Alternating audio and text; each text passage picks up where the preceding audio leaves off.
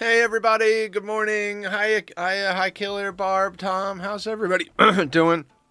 Barb, thank you for doing the shout out for Killer. Guys, we like to start out every day shouting out our friends who support us because we support them and everybody supports each other. So go check out Killer if you haven't already. Good dude. Doing some Satisfactory, doing a little bit of Rimworld every once in a while. Got him stuck on Dyson Sphere program, uh, so she and Tom would be different guys. Yes. Awesome. How's everybody doing? Hey, buddy. Tachyon is not happy. He didn't get living room time this morning. Hi, bud. Are you mad at me? You mad at me? He's adorable. I believe we accepted a quest, and I don't remember what that was. Selling to these guys. Right. Honor. Love enhancer. Did we make the love enhancer? We did make the love enhancer. And we were waiting for their trades to reset? What's up? What's up? What have you been thinking? What's the good word? 0.6 days. All right, in 0.6 days, we got to send somebody over to trade with the Empire, and the only one who can do that is Humph, and that'll get us a little bit of honor. I'm sorry for yesterday, everybody. I kind of lost my mind a little bit. It was not a healthy brain day. Not gonna lie, still feeling a little depressed today, but we're gonna keep on and do what we can. At least I know what I'm doing in Rimworld. We also need to finish one royal bedroom floor. Yes, that's just been a long-term project for a while now. Who was next on the Xenogerm? Lee. And Bank is in here. Fist fight? No, Charge Lance. That's right. So Bank will heal up. We'll do a few things. We've got more organs than we can fit on the shelf. Okay, so we've got a bunch of cloth. Let's do a little bit of work on that. We can do about 6 or 7 tiles. We'll go with 6 in case they botch anything. We'll go 3, 4, 5, and 6. There we go. They'll do that. When docs talk about mental health meds, they always say you shouldn't stop from one day to the other, but instead lower your dose until maybe that's why you weren't feeling well. Yeah, I was talking about how my meds were not being on my meds was fucking with me yesterday. That's 100% what's going on. Not having my ADHD meds is really screwing with my head. But it's also like it's that for sure. But to elaborate on it, I couldn't focus and I couldn't do anything. See, right now at this stage of the game with this Rimworld playthrough, I don't actually have to think. I can just press play. The colony is more or less self-sustaining, minus like major events and like blights and stuff like that, and needing to do the actual upgrades to finish the game. I could just take my hands off this keyboard. Like if there was no threats and no blights and no cold snaps, we really wouldn't have to do much of anything. I mean, I suppose the fact that we need to kill Thrumbos, which, did that get sorted out? We did kill the Thrumbos. Let's try and get them into the house quickly, just in case something goes wrong. So yeah, absolutely part of the problem. Who's the med emerge? Oh, it's probably it's the Hussar. You need go juice. We've got a Hussar and we've got a Waster that we've been keeping alive. I mean, we could swap out the Waster for somebody, but we're still kind of yanking genes out of them. Ooh, Sam's ready to get cooked. Sam's our prisoner sanguiphage that we're sucking life and genetics out of. Oh, wait. Yeah, okay, he's ready to go. Wilkinson, you're out here. Let's, can you haul? No empty accessible spot for the body. That's why these are not in here. Okay, so we don't actually need that. Yeah, we'll leave it in zone. So I had put in a shelf for the rice. That's fine. The prisoner can be catatonic. Corpses. Any corpses, no rotten corpses, and then we're going to remove mechanoid corpses. What I think I might do... snake? Is that a snake wearing a wig? I don't even know. That's too small for my eyes to see. Let's do this. Let's put a mechanoid storage in here. Let's just put the mechanoid corpses, like, very low priority up here. What is the priority on this zone? This is... We'll switch you to normal. That way... We do wind up with our guns over here, too, which I don't really like. Maybe we just... I don't know. I'm not ready to get too organized, but... I'm glad you liked my duck name. Yeah, I was reading that. I was like, oh, Darkwing. That's a cool name for a duck. And then I saw that you also had Daffy. And then when I saw Silly, I snorted a little bit. I was like, silly duck. I love it. You know me and my cheese. I love thick cheese on my thought process. Silly the goose. Okay, so we've got corsets, we've got thrombos, we've got things and stuff and things. So, butchering in the freezer. I have light in the freezer. I do have light in the freezer. This is thrombo fur. Why is thrombo fur over here? Oh, Barb gifting the subs to Lexi Tenwolf. Thank you so much. I appreciate it. You're the best. I love you.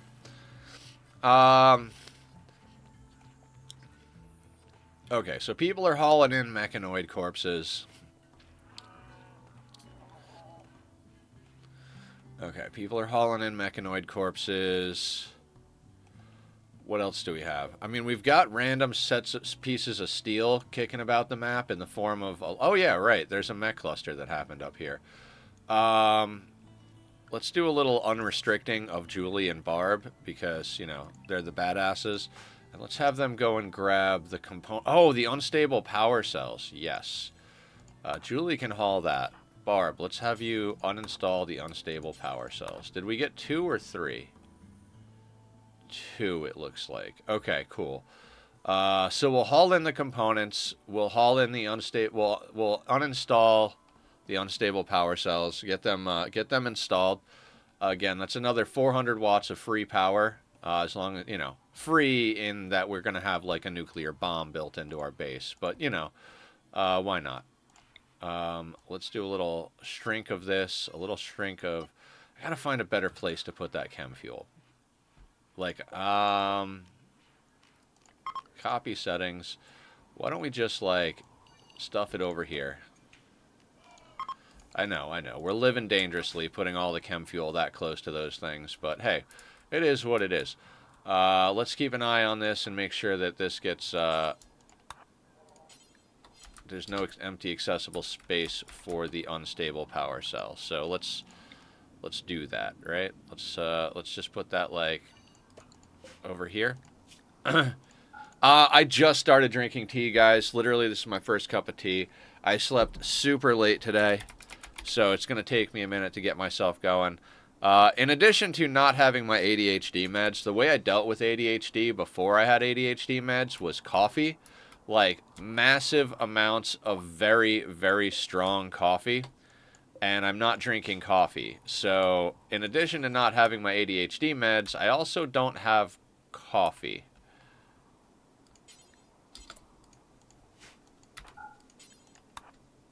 I'm going to manually do a little of this action. We'll just have Barb manually deconstruct everything over here, and then I'll have her haul in the unstable power cell as well. But since she's the person that's going to be doing the deconstructing, and I don't want to leave her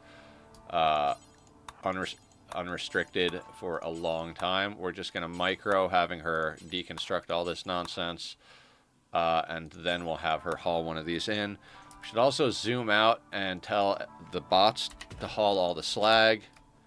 Did you know that mechs can raid from the waters now? Yes! Yes, I did. I have not seen it, but I did know that it was possible, which is pretty cool. Oh,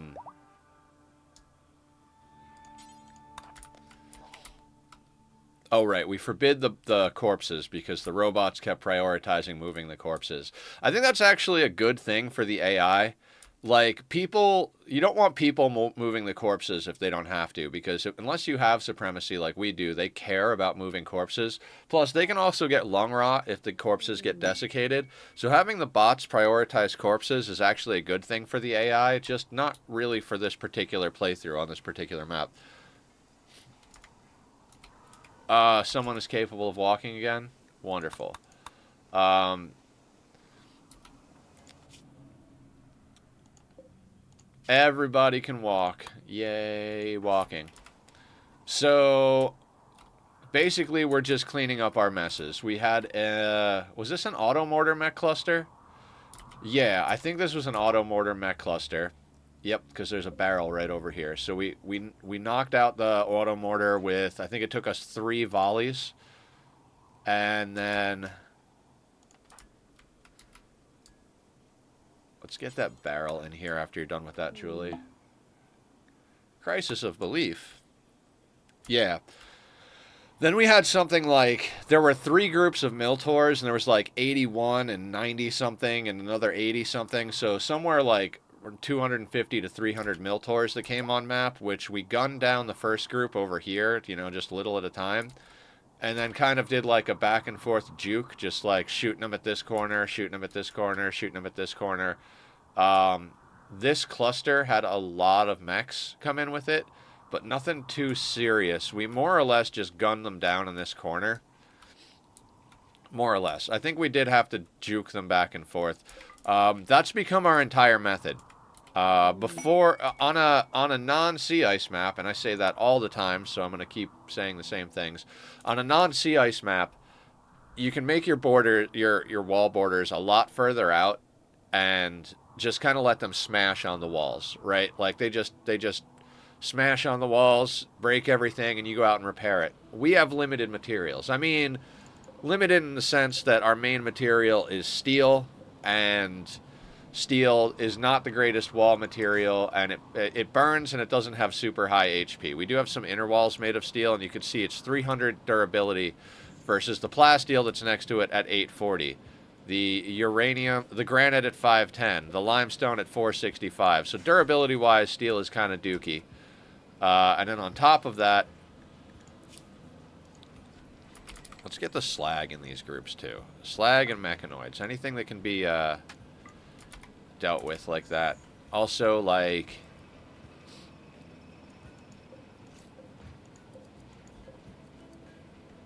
I might do some reorganizing. Like, you know when you want to reference something badly, but no one would get it because it's so specific and cosmological, incomprehensible, impossible to understand that? Yes, all day, Tom. I mean, have you met me? All I do is quote nonsense all day long. Cloth kid shirt. Okay, hang on a second. Kid shirt.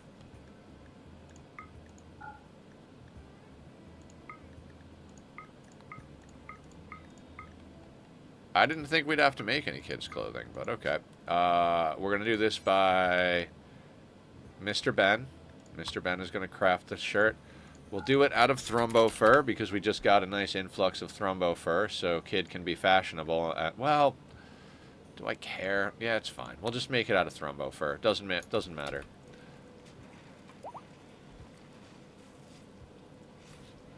Yeah, Aya has Biotech and Anomaly, which is funny because they're the 2 most recent ones.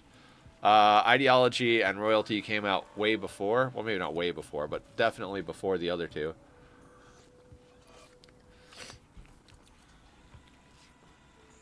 I didn't actually check off the Thrumbo fur. Am I really broken like that? I mean, the answer is probably yes, but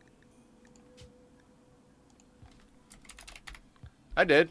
I checked it off. There it is. Right there. I mean, it's entirely possible I would have. I am absolutely out of my mind at all times. No stress. Thank you for checking. I appreciate you keeping an eye on it. Also, I feel like we need more space for steel, so copy settings, expand zone. Let's put some more up there, I suppose. I mean, I don't think it pays to, like, okay, so certain stuff, like if you cut up a thrombo takes up one spot, but if you cut them up, they wind up with so much meat that it takes up, like 3, 4, 5 spots. I don't know how many. It's kind of the opposite with mechs. Like a mech corpse takes up a spot, but if you smash down a mech corpse, you don't get a full pile of steel. So for storage sake, it makes sense to smash up the mechs. Same thing with the slag. Slag takes up one space, but gives you 15 steel.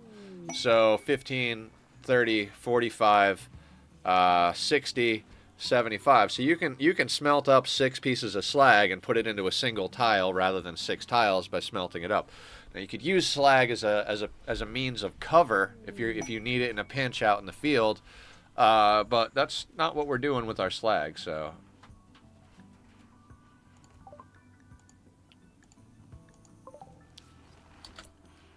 all right, child. Let's get you into that thing. We have set Thrumbo fur to be made into parkas forever. Like, we're going to be wearing Thrumbo fur parkas all the way through the end of this game. That's just kind of like...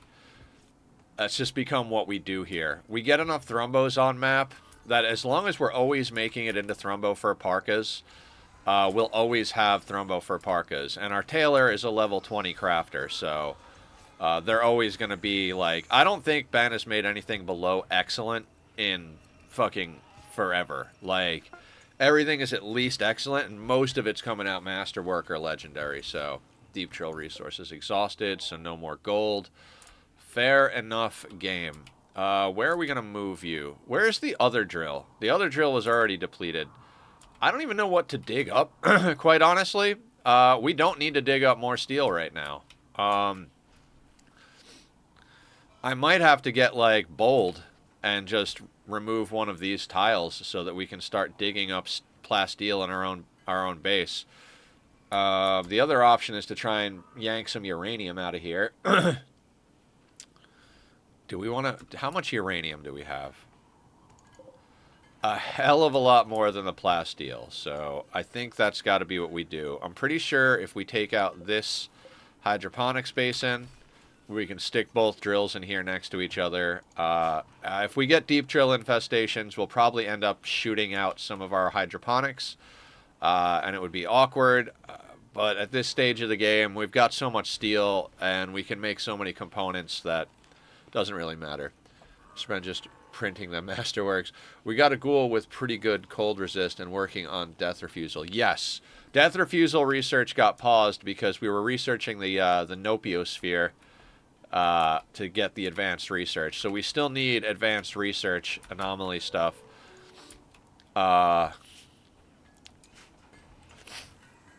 had a sneeze get stuck right before stream. I was so I got up, I took a hot shower, got myself a cup of tea. I was like, "Oh, I feel nice and my nostrils aren't clogged today." And now they're all clogged again. Oh, we've also got another jade statue. A good jade statue. I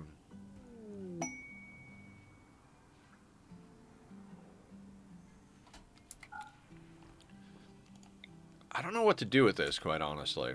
Hold on. What is the impressive, extremely, extremely?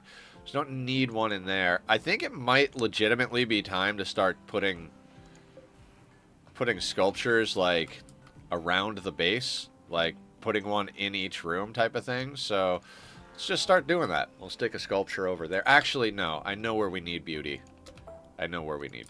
We need beauty over near the mortars. So let's put a couple of statues out in the mortars here. This is a storeroom. I guess that makes sense. Aborted sneezes are awful. Yes, 100% awful. Scanning a ground penetrating scanner. Can you actually haul that? And what's Barb up to? Barb is sleeping.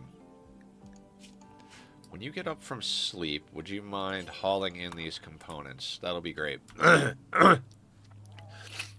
don't know if you've seen it, Nether, but have a wonderful stream and hope we can see you later on Discord. Yeah, hell yeah. Well, hope everyone has a wonderful day. Another, have a wonderful stream and hope to see you before you end stream. Oh, hell yeah. I will try to be on Discord later. The other night, I got really sucked into doing all my YouTube stuff. I made a lot of good progress getting titles and scheduling stuff and whatnot, but there's still more to do. And I realized this morning that I accidentally shut my computer off while I was uploading, so the like 5 or 6 videos that I was uploading probably didn't get uploaded, so yay. Let me blow my nose.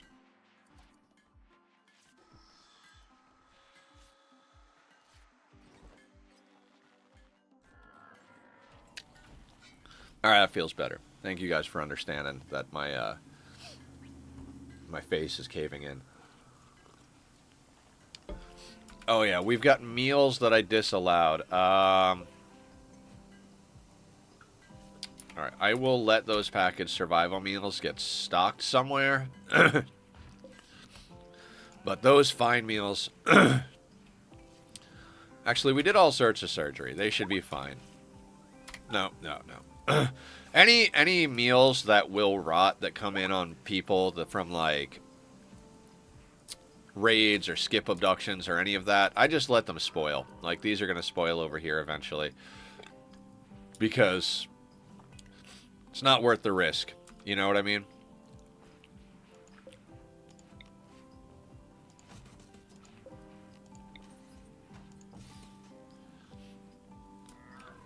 Alright, we'll get those bad boys installed.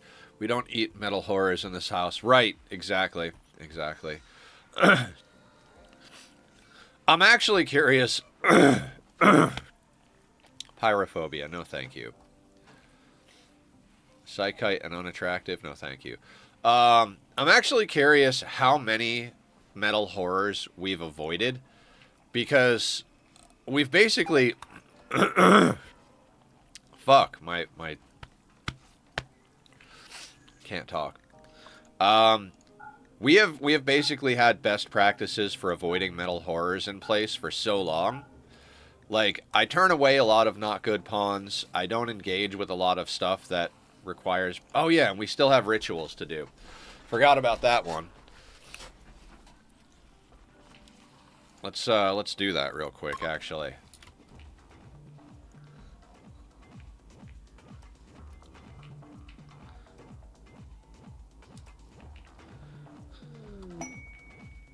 New lovers. Hydrocate and Julie. Julie, Hydro finally has a lover. Dance time. I think we had the mech cluster or something happen after we did our 4th one, so we didn't actually get to finish them. Like I said, I'm pretty sure...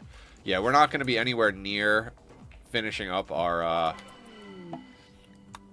reform. Alikos. What are you about? Not gonna lie, that's a pretty good shooting specialist. Left leg scratch scar. We can get you a new leg. I mean, do we take on another colonist? It doesn't seem like we're having a problem with food right now. Sure, why not? Let's, come on in, buddy. We've got an extra bed. We've got extra parkas. We've got extra guns. Let's get you on a schedule. I don't know. Let's call it... All the schedules are kind of full. Let's put you on this schedule. Let's put you on work. Did that break your... No, you're going for it. Relationship, too.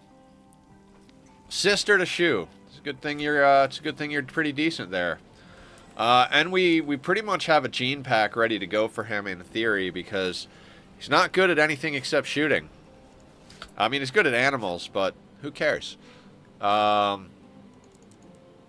Oh, I had everybody on a 1 bed rest. Let's put that back on a 4.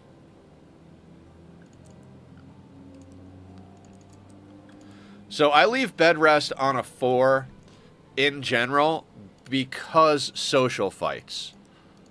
Basically, it doesn't matter if they're, like, bleeding out of their, like, skull or if they've got an ouchie on their elbow. They'll go in bed rest if you have them set on bed rest for 1. So rather than having them set on bed rest 1,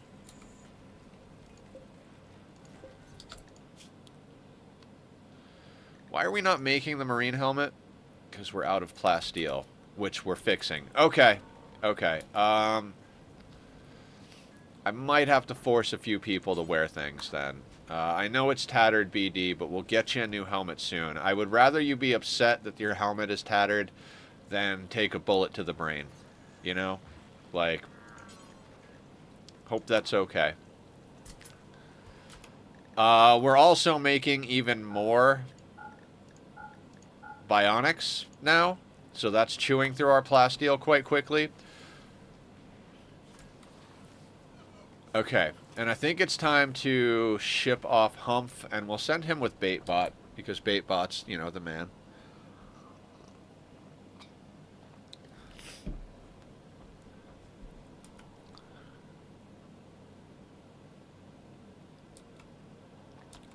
Oh yeah, good call, Aya. Let's save a little power.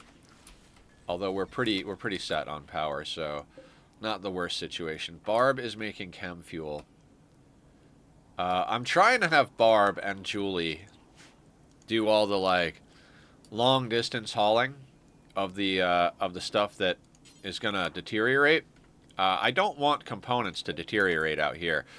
We are going through components like water, and you can't tell the bots what to prioritize. So Julie and Barb have more or less earned the privilege of being unrestricted. I don't unrestrict them all the time, but if anybody is going to get unrestricted on this map, it's going to be Julie and Barb. Those two can just, like, vampire hop away. They're badass. They've got good fucking skills and shooting and guns and all that. Raiders from Skyclops. What's going on, Raiders? How you doing? I'm Nethercloud, and I have broken raid notifications, so I didn't hear the raid go off, but my eyeballs looked over and was like, hey, there are people.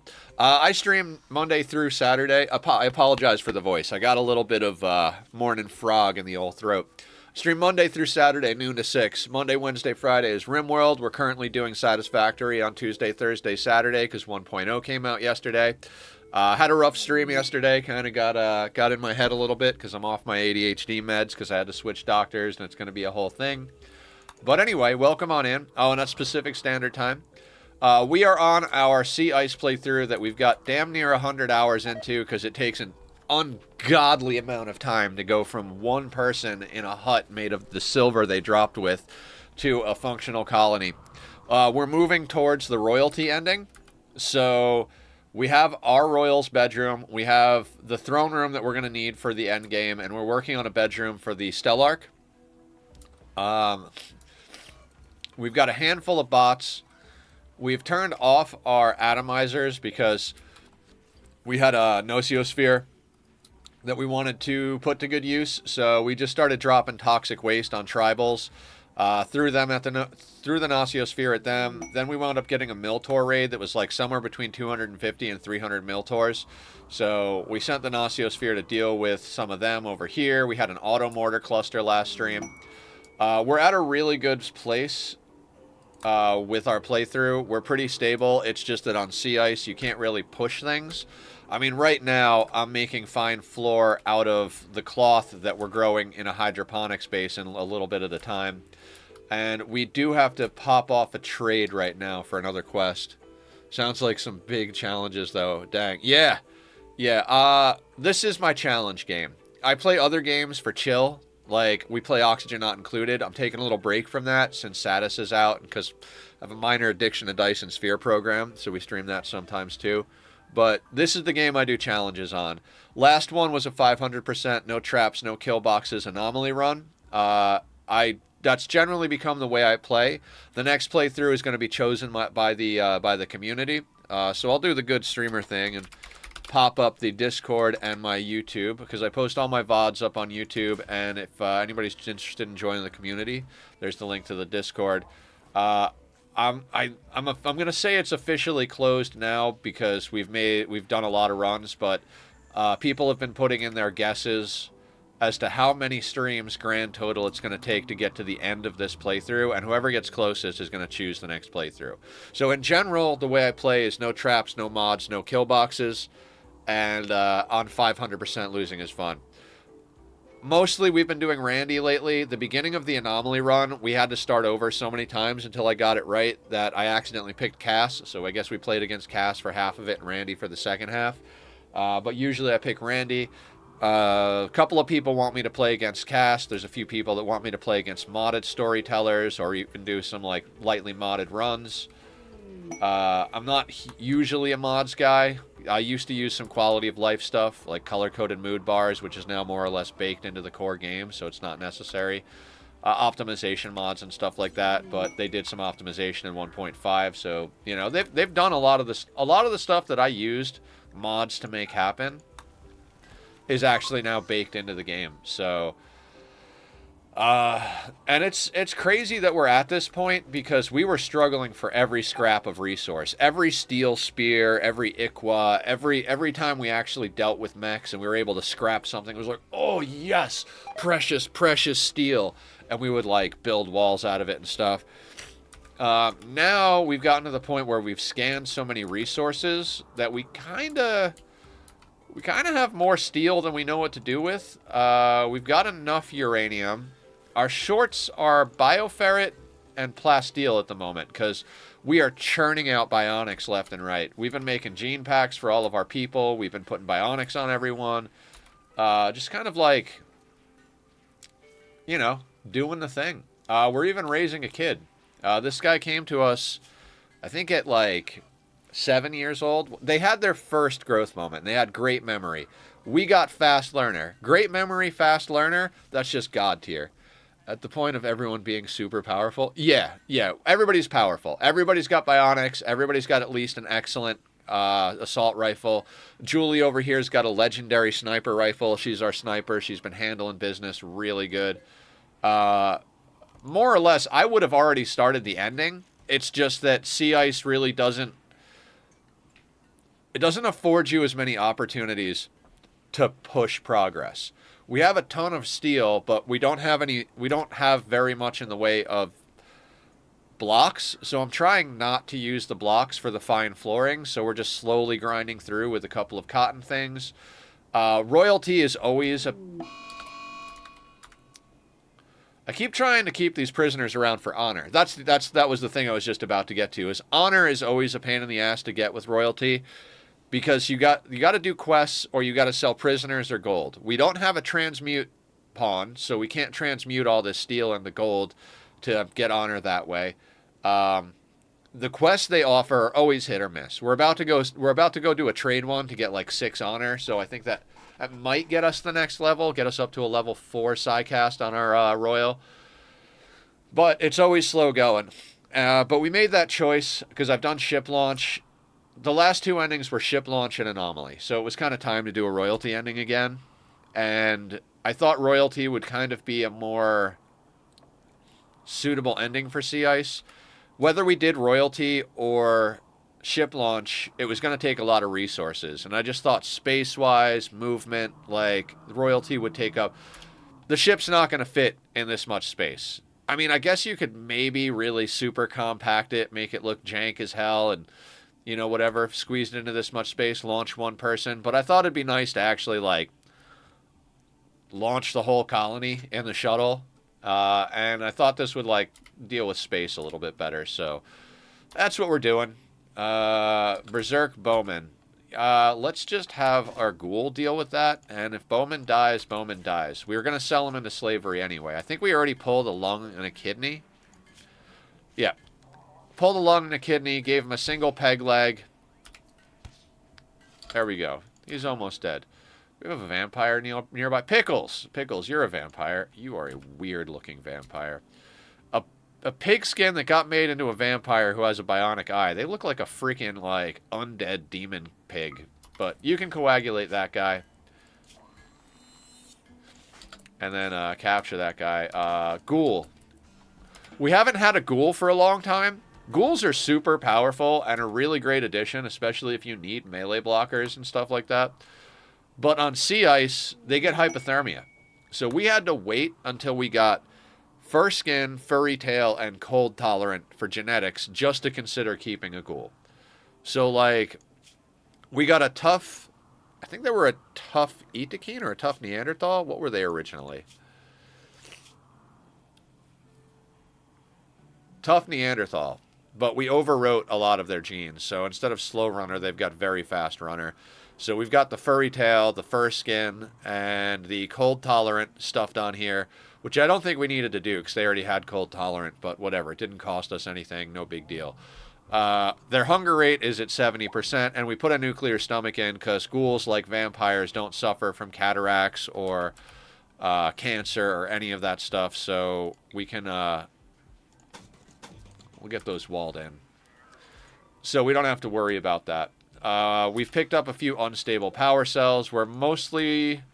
We did have a couple of tox gens, but we switched off of tox gens over to exclusively chem fuel now that we've got so much stuff going.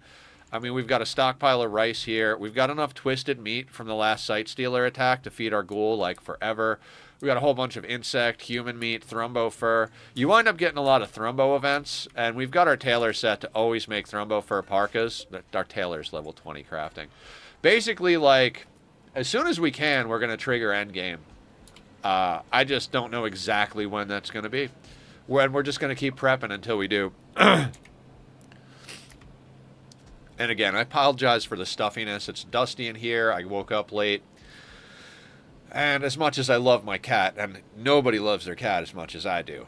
I know I'll catch some heat from that, but maybe some engagement will come from it. But I love my cat. I snuggle him, I rub my face in him, and I think that's part of the problem and why my nose is stuffed up every day is first thing I do every morning is rub my face in my cat's fur. Do you give carry capacity if I put you in here? You do. Should we send the ghoul? No, wait, they don't give carry capacity. Never mind. I was looking at the wrong numbers. Let's just send bait bot, and we'll drop over another bot if we need to. The quest is for the love enhancer that we made, so let's do that. We have an obscene number of corsets, both human and dread leather, so let's send those because they're not going to be super heavy and they're going to be very valuable. We've got organs.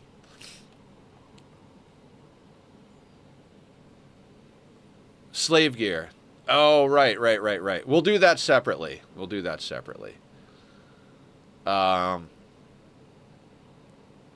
Baitbot's new part. Yeah, I mean, Humph has kind of got to do the trading now because we need to be able to trade with the Empire. All of our people are genetic. Well, not all of them, but a good amount of them we've made Psychite addicted so we could do their genetics.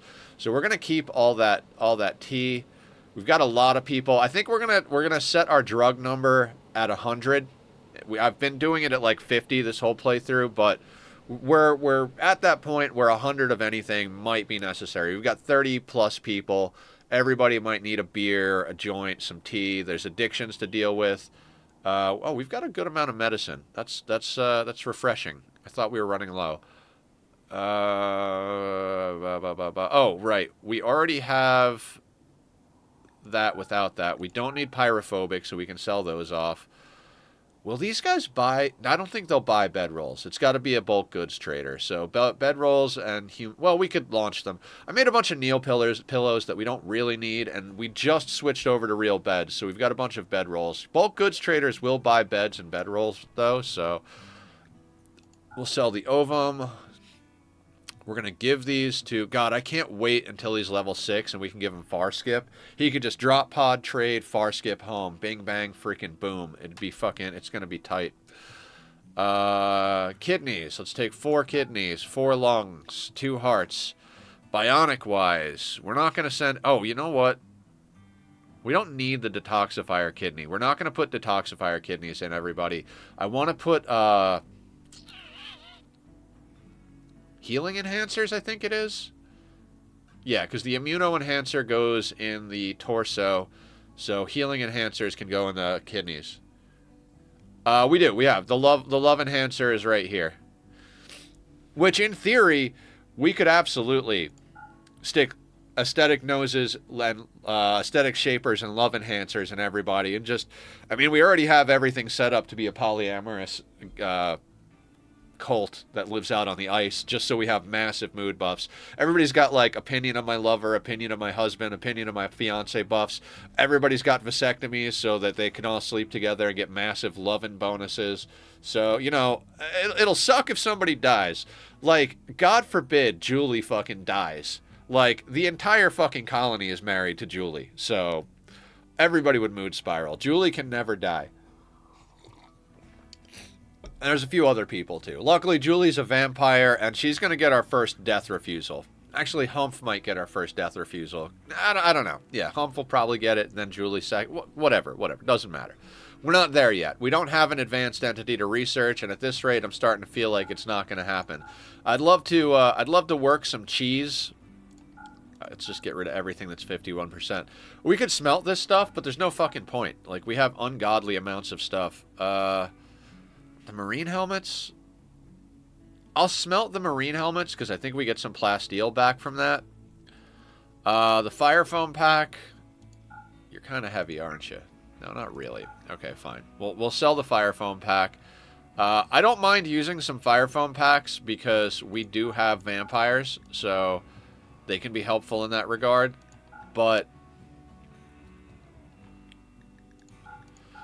we've got so many shock lances. Like, I'm not as worried about fire because we've got so many shock lances, insanity lances, low shield packs, and all that stuff that chances are whatever's coming at us, we're going to have dead before we need to pop a fire foam. And we've got a few fire foam poppers around base, you know, in case we get a drop pod raid or something like that.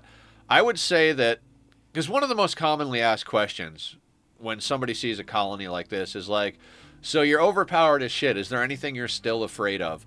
And I think that no matter what playthrough, what map, no matter how overpowered you are, I think the most terrifying thing in this game, when you're like doing like at all stages, but especially like once you've overcome most stuff, is drop pod explosive pirates. If we get a whole bunch of people that drop into our base carrying doomsdays and triples, there's going to be a lot of micromanagement. It's going to play very much like a tactics game. It's going to be pause.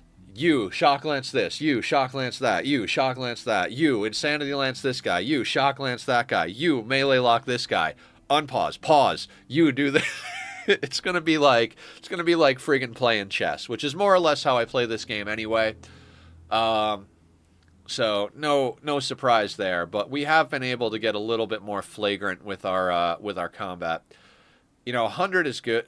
Beer is the first thing they go to. I'm going to send them with 30 beer. No. Yeah, no. Yeah, no. No, we don't need it. There's so much other wealth we're sending with them. This is the original charge rifle we dropped in with. I can't believe we still have that shit. And that nerve spiker, that was one of the first good weapons we got from a quest. Remember to send him to the right kind with the right kind of food. Right kind of food. Good call, Aya. He needs some fine meals because he's a picky bastard. Let's take, what is it? It's like a 5-day trip, so you're going to need like... He's got a nuclear stomach, though. Screw it. We'll give him 10 fine meals. We'll make some more while he's gone. Like, if we told him to eat before he left, he could probably do the whole trip without it. I mean, let's not do that, but I think that sorts us.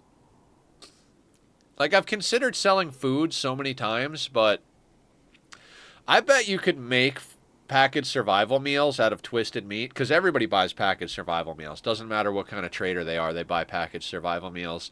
I bet if you weren't trying to feed a ghoul or multiple ghouls, you could just make twisted meat and mushroom packaged survival meals and just sell that shit off for a profit. Packaged survival meals are a great way to make wealth, if anybody's interested on how to push wealth.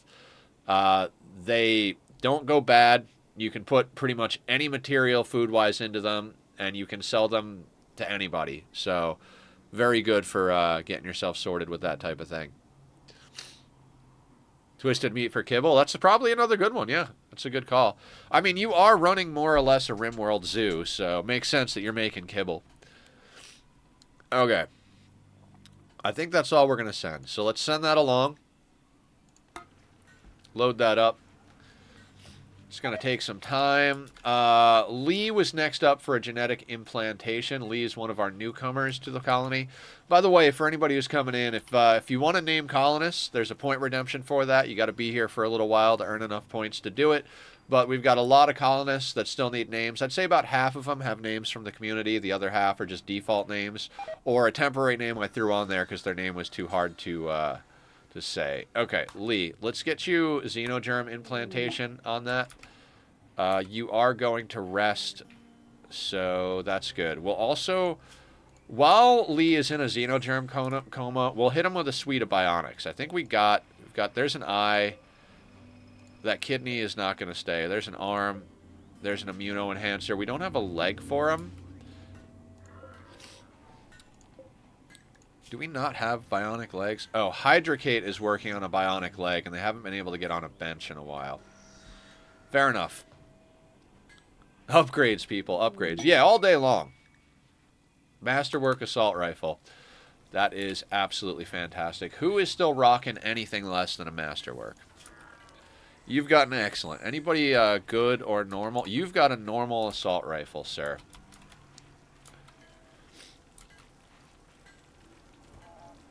Let's see if somebody else wants it. Lee is pretty new. Who are you? Anatoly. Lycia. So the newcomers. Lycia is less new. Let's give her the Masterwork.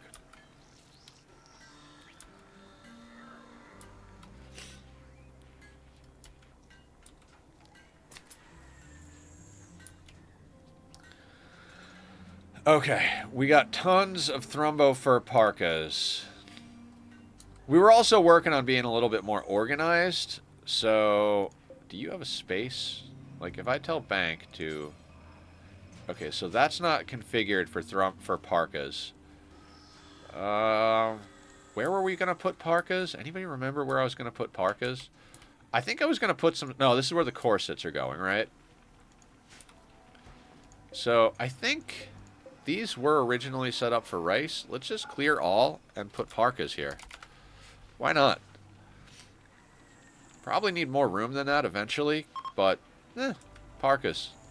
Because parkas are not here. Excellent. That'll clear this shelf up nicely. Did Lee get implanted? Yes, he did. He's got all the furry skin and stuff like that. So fair enough. Let's get them in on industrial tech. Let's see what we can put in here. Let's put in a bionic eye, a bionic arm, and... Oh, the immuno enhancers is what we're putting in the kidneys. That's right. That's right. I forgot that. Let's do coagulator. Let's do immuno enhancer left kidney. And let's micro this so that the bot doesn't do it. I don't want the bot doing surgery. Reserved by Butter Knives. Our medical bot is now officially named Butter Knives by Aya, which is funny. We've been talking about how all of the doctors just they just work with butter knives. So when we got a medic bot, we got the medic bot for the eventuality that we'll get another metal horror on the map. We've already dealt with a few of them. Yeah, we've dealt with enough to call it a few now. We've dealt with a few metal horrors, but they've been reasonably easy to deal with. Now, I know there's no roof over here, but I am paranoid. I've lost too many colonists to building like a little drilling thing and then deconstructing it without removing roof first. You will get your colonist's head crushed. It'll fall on them and snap their neck and they'll be dead. So I try to remember to do that. Julie, what are you doing? After you finish doing that, let's get that component in. I'm going to queue up for you to drag in these components. I don't want these components going bad out here. That would just be an absolute waste of dealing with a mech cluster. Anything that won't deteriorate, we can leave out there for the bots to pull in eventually. But for now, okay, so you have that. Okay, our trade people are ready to go. Let's visit and not misclick and give our colonist to them, because that would be absolutely terrible. Do like one of those. They go off the map. Should arrive any second. Pause. Go over here. Fulfill trade offer. Confirm. That would be Humph that gets the honor. They are now a Praetor. When they get back, we'll knock that out. Okay, these are the gene packs we didn't need. Let's just see what kind of budget we're working with, because these guys just reset. So before, no, don't sell the one beer. That's in case you need beer. Okay. 17,000 is our budget. So Insanity Lance. They've got 4 Cataphract helmets. We'll take 4 Cataphract helmets. Better than the Marine helmets we're making ourselves. Let's snag that Psychic Reader, because now that Humph is out doing stuff, we might as well put a Psychic Reader in him. We're making our own Nuclear Stomachs, so we don't need any more at the moment. Shooting Intellectual, Vertigo Pulse, Neural Heat. We have Blinding Pulse. Let's get him Vertigo Pulse. No reason we shouldn't snag a Shooting Trainer. Might as well get Neural Heat Dump. Archite Capsules. Specialized Limbs. Neural Computation. Cataphract Armor. Death Thrust Capacity Serum. God, this is a very rich run for us. Glitter World Medicine.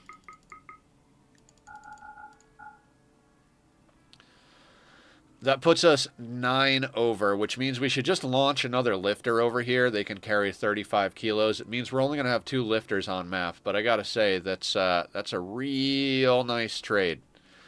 That's Tech Prints, Trainers, Archite Capsules, Death Thrust Capacity, like Psychic Readers, Insanity Lances, Cataphract Helmets. We can't make Cataphract Helmets yet. I'd love to get the Cataphract Armor for one of our melee pawns, but as we've talked about, our melee pawns are all vampires and or ghouls.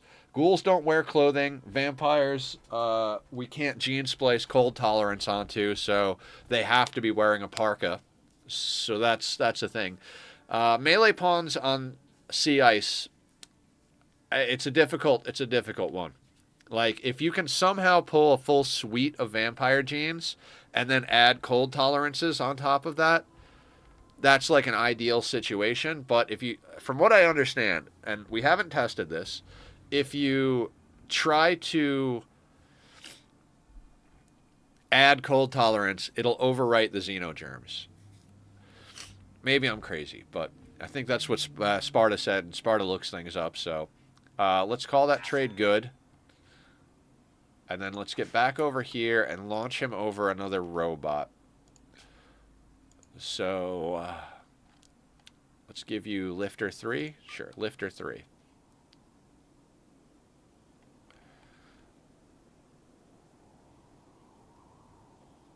Wait, what's going on here?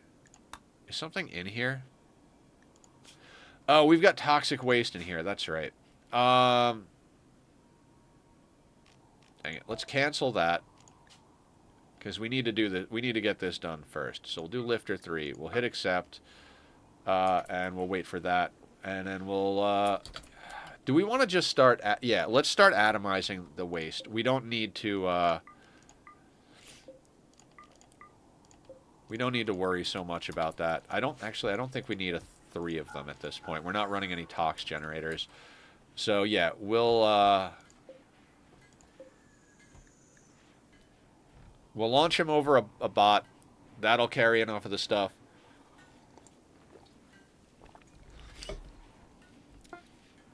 Persona. There was a Persona Monosword? I'll have to look at that.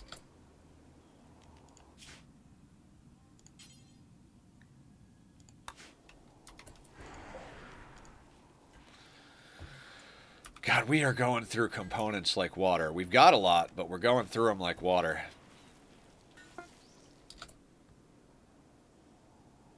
Alright, now you should not be overweighted again. Let me double check. Persona Monosword might be a good get, depending on quality. It's a normal quality. Only a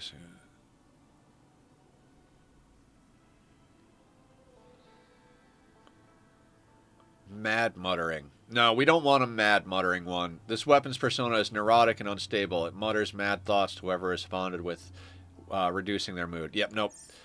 Glad we didn't grab that. I am going to tell Humph to move one tile next to the area here. Yeah, Blatt is right.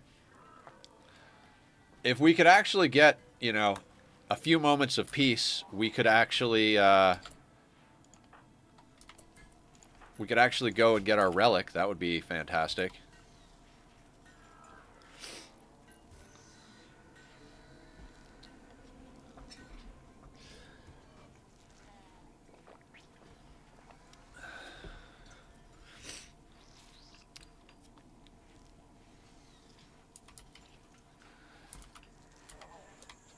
We are using the plasteel as quick as we're pulling it out of the ground.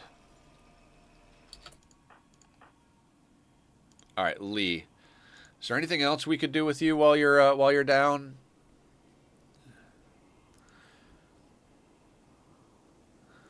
The only thing we could do is install a detoxifier kidney, and I don't particularly want to do that. I'd prefer to have immuno-enhancers in everybody. I should have traded off that detoxifier kidney. Whatever. It's fine. Everything is fine. We're gonna get a new Psycast when Humph gets home.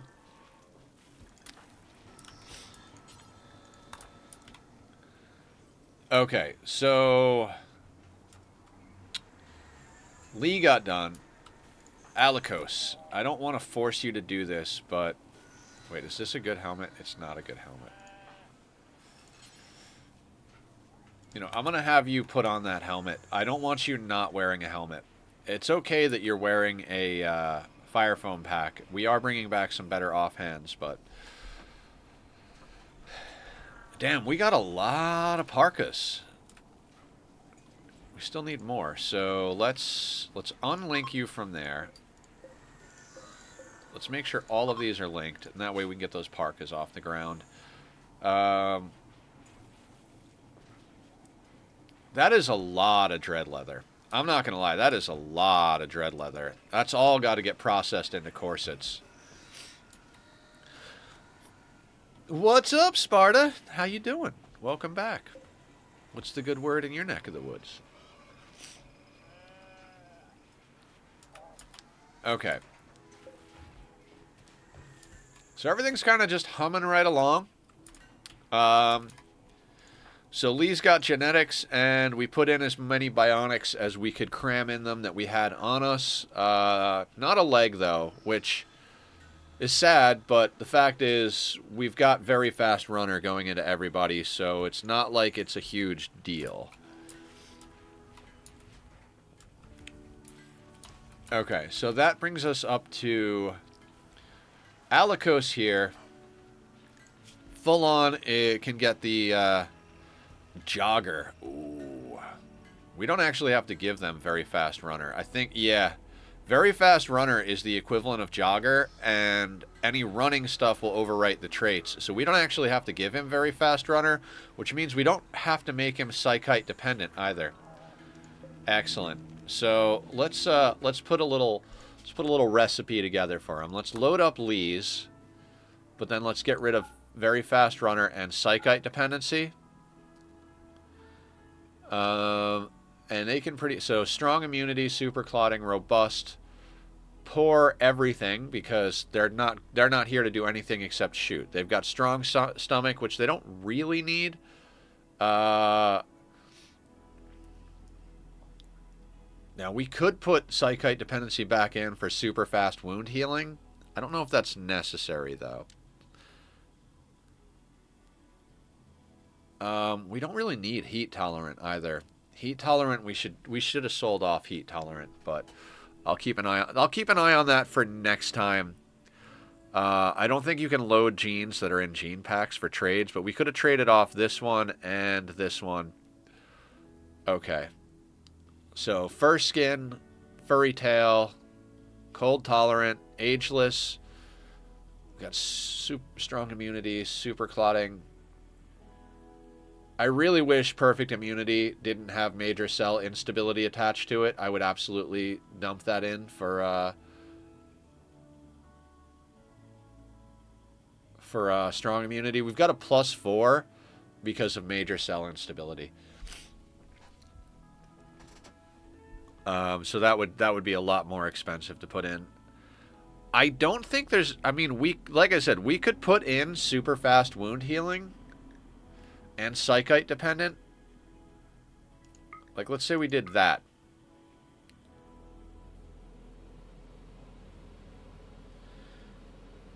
I mean, that would make them really badass. That would require 20 complexity, which we have just enough complexity to do that with all of our machines on.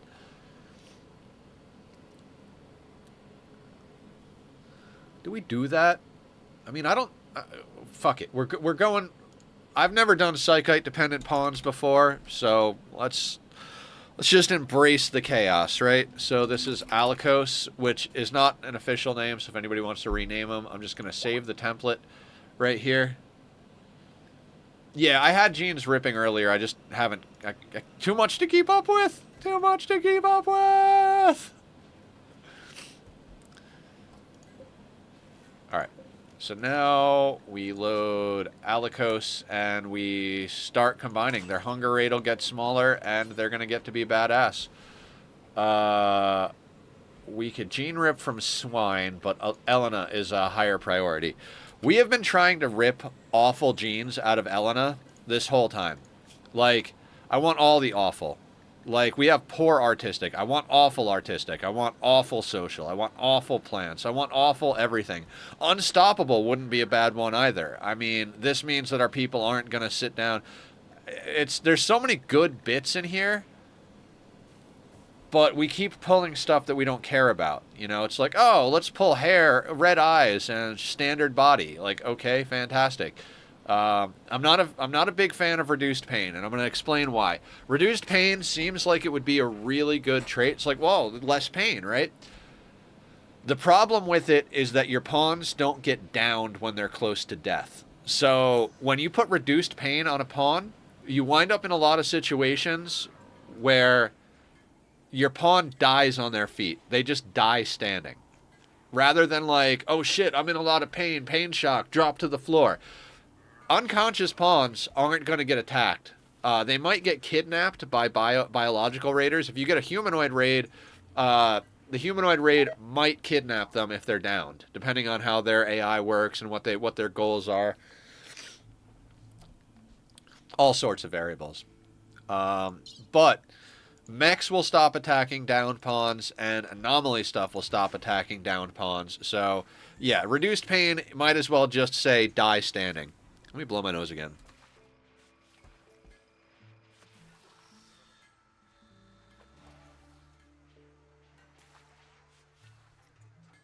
Alright, I'm back. That'll eventually sort itself out.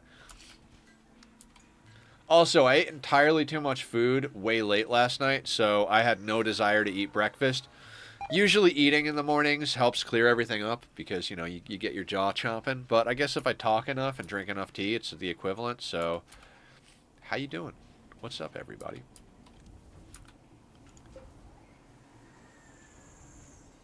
Why do we have excellent marine armor? Oh, that was the one excellent marine armor that's, like, kicking around.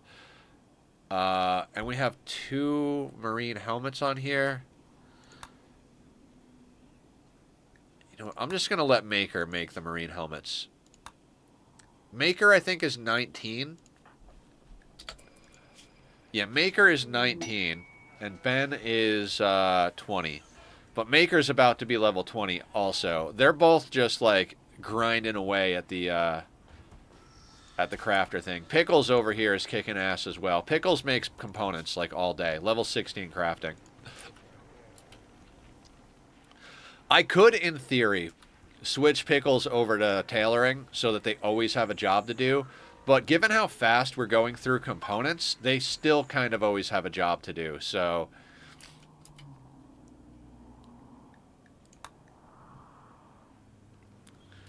Okay, so we got 800 free power that we just pulled in. I want to turn these 2 off. I'd like to see how few chem fuel generators we can get away with. And we've also got some stuff turned off. Like, we've got research turned off. You know, the more free power we get, the more unstable power cells, and you know, fingers crossed, maybe get a vanometric power cell or two. The less we need to be spending our food in making fuel, or the more stuff we could bring online. We don't seem to have too much of a problem keeping up with it, but if we could shut down a handful of chem fuel generators, it means we could switch some more of our crops over to drugs instead of rice, because right now we're making chem fuel out of rice. We're also eating both rice and meat in our nutrient paste in here.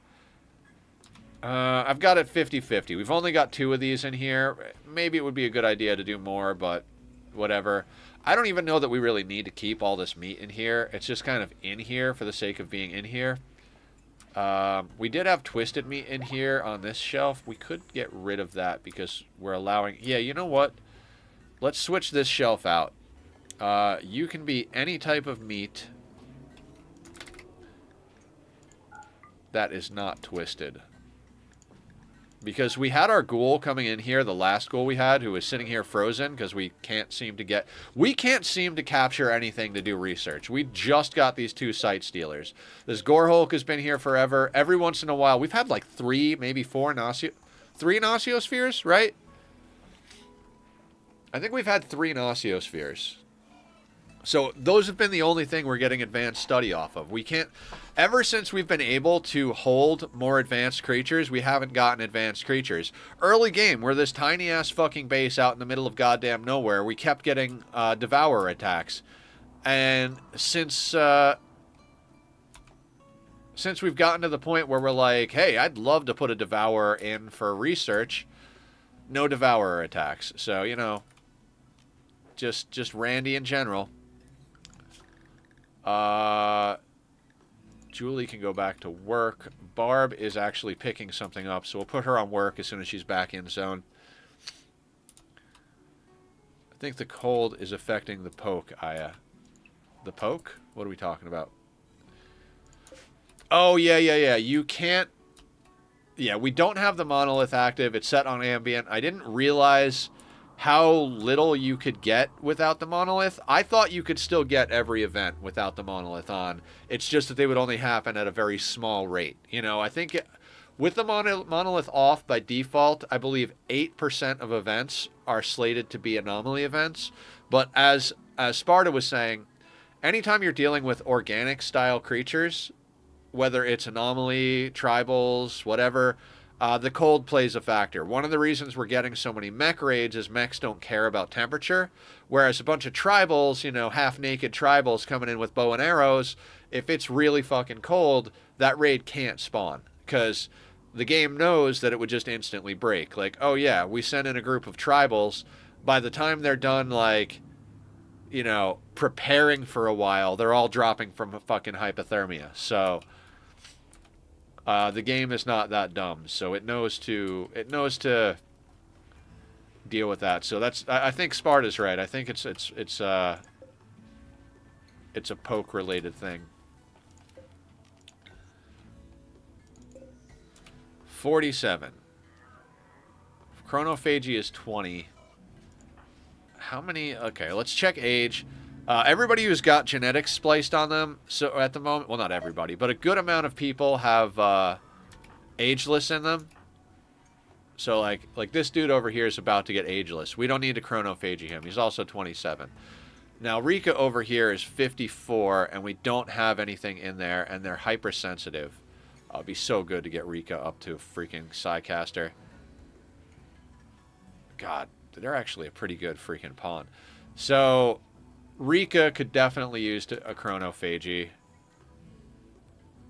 Anatoly could use it. Ham is ageless.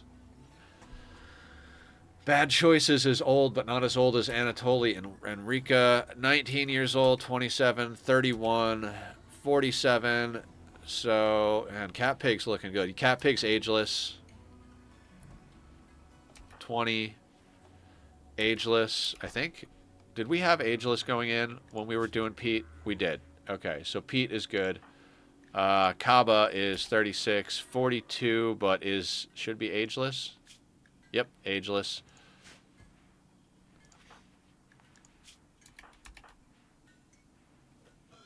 48-year-old dirt mole. I forgot that Hydro was a straight-up dirt mole. I just think of Hydro as the lonely guy who keeps hitting on everybody and getting rejected. That probably has to do... Do you have, like, the ugly trait? Is that what's up here? No. Whatever.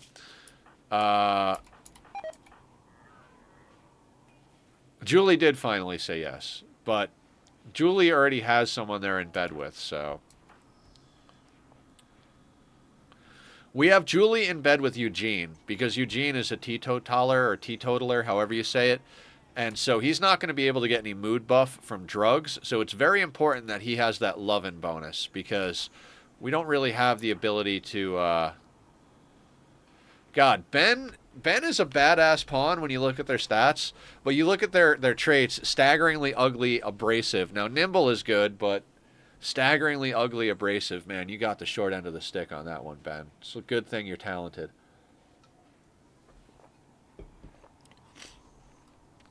Okay.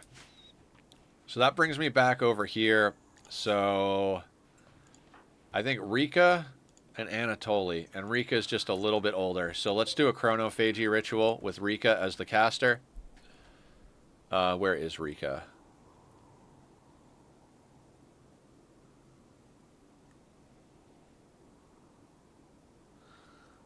Come on, brain. There you are. Temperature near the target is not safe for Rika. Why? Oh, shit. It is 107 degrees in here. We already went to the point where this is now too hot. Let's punch a hole in the roof. Jesus. Okay.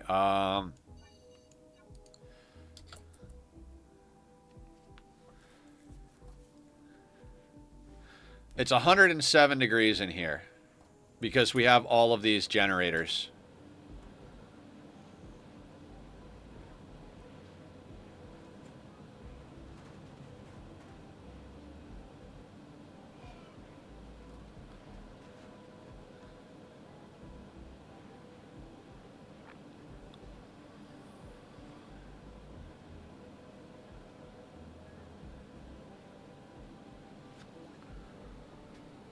Fahrenheit.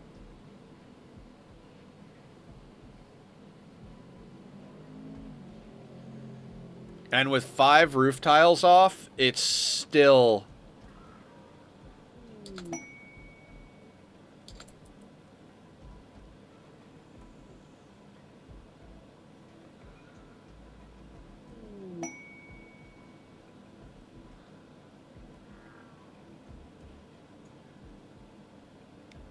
All right, we gotta undo a few more tiles here. Let's say like that. Yeah, too many generators in one spot.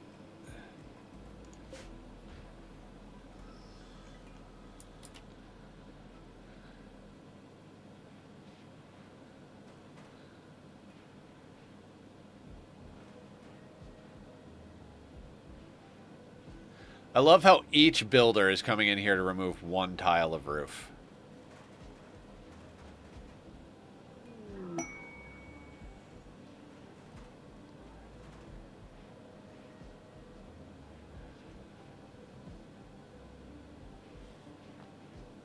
$105.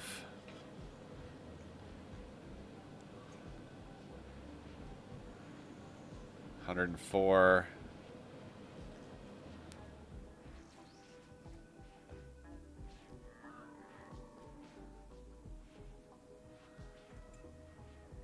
$103.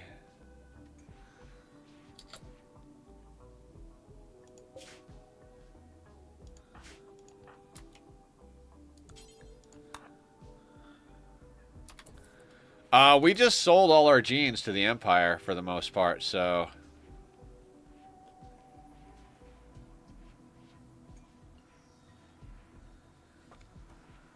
$102. Alright, it's slowly going down. I don't want to remove more than I have. Oh, yeah, we do have a couple that we could sell, like you were saying. We have... I forgot which ones they are already.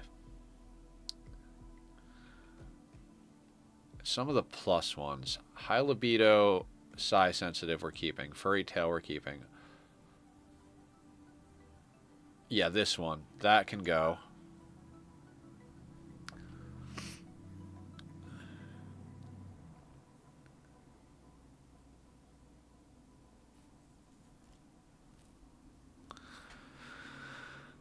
We don't need that one because we already have high... We don't need high libido, but it goes on because it goes with furry tail. We don't need psi sensitive because we have psi extreme. Great melee. I think we put that in the ghoul. We'll hang on to that.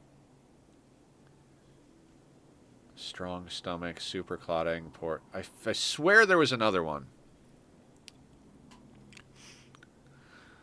Oh no, there were two that we were going to sell, and that's those two. Hey, Nauseum! Let's do careful talking about those temps if anyone from Texas or Arizona. Right? Yeah, I live in L.A., out in the San Fernando Valley. We see 100 degrees at least once or twice a year in the summer. Sometimes it's getting to be more and more each year. We're going to do a quick shout-out for Nauseum over here. Guys, go check out Nauseum. We met Nauseum and Aya playing the Mist series on Saturdays, which I got almost to the end of 4, and then I was like, all right, I've had enough of this nonsense. Shit's getting really off the beaten path. But I did watch a whole documentary, like a 3.5-hour documentary on all the lore, which is very interesting. But go check out Nauseum. They do a lot of good games, a lot of puzzle stuff. Are you streaming Satisfactory now that 1.0 is out, Nauseum? We're doing that on Tuesday, Thursday, Saturday for anybody who's interested in that. Perfect immunity and major cell instability. Now, if we could get non-senescent, I'd consider keeping that. So we're not gonna dump that off the cliff just yet. Nothing great there. You know what? You can have the detoxifier kidney. I'm not installing that in anybody. If you guys have any good stuff, I might consider selling you some other randomness. Ooh. I'd like to have a Doomsday in our arsenal.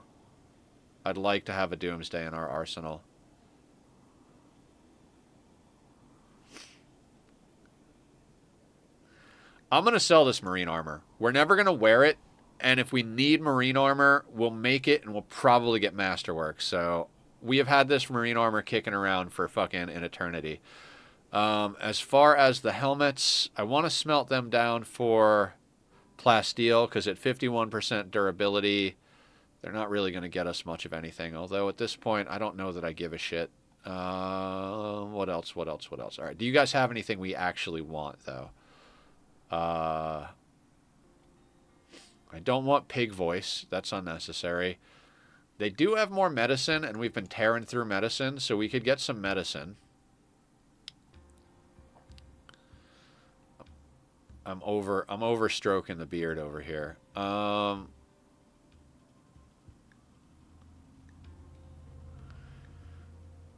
mean, I guess that's all we really need from them is medicine. Selling some marine armor and a detoxifier kidney for some medicine almost feels bad. You know what? You can have these long swords. I don't care. The EMP launcher you can have. You can't take my smoke launcher. It might be time to make another smoke launcher. This one's getting down to 37. You can have the great bow. I don't even know where that came from. Oh, we could... Oh, okay. I got a little bit of a trick we should do. Alright, a Doomsday, some medicine... That'll do for now. But before you guys leave, anybody, if anybody doesn't know this trick, this is a good one, right? We're going to put a stockpile zone where all these tribals dropped their nonsense garbage. You don't even have to have it do anything. Just empty zone. And this is how you can... If you get a combat supplier on map, anything that's in a zone on map is yours. So... All you got to do is zone all of the random garbage weapons on the map and then talk to them. And you can then sell all of it. I mean, it's only going to be like, you know, a few pennies. And we won't get to smelt it, but who cares? We've got like friggin' a giant stockpile of steel. Not yet. I'm waiting for them to patch all the holes in the map. By the standard Northern Forest spawn, there's so many places you just fall right through into the void. Gotta love that it's a 1.0 release, right? The problems I was having yesterday with the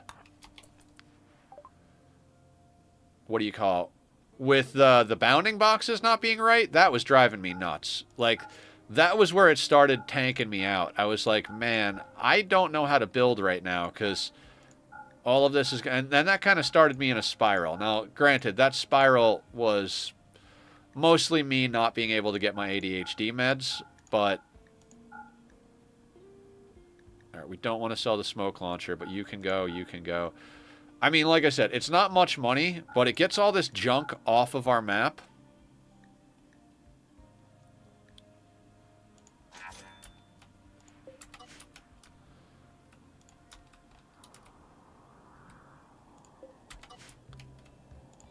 Yeah, so now all that junk is off our map. Map's nice and clean. Also, we've hauled enough stuff that I'm going to let the robots pull the corpses over to our corpse stockpile. Except there is ground. You just fall right through. Yeah, so there's a problem with the meshing.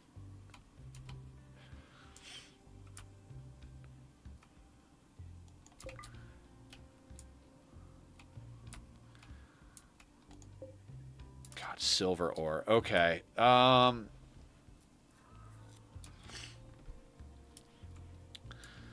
I'm half tempted to make a mining mech just so we don't have to send our miners out to mine the random meteorites. Like, I'd like to go out and mine this thing, right? But then I've got to zone people to go out and mine it. We have a set. Nether, just do it. Just do it. What the hell else are you going to do? Why bitch about stuff? Just queue up the mining. We still have the mobility pawn zone, right? Yeah, so the mobility pawns can go...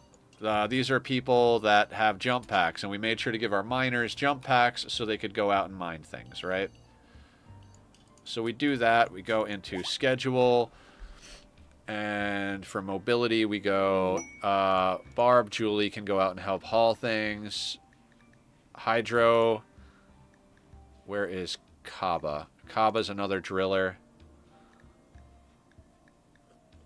Legendary flak, excellent. Who else digs? Oh, well, we put a jump pack in queue over here, didn't we? I was like, we need to give so and so a jump pack. Who was it?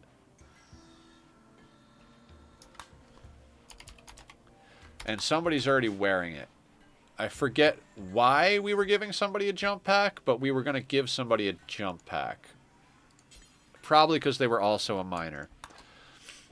Whatever. We'll deal with that soon enough. Lee, how much longer are you down, buddy? 11.7 hours. Dude goes down to take a nap, wakes up. He's been genetically altered and has 4 pieces of bionics shoved into his body. Like, what happened while I was asleep? Don't worry, buddy. You're better now. But I wasn't broken.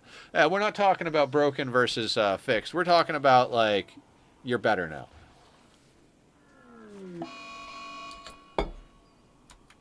Ganaz is berserk. Gee, it's almost like they want my ghoul to beat them to death. Hate it when I wake up and I'm Doc Ock from Spider-Man. Right, okay. I was like, what are we talking about? The thing you were just talking about, Nether. Okay, we got a siege coming in from the from these guys. We got Doomsday and a triple. It's 36 degrees, speaking of temperature. Okay, we're down to 99 in here.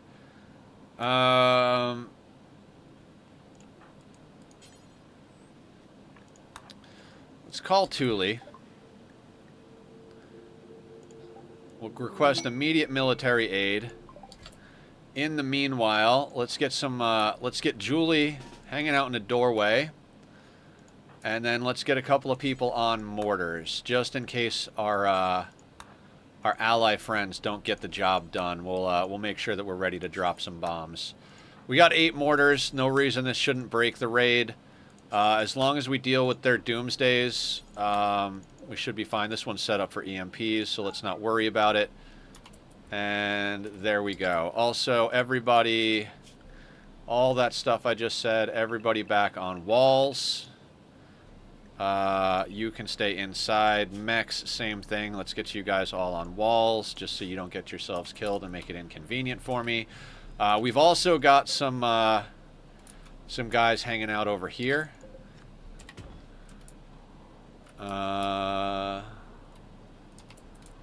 Now, our goal with these guys... What do you... Oh, that's one of our... What are you doing? Where are you going? Why are you going this way? Okay. Now, our goal is to waste their rockets with these guys.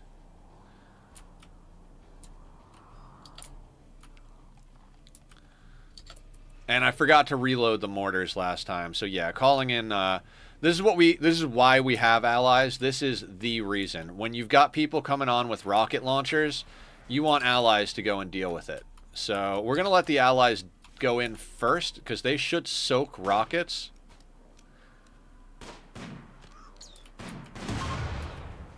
Okay, so that's what we were looking for. We've still got a triple and a doomsday in there, though, so... Now, hopefully these guys go and deal with that, but at the end of the day, we'll be fine. Okay, you guys are all ready to fire? I'm thinking 7 mortars right up the wazoo here.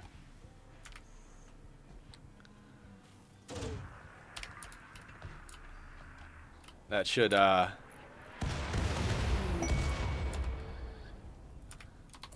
that knocked out a lot of people. They're going to assault the colony because, you know, we murdered them. They didn't even get to build their sandbags or their mortars.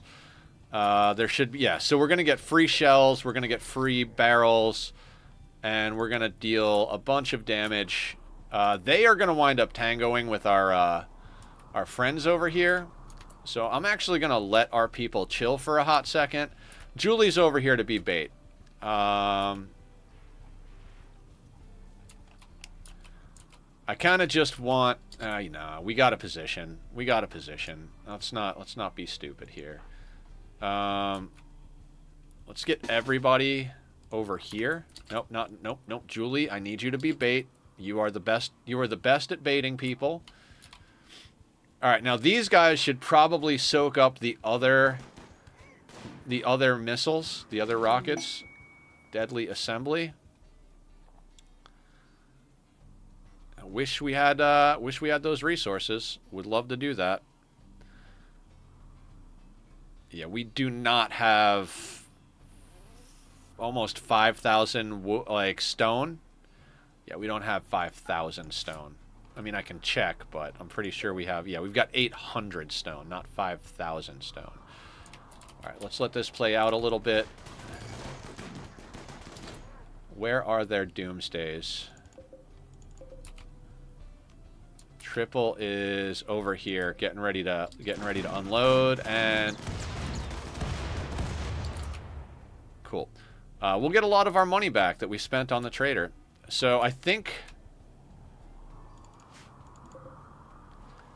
yeah, there's one doomsday left, which is up here somewhere. Doomsday is taking aim. And there's the Doomsday. And he Doomsdays his own people because he shoots right into the low shield. That might have just finished up this raid for us, honestly. Okay.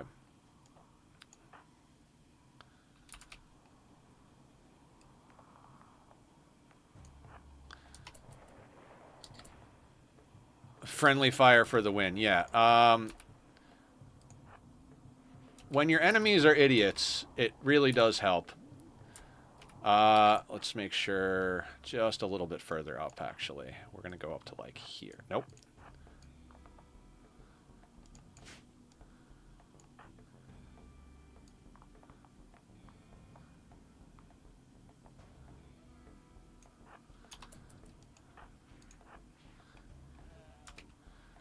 All right, little managing of this. Let's get you over here. Let's get you, like, over here. Humph is not on map, right? No, not even close. Perfect. You guys, let's get you, like, in here.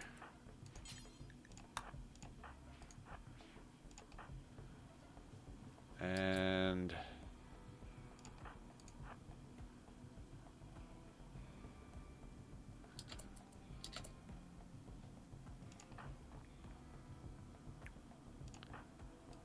okay, that should be good. That should get them gunned down as soon as they walk around the corner. Do you not even... You don't even have a weapon. You were one of the Doomsday guys. Yeah, just based on their location, I knew that we could trick their AI into coming over here. We leave Julie outside. They aggro to Julie. We get everybody else outside. And now... oh, look. Someone came around the corner.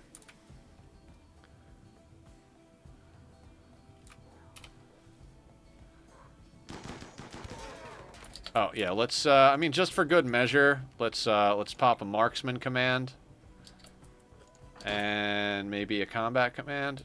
No, we don't need the combat command, just in case some mechs come along in the next little while here.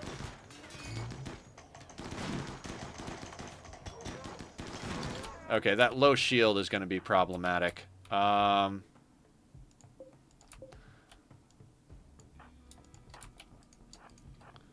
Everybody who's not Julie, go inside.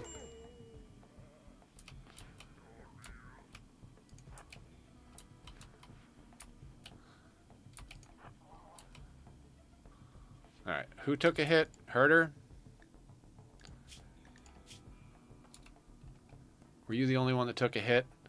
You got a minor crack from an assault rifle. So this is what we're going to do. We're going to come down here.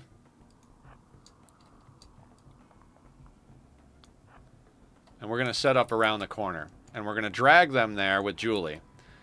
Because they have somebody to aggro to. So they're going to follow Julie.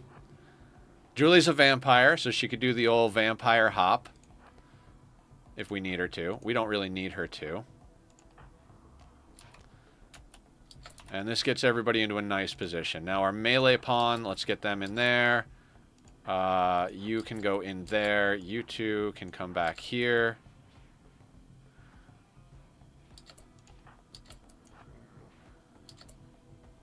And Julie can just go right there. Now, same game at this corner.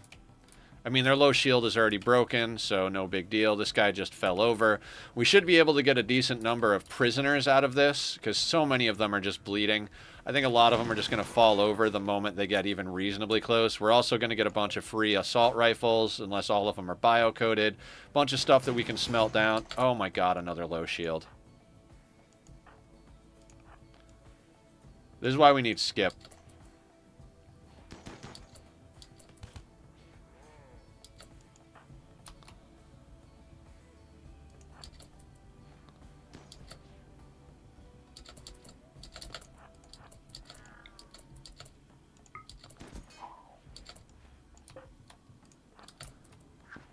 Okay, anybody take major damage on that?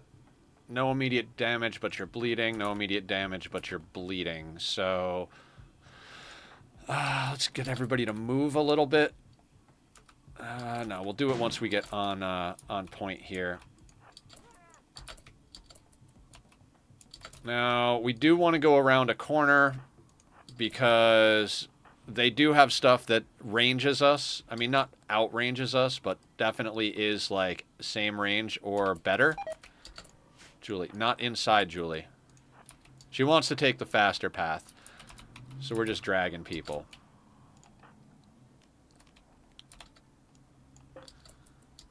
Not the lifter.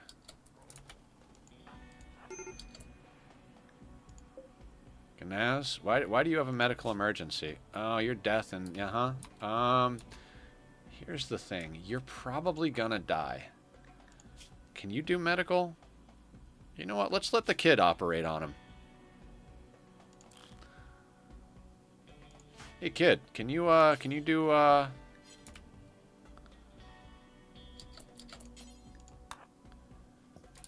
you capture Gnaz. Does anybody else have a low shield over here? So what I was talking about Skip, right? Ah, yeah, this guy decided to smack a wall when Julie jumped. A little bit of an aggro bullshit. But, you know, we have walls for a reason. Some of them might go around the other way. One of our allies is over here. Cool. What was I just saying? I don't know what I was just saying. It's not really important. Let's get you in there and you in there. Julie can come back up over here. Actually, Maker, can you coagulate him? Pickles, can you coagulate her? Vampires, man. Vampires are badass. So, Skip. So the reason I was talking about having Skip. Now, traditional logic is you put your melee people at front, right? But when you're doing stuff like this, it's actually a little bit better to put them in the back. And the reason is that if you've got someone who has skip and someone who has low shield is about to come around the corner, you tell everybody to hold fire. You skip the low shield next to the melee guys in the back and have the melee guys bash their heads in. Then you can steal the low shield. And then you have everybody else, if you have to manually target for a second, usually if you've got 2 or 3 melee people, it's like all of them take 1 hit and that person is downed and dead. And then you can put everybody back on fire at will. But if you have to micromanage a little bit of shooting while the melee pawns do their job, you know, it is what it is. In fact, you can stay on the line, I suppose. You can be close by in case we need you. Just checking if there's any more low shields, because in theory, I should have been a little bit cleaner about that and tried to actually snag those, but it is what it is. They can't be far from breaking anyway. There they go, see?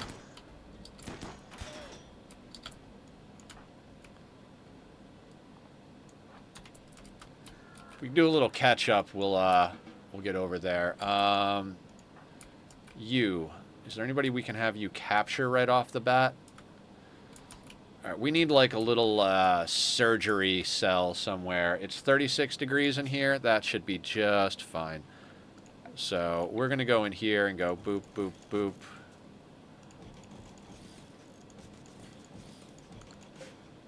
For prisoners, you can capture. I'll send Julie over to capture. I'm going to send the vampires over to capture people. That way they can coagulate.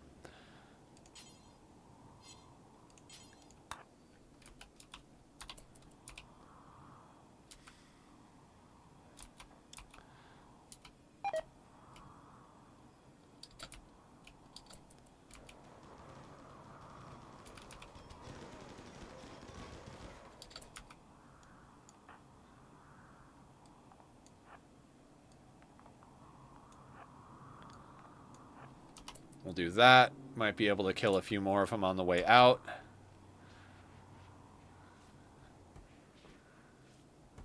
Vampires are coming over to do business. 8 seconds. You know what? We got you, bud. We need you to live long enough to harvest your organs. Who else? Capture that guy.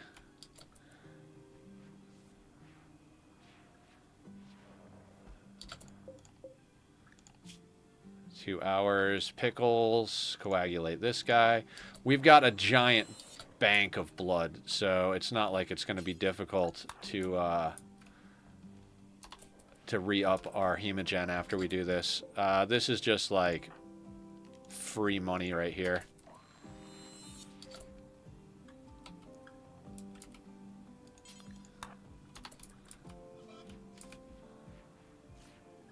Have the vampires capture everybody. Because then you can coagulate, make sure you get your money's worth out of your prisoners. Anybody else need capturing here? Oh, you can capture these guys.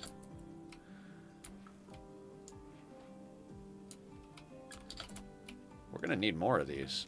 This is a good get, guys. This is a whole bunch of stuff we can trade off. I'm not going to lie. This is good. Plus, we've got a nice big stockpile of freaking medicine, so there's even more up here. Wit up here. You're going to die in 4 hours. Not likely we're going to be able to get you, but we'll see what we can do.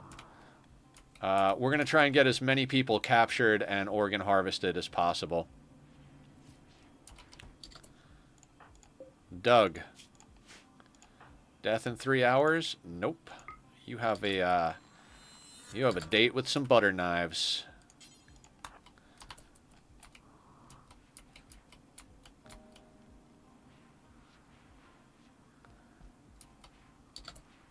Pickles. Coagulate that guy. And then capture that guy. Barb. Coagulate that guy. And then you're reserved by Pickles. Let's capture that guy.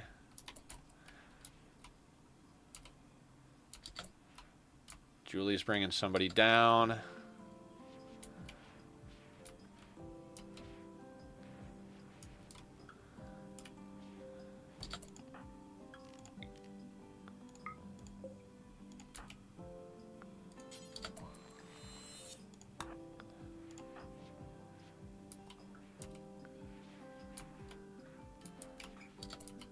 Oh, you guys can all go home.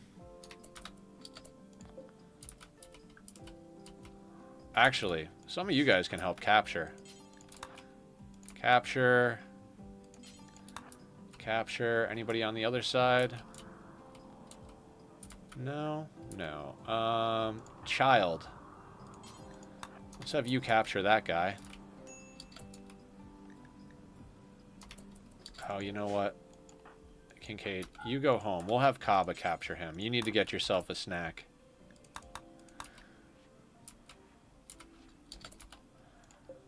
Are any of these guys dying? Death in 2 hours. Can you do any coagulating? You cannot. You are out of hemogen. So let's get you going and go get some hemogen. Julie, on the other hand, is doing all right on hemogen. So let's coagulate you.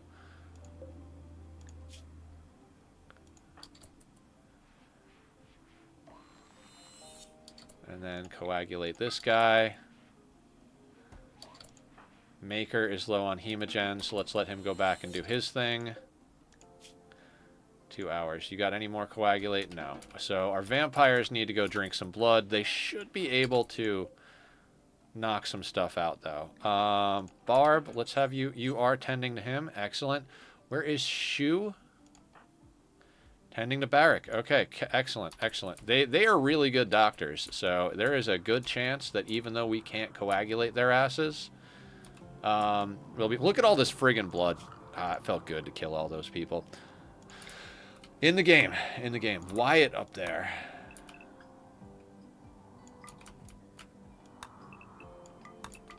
I'm not unforbidding all. I know you can do that because I will fuck up eventually and wind up unforbidding the corpse of our ghoul that we want to resurrect, and then it'll get chopped up.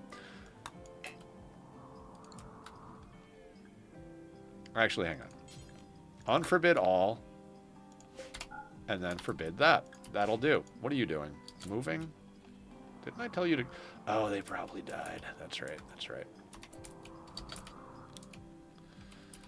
All right, now this group. I guess we should do a little shopping. We got a lot of pawns that came in, so we should check if any of them are actually reasonably good. Also, how much herbal? We got plenty of herbal in stock, so I'm not going to waste good medicine on them unless we run out. You're garbage, so... harvest left lung, harvest left kidney, harvest heart. Excellent. You are psychically dull psychopath. I mean, you're not the worst pawn in the world, but you're unwaveringly loyal, and we don't have the ability to brain wipe you, so left lung, left kidney, heart, Herbal medicine. I'm sure butter knives is going to screw some of this up, but I don't really care. Psychically dull, unwaveringly loyal, gourmand. Okay, so we'll put you on herbal medicine. Left lung, left kidney, heart. You. Undergrounder, brawler, psychically dull. No tough. If you had tough, I would absolutely turn you into a ghoul, but not good enough. Not good enough, my bud. Ovum, left kidney, heart, because they don't have 2 lungs, herbal medicine. Next up, delicate, misogynist, psychopath, psychically dull. No. So, left lung, left kidney, heart. Why do I do left? Because it appears first on the list, you know. Brawler, body modder, kind, psychically dull, oof, and unwaveringly loyal. So let's get you on the chopping block here. Doug, you're better as organ meat, Doug. Boop. Thank you for lurking, Aya. I will try not to die. I think you put that up a little while ago. Unwaveringly loyal, depressive brawler. Yeah, because that sounds like a delicious pawn to bring into the colony. Ovum, left lung, left kidney, heart. Now, if you've only got a little bit of good medicine and you're trying to maximize your profit when it comes to processing raiders, God, the things you fucking say in Rimworld, right? The ovum is not a good extract. They're not worth nearly as much as the organs, but we've got like 60, 70 freaking herbal medicine.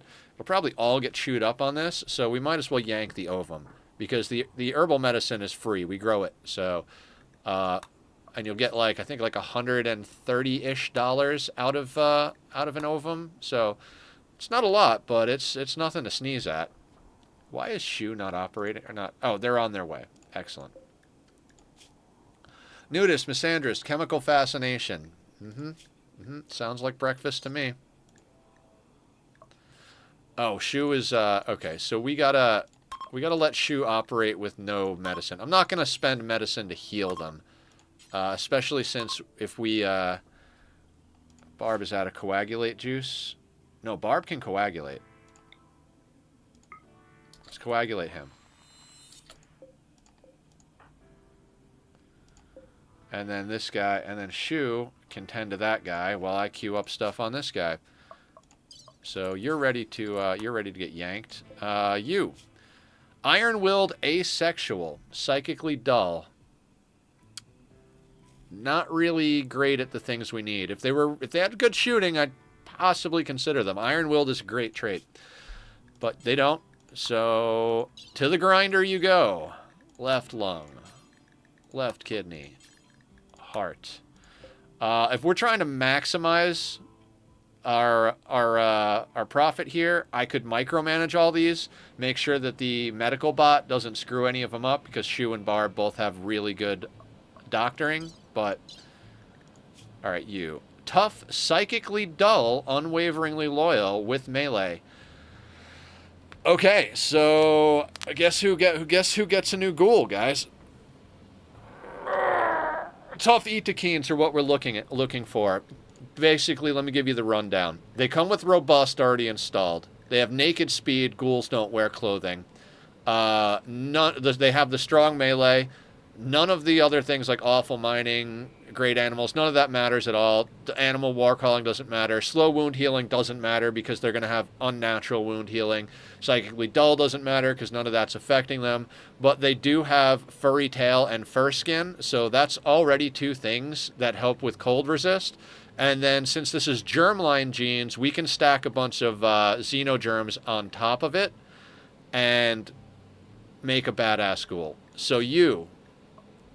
Yep, this is going to be a ghoul.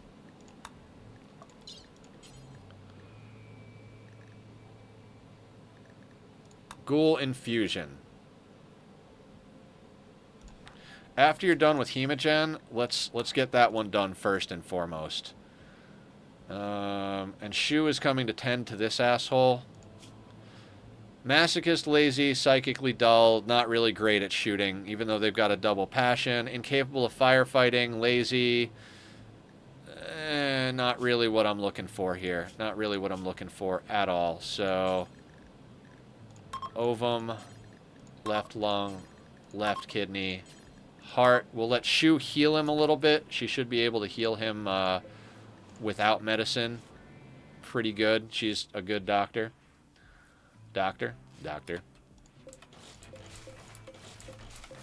rid of these beds so there's no confusion.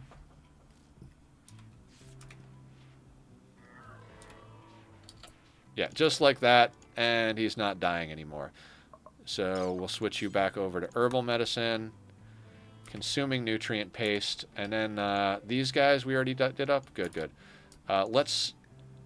Butter knives is working on that one. So after your nutrient paste, let's get you doing that. Oh, we had people bringing in more prisoners. I should not have gotten rid of those beds. How are you, Wyatt? Death in an hour. Yeah, I'm not willing to deal with Wyatt. Okay, you. Industrious, body modder, psychically dull, unwaveringly loyal. No tough. So...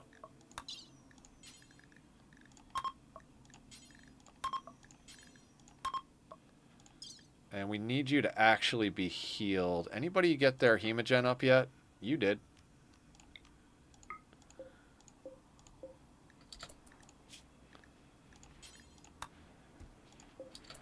And then Wyatt over here. Chemical interest, recluse. You're not going to have a good time here. You do have some tasty armor on you, though. Do you? Is that any good? No, 88% recon. I don't even care. We'll just smelt that up. It'll be tainted, so it'll automatically go. They don't have 2 lungs, so we'll do that. And you are coming down here to coagulate, so we'll have you coagulate the other guy as well.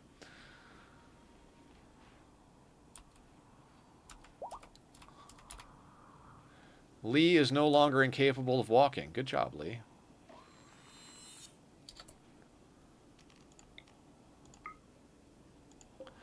Wait a second. I've got a thought process here. What if we make this guy a vampire first? Would that be better than what we would get out of them? No, not really. Not really, no. Because most of this stuff wouldn't function. And then they would wind up with tinder skin and pyrophobia.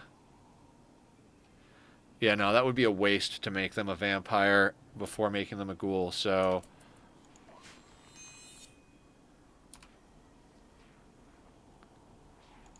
Oh, come on, guys. Okay, so we got to go in here, and we need all of these prisoners on no food. We are not feeding organ donors.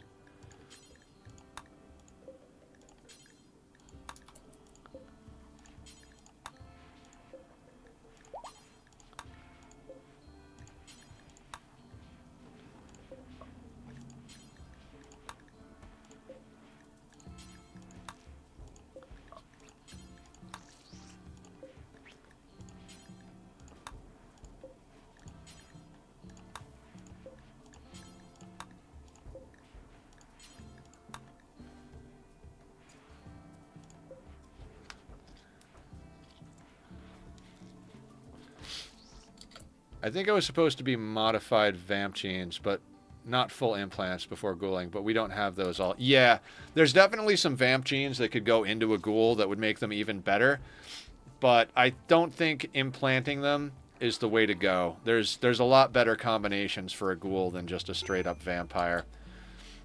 Okay, now Osh should be on the team. Osh, everybody can go, actually. You can stay on inside along with the other ghoul. Everybody else can go back on the work schedule. And then our mobility pawns can get put back on... Actually, we're going to leave Barb on work. And we're going to leave Julie on work. Julie doesn't need to go out. We just need our miners to go out. So Hydrocate and Kaba. And I swear we made another jump pack because I saw it over on the bills. I can't remember who we were going to get it to, and somebody random put it on. But We'll deal with that as it comes.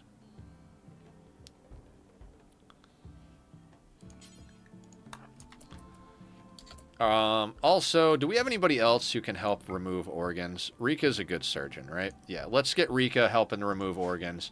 I'm trying not to leave too many people on doctoring just in case of metal horrors in general, but...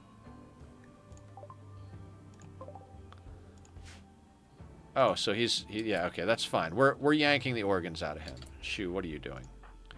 Excellent. Removing body parts. So, we are now, like, doing mass organ harvesting for fun and profit. The mechs. The mechs need to get unrestricted, the 2 lifters. And let's check how fast... Yeah, our caravan is coming along, but not super, super fast, because, you know, whatever. We are rebuilding and repairing walls. Are there any bits that need to be queued up? Not exactly. Okay. Now, normally, I'd be more diligent about making sure all these weapons and stuff come in so that we could smelt them down. But, I mean, for real, guys. 11,000 steel at the moment. Let's focus on organs, right?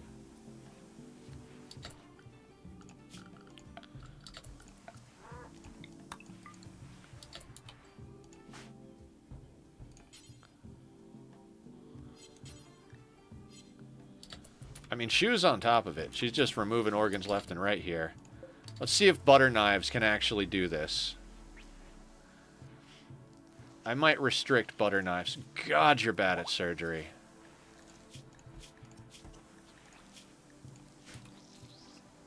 I think the medic bots basically count as a level 10 doctor. They can't do anything other than medical bots. They can't level up. They can't whatever, so...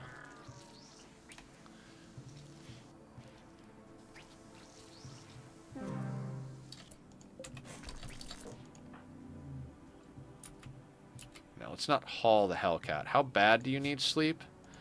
Not bad enough. Let's deal with Doug over here, maybe.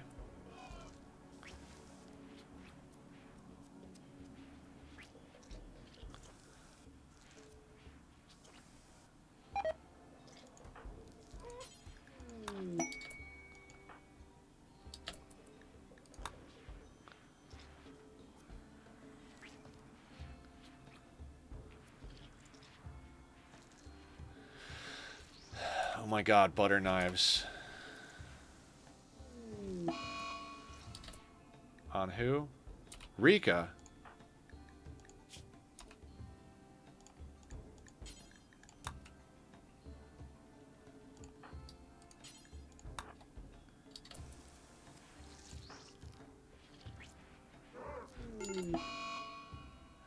Okay, so medical bot. Let's have you on inside so you don't screw any more of this nonsense up.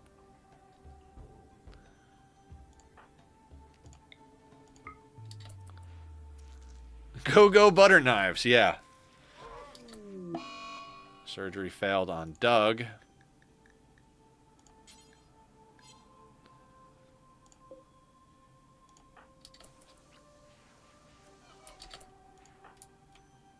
Yep, you tend to Rika.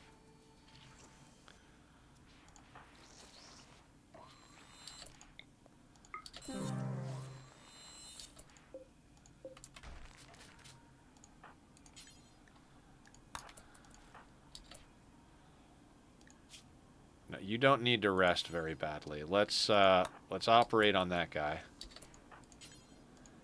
Actually, let's clean this prison up. So after failed surgeries, if you've got bleeds, you really got to, like, get the bleeds stopped and then do a clean.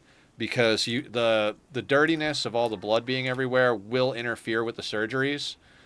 So if you're trying to micromanage to get the best of everything, that's the deal. Can we rescue this guy?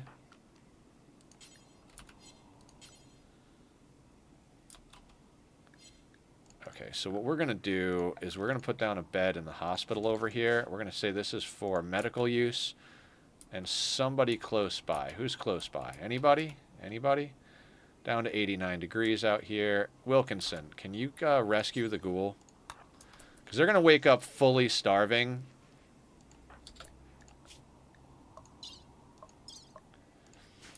And we don't want them to go hostile immediately after. We'll get some work done on this ghoul. We need to get a nuclear stomach in them.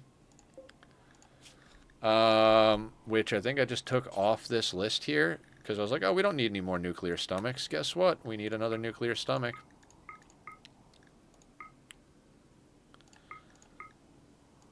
We're going to make that be maker. It doesn't really matter who does it, but put that at the top of the list. Well, not everyone. For prisoners that we don't care about, and for Barb's removing body part. Shu is sleeping. Shu kind of needs the sleep, so on who? Doug. Alright, Shu, I'm going to need you to wake up and do surgery on Doug. I don't want to lose those organs.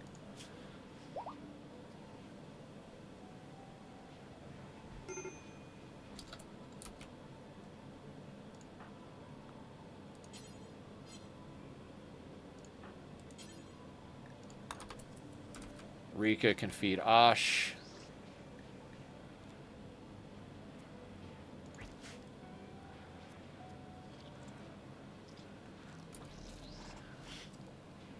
These guys are all just, like, laying here like, oh shit, we attacked the wrong colony. Our friends got off easy. Shu has bloodlust as well, so every time she witnesses somebody die in surgery, she's like, ah, they died.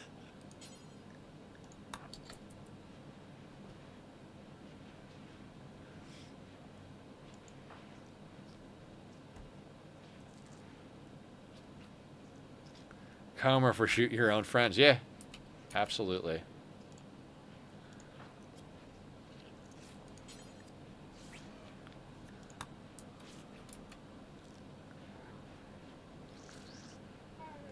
You remember when Barb sucked at medical?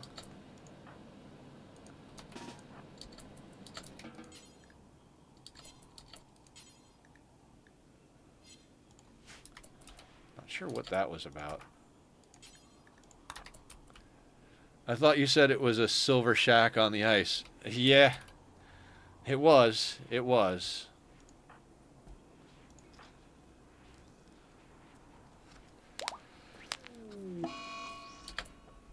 Infection on who?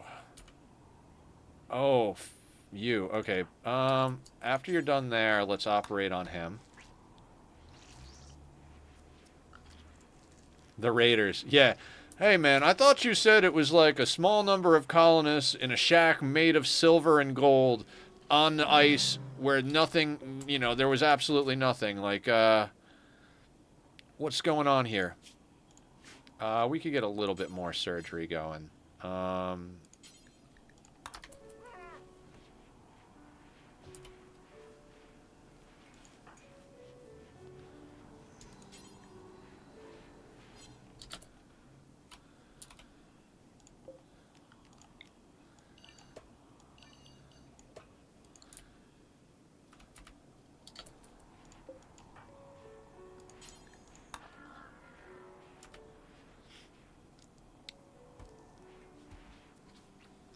God, was there anything we still wanted from the Empire?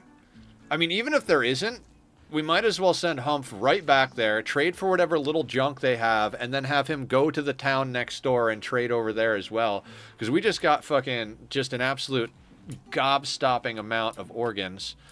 Not to mention the fact that, like, the pigs out here need to get hauled in as well.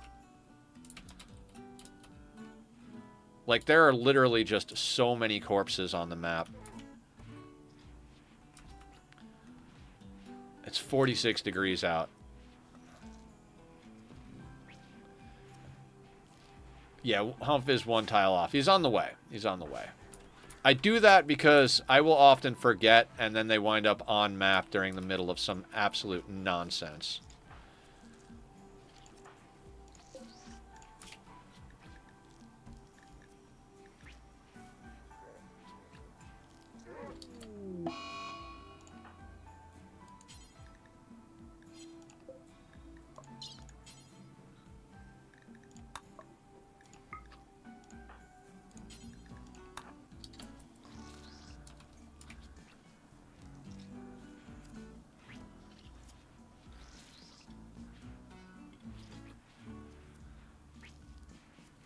Here, since the beginning. Yeah, maybe if my ex was still in charge. Yeah, right.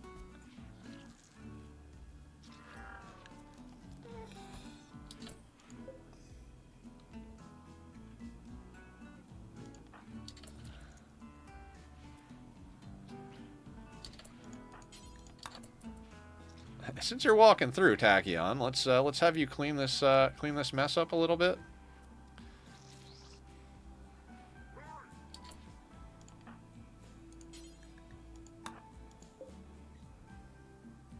Death in 23 hours. Now let's do it this way. Let's, instead of tending to him, coagulate him.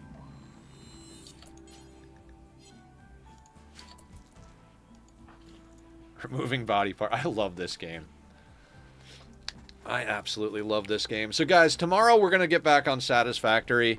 And I'm going to try not to get too inside my own head with the factory building. I got to think about how I want to approach what we're doing. I think what's really getting to me is I'm really down on my aesthetics in that game. Like, I've been watching videos on and builds and stuff, and I'm really bummed out about my my aesthetics. I like to make things look cool, and I could barely figure out what I wanted to do. Like, as far as like anything, like how I want to build the factory, how I want to organize the belts and everything. And then in the back of my mind, I'm like, and it's not going to even look remotely good either. So, you know, I'm trying. Oh, you guys are actually supposed to be on Ghoul. That's right. And then the child is supposed to be inside. No, child is supposed to be on walls. I would really like this kid to be done growing up soon. They're 11 years, 1 quadrum, 14 days. So they're on their way.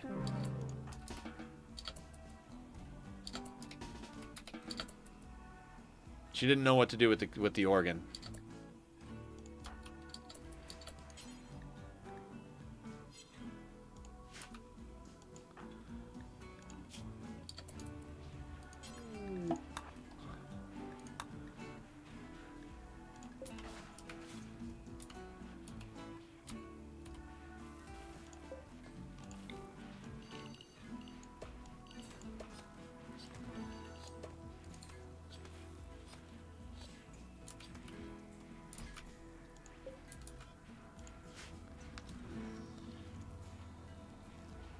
Oh, I had organs on the shelves that the Parkas was on.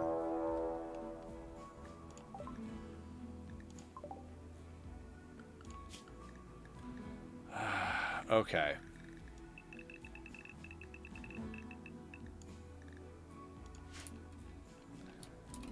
Everybody back in the walls. I guess you guys can come in the walls as well. And I might... what do we got?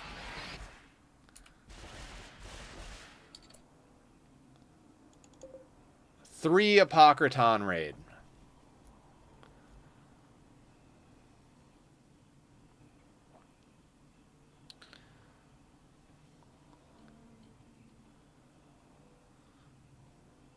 This is why we don't click our trade caravans onto the map.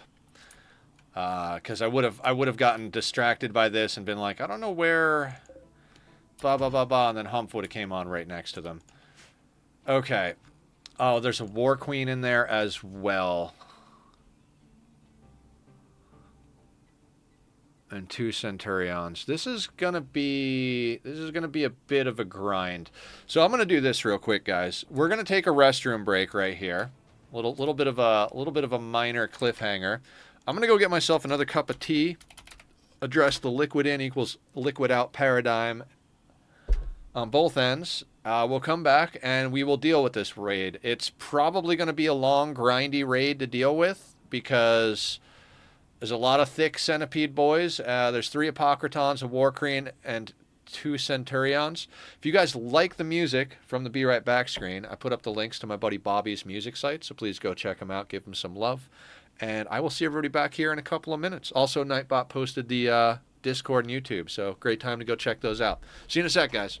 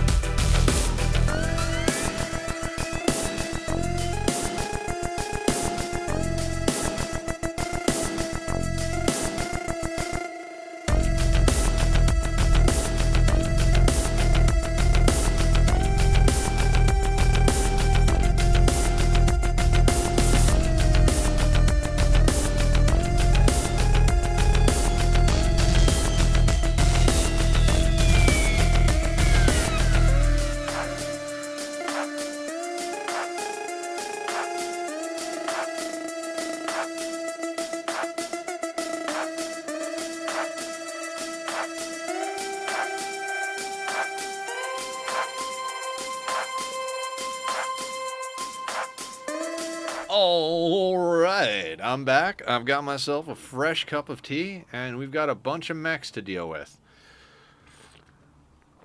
Now, how are we going to deal with these mechs becomes the question. I don't think mortaring them is going to kill any of them, but I think we should mortar them a bit, just because a little bit of damage, a little bit of uneven damage should affect how fast they're moving and allow us to string them out a little bit better. So we'll get our people on mortars. These shields only intercept ground projectiles, so we can drop mortars on their head. There's also a chance that we'll kill some of the smaller mechs. There's a couple of Miltors, a couple of Scythers. I think I saw a Lancer or two, Lancer or five in there. So if those die, it'll burn some of the Apocryton's res things. Our main goal is going to be to get on top of these Apocrytons as quick as possible so that we can not have to deal with them resing things. They don't res at full health. We learned that last time we were doing this, and Sparta was like, yeah, they don't res the centipedes at full health anyway. So, yeah, we've got 3 resi boys, as Aya is saying, Apocrytons. We've got 2 War Queens and 2 Centurions. It really doesn't get too much thicker than this as far as box mechs raids. 17 Centipede Blasters. Thought I saw a Gunner in here as well. If there's no Gunners or Flamers, that'd be great. I think it's all Blasters if I'm seeing this correctly, which is good. Wait, how many War Queens? 2 War Queens. Okay. The Blasters we can outrange and kite all day long, especially with Julie. The only things on here that are going to outrange us, though, is the weapons on the Apocryton, like this thing, this needle gun or whatever, toxic needle gun, massive range. Outranges fucking everything. I think that's so that you don't just kite it with a sniper rifle. The War Queens, I believe they've got, like, they don't list a weapon because it's not like a weapon. Their main weapon is making little minions, but I think they do have a little blaster on them. Same things with the Centurions. It doesn't list a weapon down here, but they do have a gun that's got a long range on them. I think it's kind of weird that those don't get listed and you don't get to see the range, but it is what it is. That all being said, we've got people coming in. This map just never gets clean at this point. Like, I was like, okay, cool. We got some good stuff going on here. I think what I'm going to do is I'm going to allow Butter Knives to actually do these surgeries, so somebody's working on it while we're dealing with the raid. Julie, how is your needs looking? You are topped up on food. Your death rest is not in a good position, though. All right, we need to do this raid. I'm not going to say quick, but Julie is our main badass. So let's get everybody back over on mortars.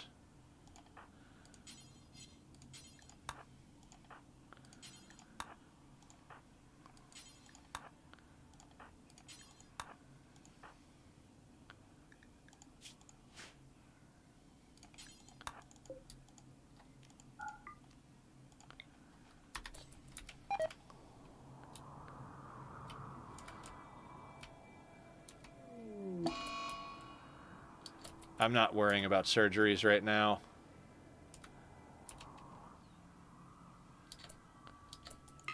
Let's just target that freaking Apocryton.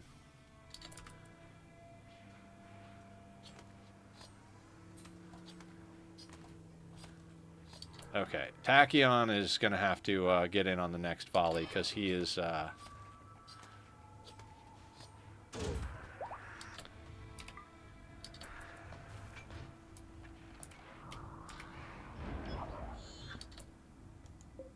That guy jumped. Did we get any damage on anybody? A little bit on that centipede.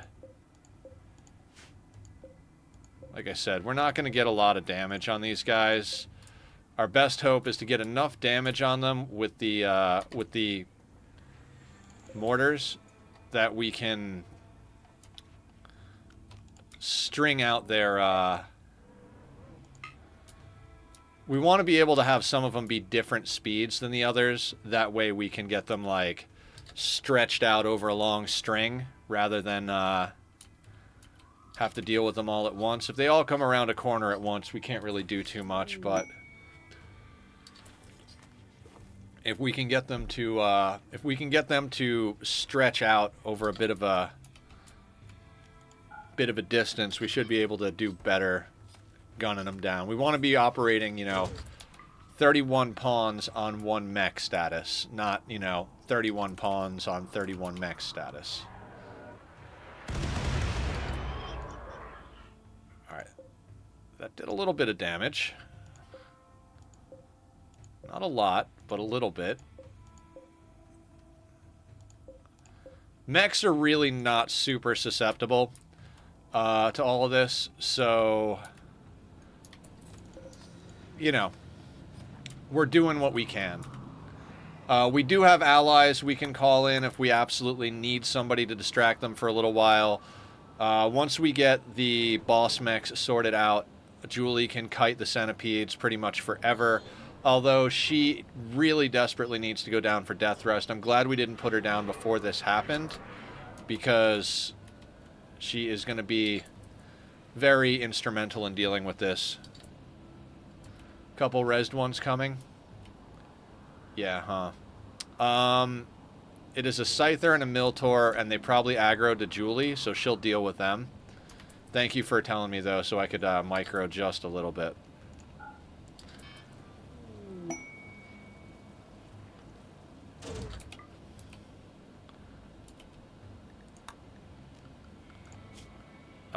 Kid can go on inside instead of walls. I think that's appropriate.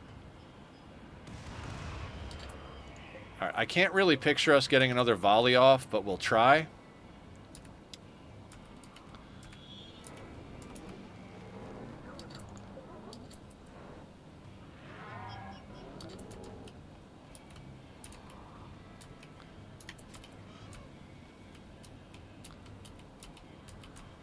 They're coming around that side. Let's get Julie, like, over here in the middle.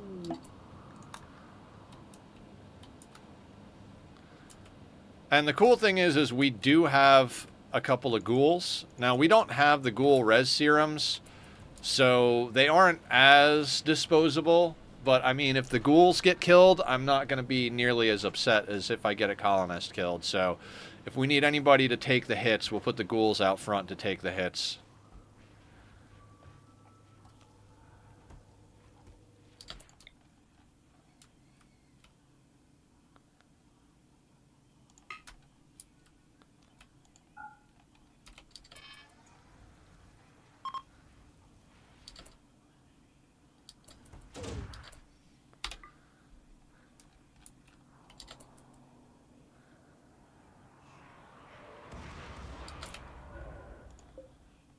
Pocraton took a little damage. Alright, we got some damage spread around these guys a little bit. It should slow some of them down.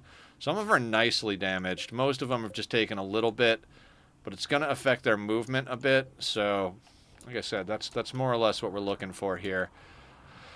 I don't think... Okay, I'm going to let them do a quick reload on these, but then I'm going to take them off the mortars. We're not going to mortar anymore. It's just a little bit, like, these things are going to be coming in any second now. And I want to make sure our people are ready for it. Is that a Lancer? It is a Lancer.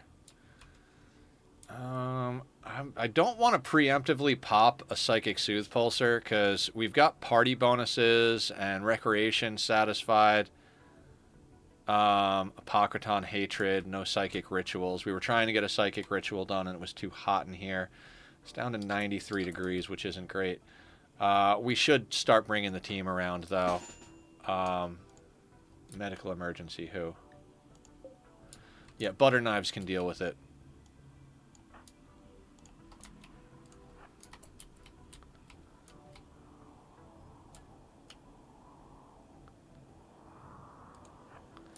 So we've got Lancers coming down this side.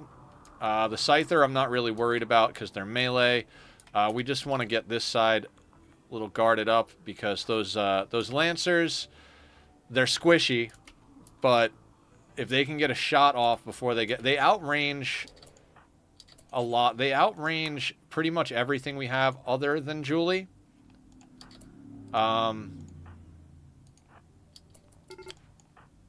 There they go.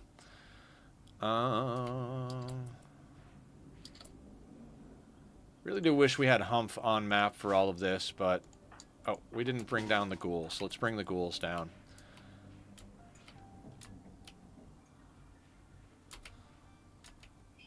What I was saying is that the Lancers outrange everything except Julie, and Julie barely outranges them. So we want to get them killed. Now, they're probably going to get rezzed by the Apocrytons, realistically speaking. But I'd rather have them raise squishies than raise the big boys. See how we've got them nicely strung out now? They're not, like, doing anything super crazy.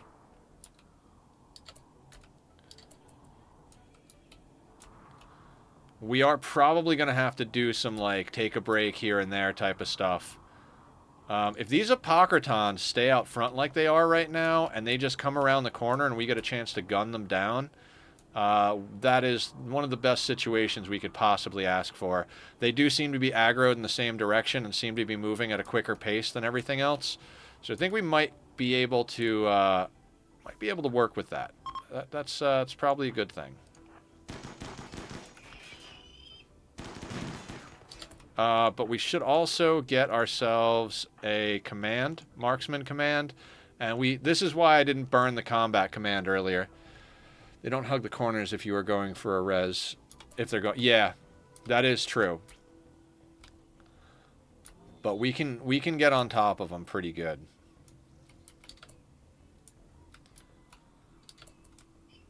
All right, what's our range going out? Okay, I think what we're going to do is we're actually going to get a little bit closer up because, as I mentioned, they don't hug the corners.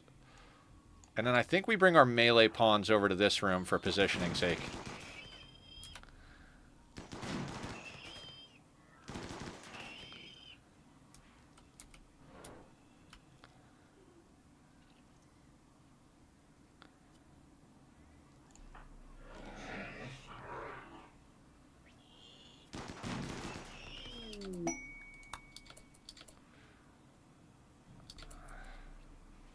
As soon as they res, our people are going to gun them down. It's already inside the shield.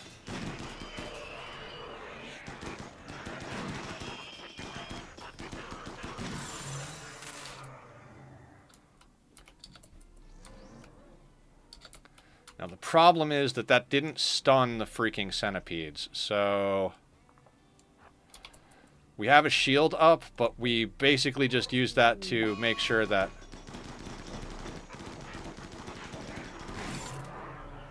Now that should stun most of the centipedes. Now that's what we're talking about right there. Okay, finger... I realized what's causing me to double click like that. I keep moving my mouse up until it hits the edge of my mouse pad. And then I, like, tap wrong on it, so... let's get into position to put some damage on this guy. If we can get this other Apocryton down right now. Now that stun is going to be good. So let's see how much damage we can get done with that stun. Double clicking again accidentally. Now we should be able to get these... Alright, that's too much of a range. We need to get back a little bit.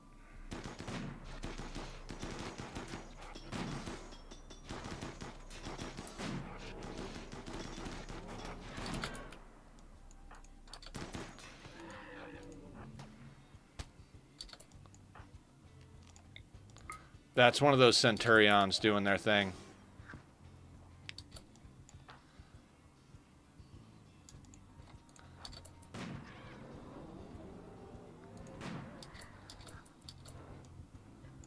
Why would you go that way?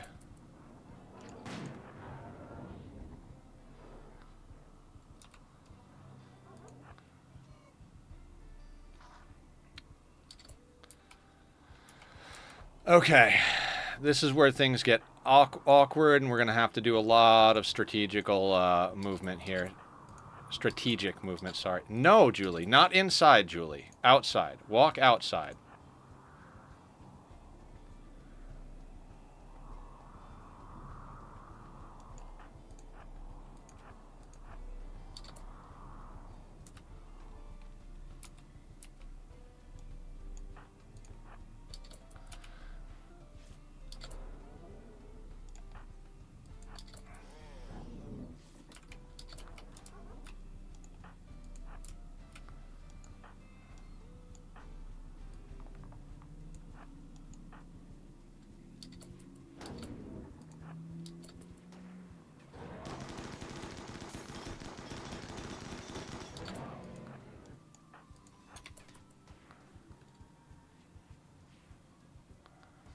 All right, that was solid.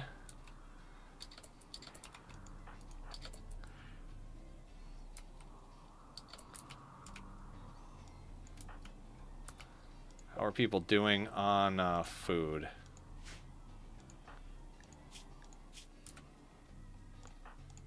Little spot check. Could kind of use a little bit of a food break. All right, we're going to send people in to get a little bit of a food break. I know that sounds crazy, but Julie's just going to kite them around in circles while everybody else gets a food break, and then we'll take an opportunistic situation here. Now those little fuckers move.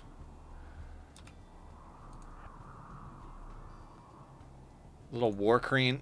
The War Queen is like a carrier ship. Yeah, we got them Hippocratons sorted real quick. Almost would have been better to stagger them so that stun could be used more. And we could have gotten up close to put more damage on those centipedes, but I wanted to be at range when they came up, because even though we could have dumped a lot of firepower down line, we couldn't have actually murdered them in one go, like the whole lot. And then if they came up and they all got to do counterfire, that could have been very bad. So yeah, always slow and steady. And I don't want to jump with Julie because it'll drop aggro, and then they'll aggro to the walls. And we've got some nice control of the situation here. It looks like everybody got their snack on, so let's grab the whole team up, and let's get them up here.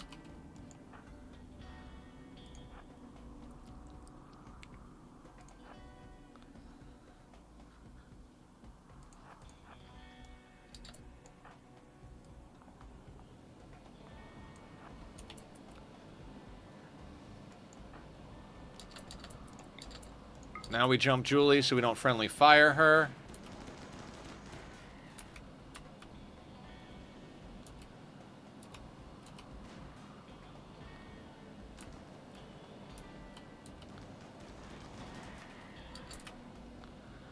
Okay, now it comes down to position, position, position. So, Krika, Maker, and Osh, I want you guys to get inside and get into that box. Julie can hang where she is. And everybody else I want to pull up just a little bit, right? Yeah, we want these guys about, I want to say about here. Actually, one over.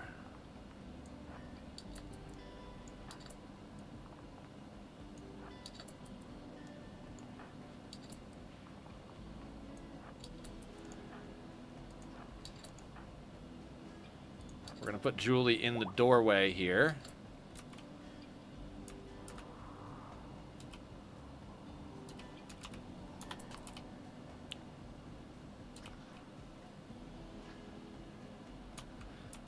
Now, we should realistically be able to get at least one or two of these centipedes in this position.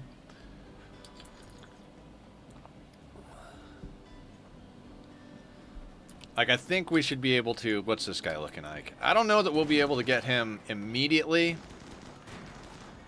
But we could... Oh, that's fine. Who's Coffee? Yeah, whatever. Lifters are on walls, right? And we have room in the corpse freezer? Yep. Totally. Oh, we got a centipede coming up the back here. Did not notice that. Julie's sniping it. This could get a little hairy.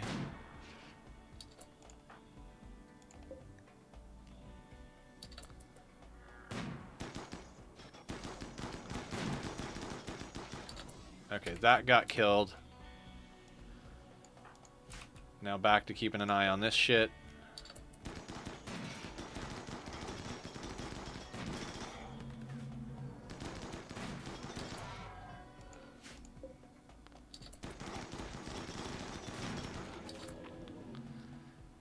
See, now they're too thick here.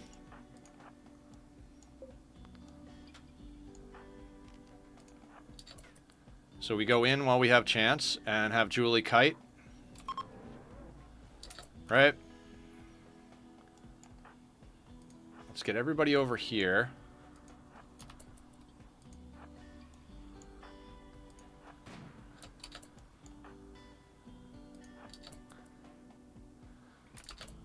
Because this Centurion is kind of blocking our strategy, so we need to take care of him. So we're going to do the same thing we did before. We're going to jump out with a ghoul, punch him, and then bring everybody out to gun him down real quick. Then we'll take a position on the left wall, do the same thing we've been doing with the whole strat. Just circle kiting all day long.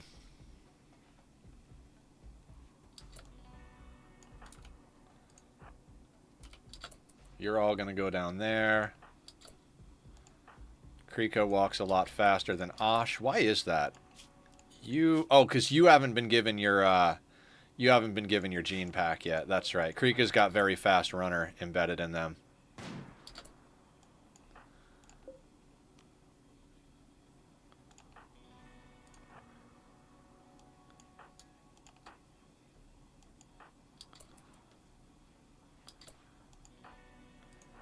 Just give Julie a little bit more space. Let's run you out there, and then everybody else can just... Hold on.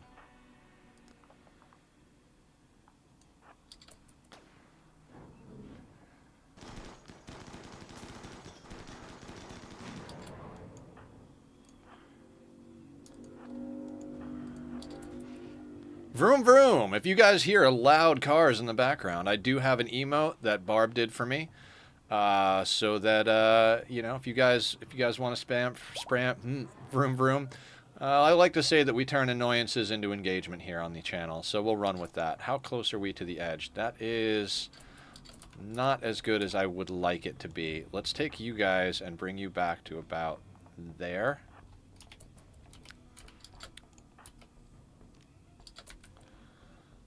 Yeah, we're a little too close to the edge here.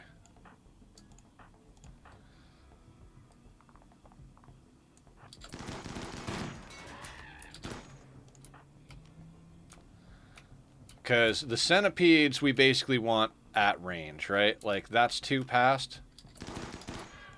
So we want all of you guys probably about here.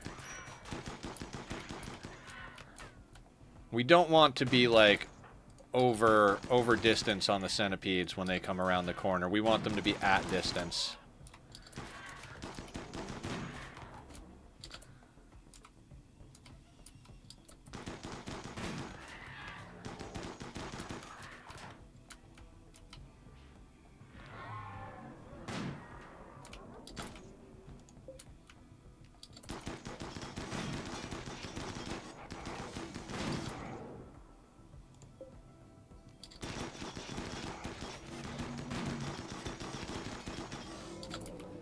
So overwhelming firepower. Now the queen. Do I let that hit or do I blow another shield? I let it hit.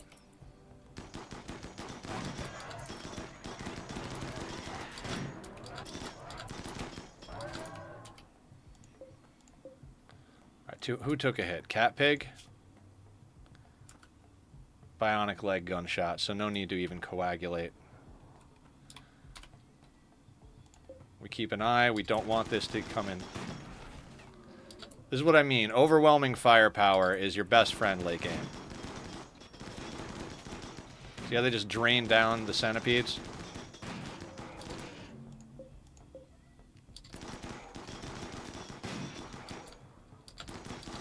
All right, now we're getting a little bit too close for comfort. I definitely did not go early enough. Oh, no, I did. Cool. We've got one more War Queen to deal with, so that shouldn't be too much of a problem. Now that we've got a little distance on these guys, we should be able to gun them down pretty easily. How's this guy? Alright, another move. Oops.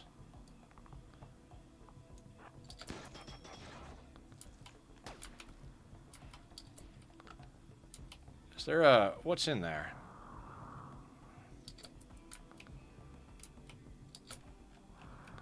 Make sure I didn't miss anybody.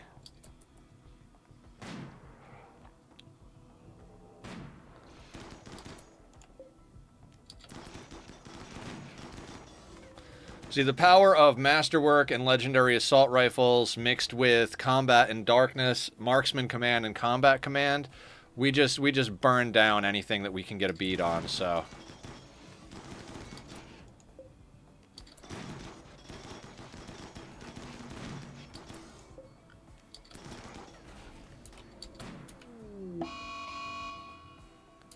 Bowman is Berserk. I want you two to keep that War Queen in check.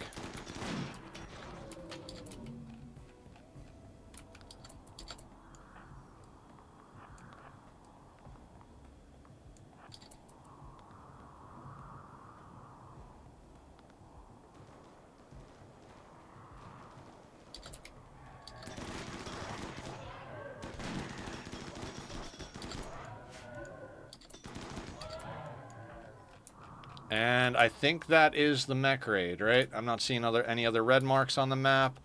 Everybody's close to breaking, but is doing okay. You two are good. You two are good. And then just put everybody back on the work schedule. So I think we're pretty ready for endgame, guys. Let's get butter knives back off of doing surgeries and get our surgeons back on that. Let's go in here, do a little unforbid all, and then forbid the ghoul that we want to res later on, if and when we ever get that going. That does get us a couple of nanostructuring chips, which we were waiting for to make a mech commander helmet, but at this point, I'm not even sure. God, I bet there's a way to farm a War Queen, right? Like, she puts out infinite number of war urchins, and I'm sure they're not worth much when you're smelting them down, but I would be willing to wager, like, I mean, if you're willing to put the time in, there is probably some cheese where you just infinitely deal with, just kill the war urchins over and over and over and over again, you know?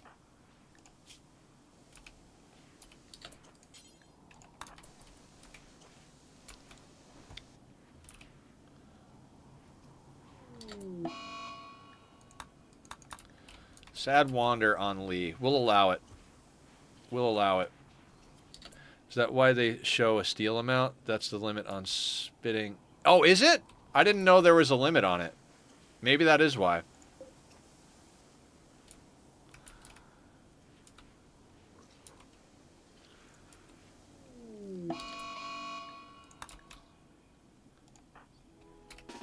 When are these prisoners gonna learn? Like, you go berserk, a ghoul punches you.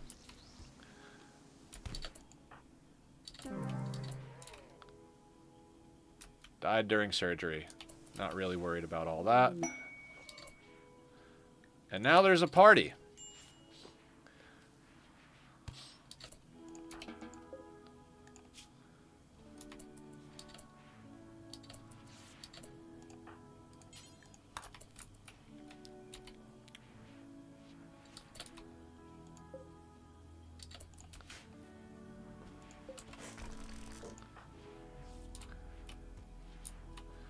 Hey, we killed a siege, we killed a bunch of mechs, let's have a party. That sounds good, right? The disappointing thing is that it's 48 degrees Fahrenheit out here, so a lot of these outer corpses are probably going to spoil before we get an opportunity to process them. It's not the worst thing in the world, but, you know, sad panda a little bit. In fact, we're going to tell them to not haul the desiccated corpses. Also, Humph is almost home, but we'll wait. We'll still wait.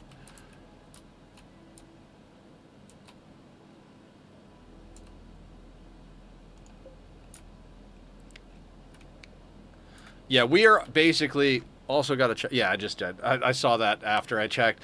We are basically on wealth factory status. We are just churning out wealth left and right.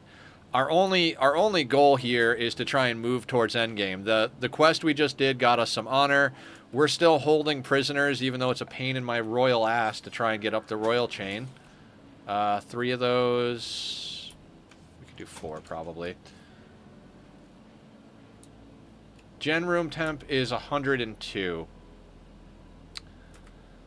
Okay, so we need to remove more roof. Let's just kind of like...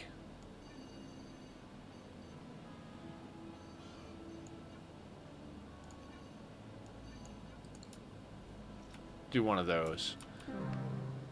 They'll get to it soon enough.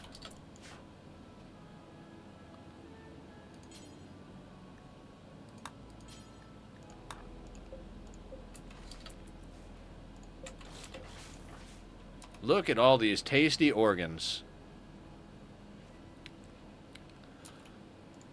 Attending party. So, okay, so once Julie's done attending party, we got to get her down for death rest. Is this Julie's? Yeah, and this is bound to Pickles for some reason. Can we uninstall this and unbind it?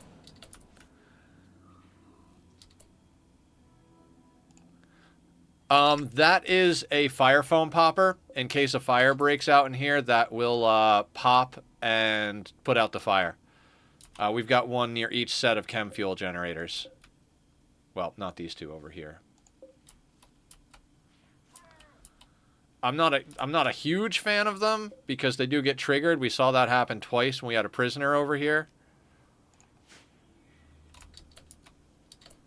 It's okay if they're unroofed. They don't need to be roofed, but whatever. It doesn't matter.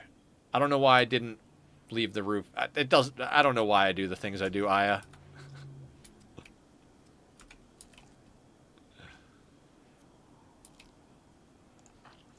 Barb's like, I'd love to attend the party with you guys, but I've got organs to pull.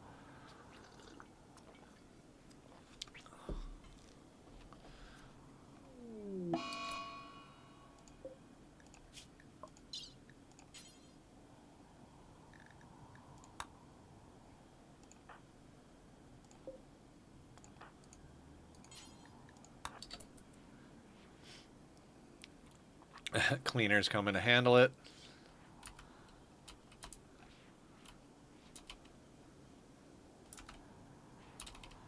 Yeah, for the amount of humans that came at us, we really didn't get a ton of meat out of it, just because we haven't been able to pull all of them in and process them. Oh, that guy is just stuck in the doorway because I'm an idiot. Okay, let's do that.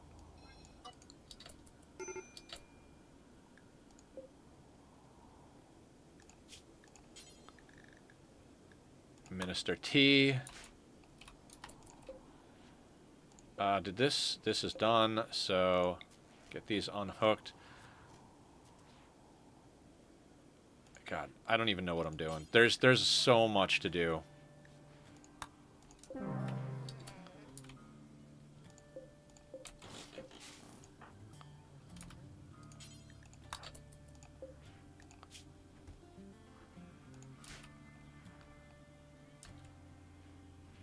Two below zero. Rimworld is back on the menu. Absolutely. You missed it. We had a siege come in from the Itakeens, and we had a 3 Apocryton, 2 War Queen, 2 Centurion raid come at us. We took care of it a lot quicker than I would have anticipated, which is nice. Now we've got a bunch more stuff to scrap up. Not that we need the scrap, but anyway, we've got a whole room full of organs because, of course, we do. And we have more steel than I know what we're ever going to be able to do with it. We really need a transmute creep join. If we get a transmute creep join, we could turn all this steel into juicy, juicy gold and get our honor up with the Empire immediately. We have not seen a single one of those bastards. We've seen unnatural healers. We've seen dead life dust pawns. We've got body mastery twice. We had a joyous pawn that turned on us, but we have not gotten the transmute steel pawn. I'm wondering if they may have adjusted the frequency of them because they are overpowered as fuck. You build a large nature shrine out of steel, and then you transmute it. If you transmute it into gold, you get 1,500 gold when you deconstruct it. If you transmute it into plasteel, bioferrite, or uranium, you deconstruct and you get yourself a good handful of plasteel, bioferrite, and uranium.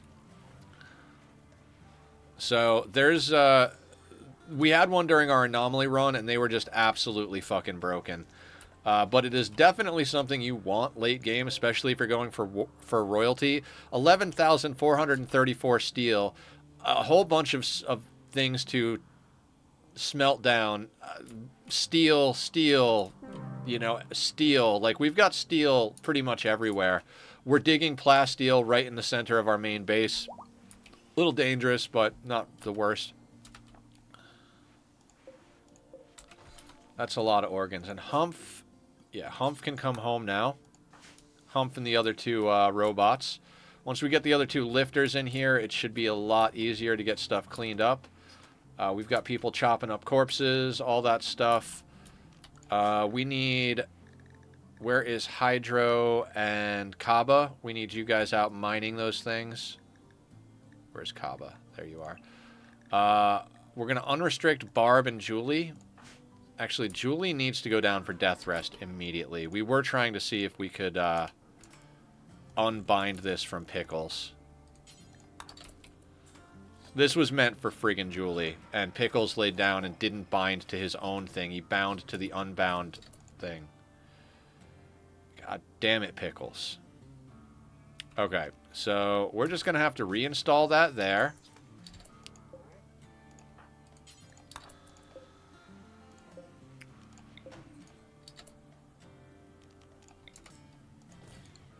Build a copy there. I think... Who's our best builder? It's still Barb. Barb is still the best builder? That's insane. You can sleep afterwards, Barb. See, the glucosoid pump is going to make Julie run faster. Julie has 0 of 3 buildings. Hump's actually bringing back a death rest capacity serum. So I actually... Yeah. Let's get a little crazy with Julie's death rest before we put her down. We'll put down that glucosoid pump. We'll move this out of the way. We'll put down a second glucosoid pump. That'll give her the 2 accelerators and 2 glucosoid pumps, which means she can run like a freaking... Run like the wind. Also, how many... Does Julie have 2 bionic legs? She has a bionic leg. We need to get her a second bionic leg soon.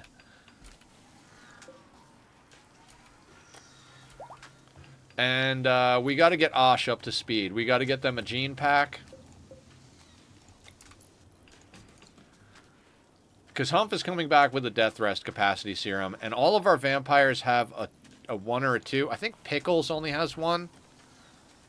Yeah, we should get Pickles. But Pickles bound... no. I'm not going to worry about Pickles. Julie is our main combat vampire. So we need to get her juiced up as best as possible. Why are those animals attracted to the caravan thing? Oh, so that they don't move. I just want them there. I don't want them wandering all over the base. I don't want them accidentally getting out. So they're staying hitched to that caravan thing. They eat the rice we put on the ground. How did I do that?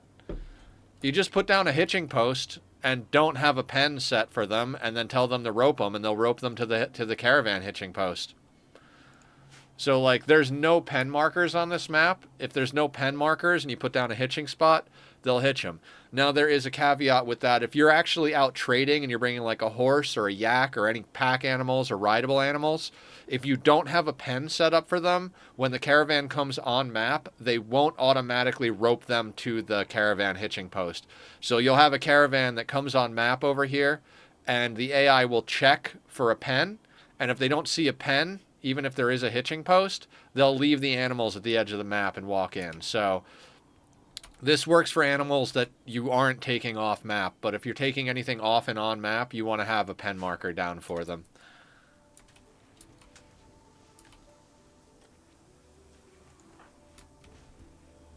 Of course. Ask any questions you want. Happy to answer any questions that I have an answer to.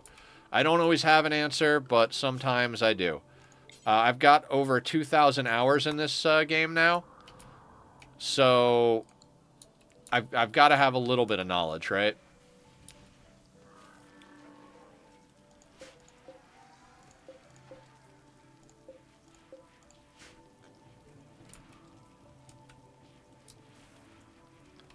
All right, do we have a nuclear stomach for the new ghoul?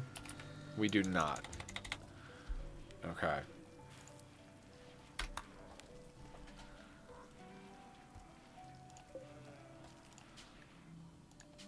Now, we saved a ghoul template.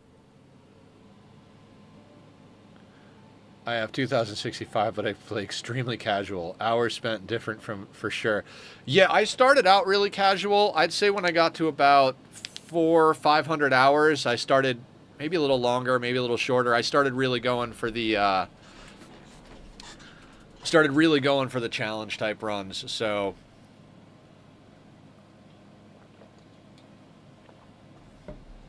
okay, so the Itakeen already has tough and robust. We don't need to put that on there. Don't need strong stomach because they're going to eat raw meat no matter what. We don't need super clotting, wound healing. We do have cold tolerant on there. We don't need ageless. Perfect immunity doesn't matter because same thing. Strong immunity, heat tolerant, none of that matters. Great melee. We could get great melee on there. That'll genetically improve their melee. I like that.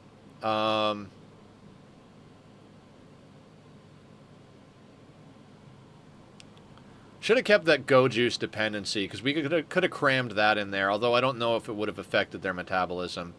18 complexity. Save template. This guy's actually going to end up being more badass than our other one because they have. Wait, are you a? I forget. Are you a jogger? No, that was somebody else we brought. Tough and psychically dull. Okay. So we saved that. Let's reconnect these so we can actually make it. My in-game Steam hours are always inflated because I have the game running paused when I eat and then forget about it. Yeah, I think we all do that. So I'm sure my game has some of that as well. But we'll just go with the Steam hours. All right, let's start combining.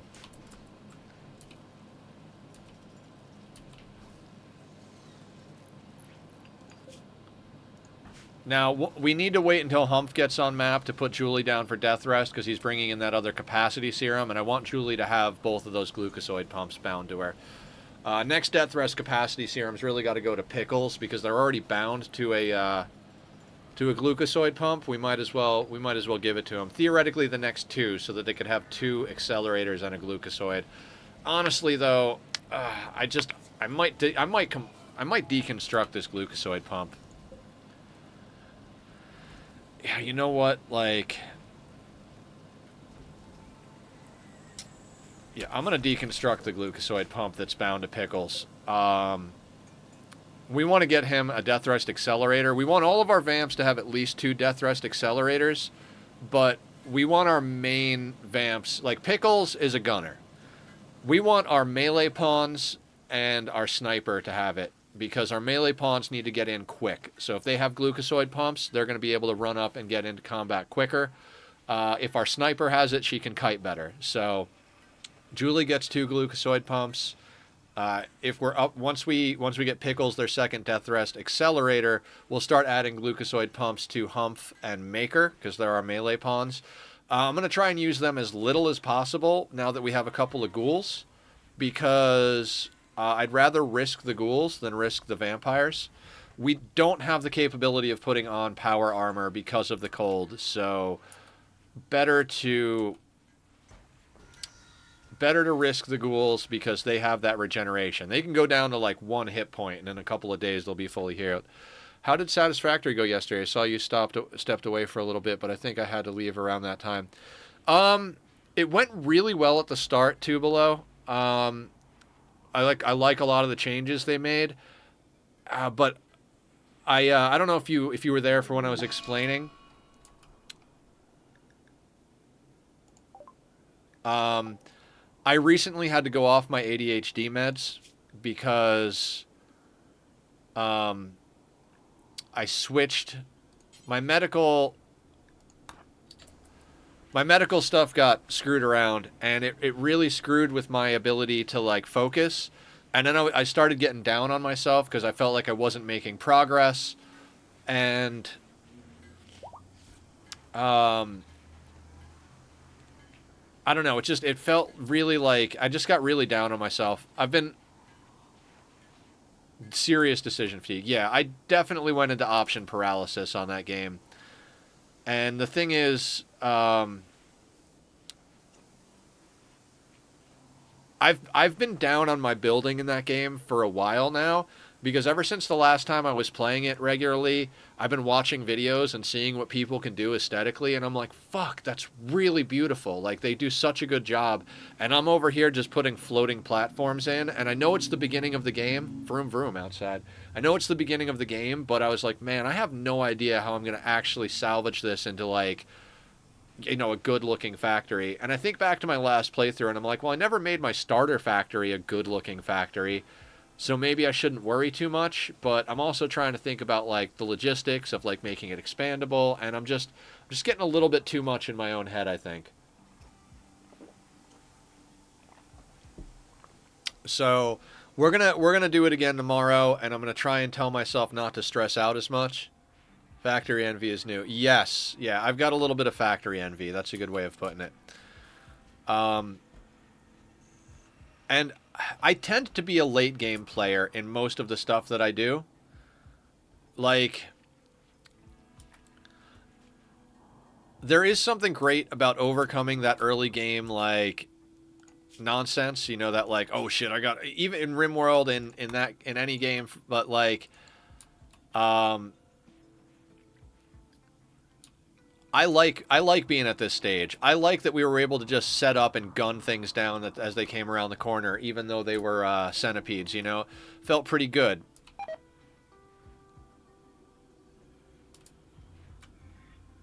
But I don't know. There's something fun about having all of the tools.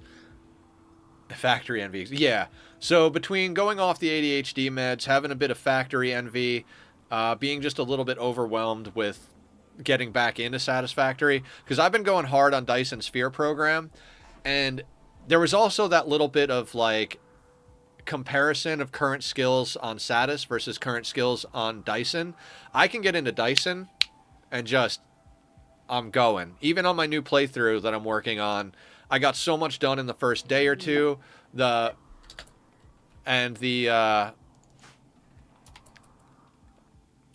these guys are doing their thing. Can you guys please come over here? I immediately went into building like my end game storage. Comparing hyperfixations is rough. Yeah, exactly. Like, I have this whole design that I spent like almost a week designing in creative, debug, sandbox, whatever mode it's called. And I built it in my last world, and like shortly thereafter is when I decided to start over. But in the new world, I spent a long time picking the seed, mostly for the universe, but the starting planet doesn't have much built in the, in the equatorial band. So I was able to go right into building that endgame mall, like piece at a time. And so like, even though I've only got like 15 hours in that playthrough, I'm at the point where I've got infrastructure that's going to last for the rest of the game. And Satis is not on that level for me yet. Like, I was doing way better in Satis when I was at endgame. Oh, they wouldn't buy our garbage clothing. I always forget about that. We're gonna have to sell that all to Teotoria. Dang it. Okay, well, that'll sort itself out. But we got cataphract helmets. Mr. Ben. Mr. Ben, are you wearing a tattered helmet? You are. Let's get you a cataphract.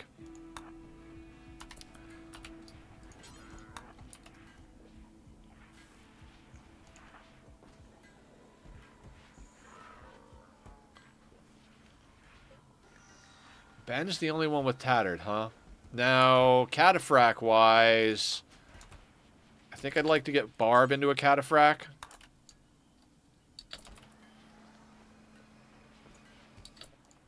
Julie's already in a cataphract.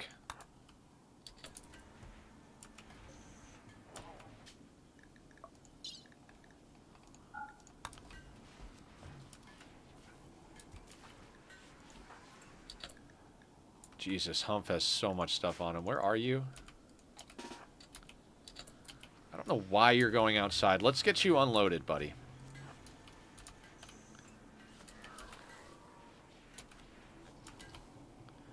What are the differences with some of the helms? Is cataphract royalty?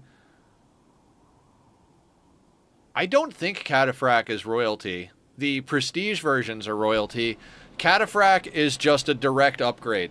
So the power armors go recon, marine, and then cataphract. So a cataphract helmet's going to be substantially more protection than a marine helmet. So that's why we've got them getting into cataphract helmets.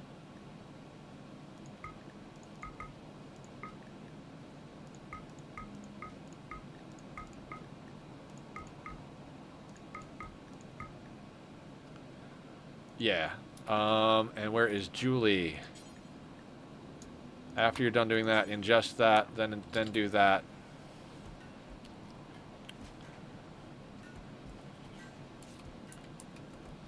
And then I gotta micro getting everybody into exactly what they need. Actually, I'm not gonna have Julie apply that tech print. We will have, I don't know, who's good. Let's have Rika do it, because Rika is going to spend a lot of time.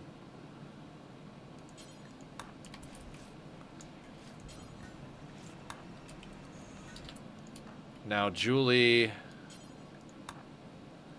has 4. So, Julie, and then 2 freshies. So, Julie should bond to these 2 glucosoid pumps, because all the rest of these are bound to somebody else.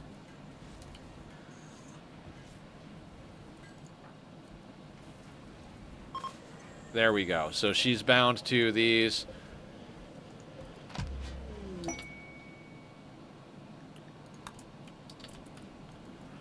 Okay, so we've got neural computation, compact weaponry.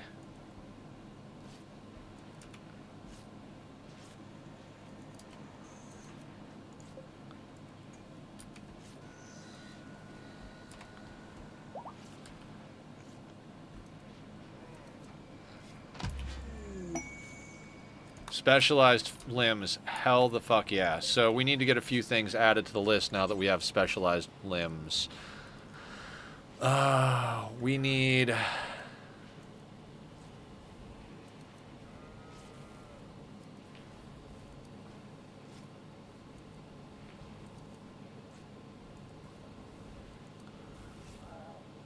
Is it a hand talon?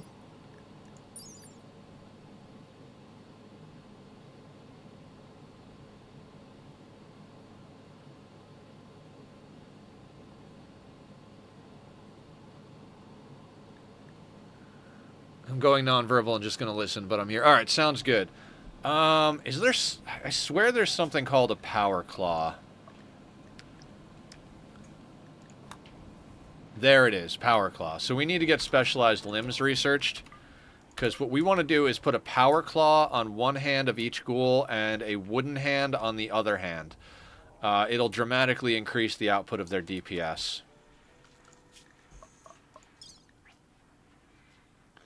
Man, ghoul enhancements would be great right about now.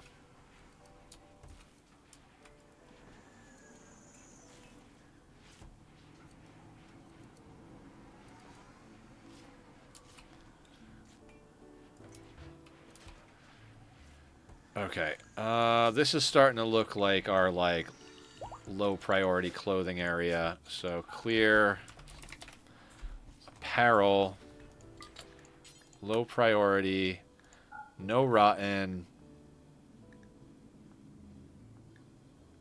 no bio-coded, no tainted.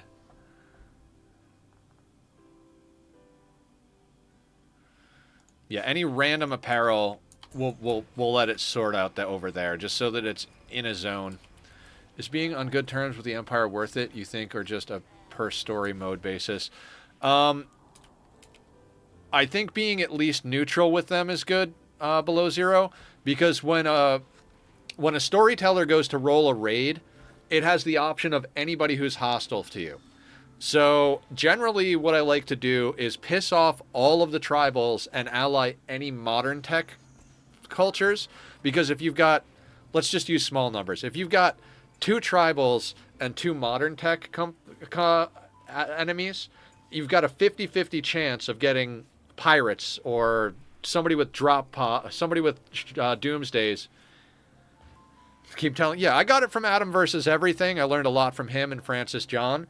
So basically, you want to piss off everybody who's low tech and ally everybody who's high tech, and that should help keep you from getting into trouble as much. There's less opportunity for high tech raids at that point. We're specifically trying to stay massively friendly with them because we're trying to go for the royalty ending, and you have to be allied with them to do that, I believe. Maybe no, I think you could stick with neutral, but being allied with the Empire has a lot of benefits. They send people in with some really badass shit. You're more likely to get people in like marine armor with charge lances and stuff from the Empire. So I personally don't like Adam versus Everything, not my type of voiceover personally. Yeah, not everything is for everybody. Francis John is my favorite creator. And what happens is I go in phases with Adam. Like, I'll see he did a run that I'm interested in, and I'll watch it. I'll watch the entire thing. I'll binge watch it over a few days, binge watch any of his other content that I haven't seen, and then I'll fall off. Like, I don't watch Adam, like, super regularly. I just kind of, like, binge him sometimes because I learn a lot from him. Francis, though, literally every video he puts out, the day it comes out, I'm like, let's go. Your fave is Inspired Taming. Watched Francis for Ani, and he'd get into Rimworld. Oh, he did a bunch of Rimworld shit. That's how I found Francis, actually. I was playing Rimworld and looking for information on Rimworld, and I stumbled into a few of his tutorials. Then I watched all of his Rimworld content. He did a run where he started with 5 different xenotypes, like Impid, Pigskin, etc., etc. The ones that don't have, like, massive addictions right off the bat. So I think it was Dirtmole, Pigskin, Neanderthal, whatever. And he did a full run where he got every single genetic in the game. He did all of the bionics, gene splicing, all the stuff. Basically like an extreme version of what we're doing here. Then he even occupied a combat tile and removed raid cap. So raid cap is usually at 10,000 points. He removed it entirely. And he was dealing with like multiple raids constantly coming at him. He made pawns where one of them could take out like 200-300 people on their own. He'd put them, since he was on a combat tile, you could pick stuff up. So he'd have one pawn pick up like 4 Doomsday rocket launchers, launch them out of a pod onto their own map, land just out of line of sight of the raid, cast invisible on themselves, shoot a Doomsday, drop a Doomsday, pick it up, shoot a Doomsday, drop a Doomsday, pick it up, shoot a Doomsday, until he was out of Doomsdays, and then he'd just start going Berserk Pulse, Berserk Pulse, Berserk Pulse, Berserk Pulse, and then he'd get that person out of there. Like, I learned so much from him on that. It was fucking nuts. It was absolutely nuts. Like, Adam plays no pause, so there's a lot of overlap of what you can do, but when you play with pause, it's a completely different combat system. You can't really utilize Psycast to their best ability when you're playing no pause, because most of it has very small times. VQ? I think I've watched some of VQ's stuff. I haven't watched too much of it. I want to say I've watched 1 or 2 videos, and I'm pretty sure I see their thumbnails up there all the time, but haven't really gotten pulled into that just yet.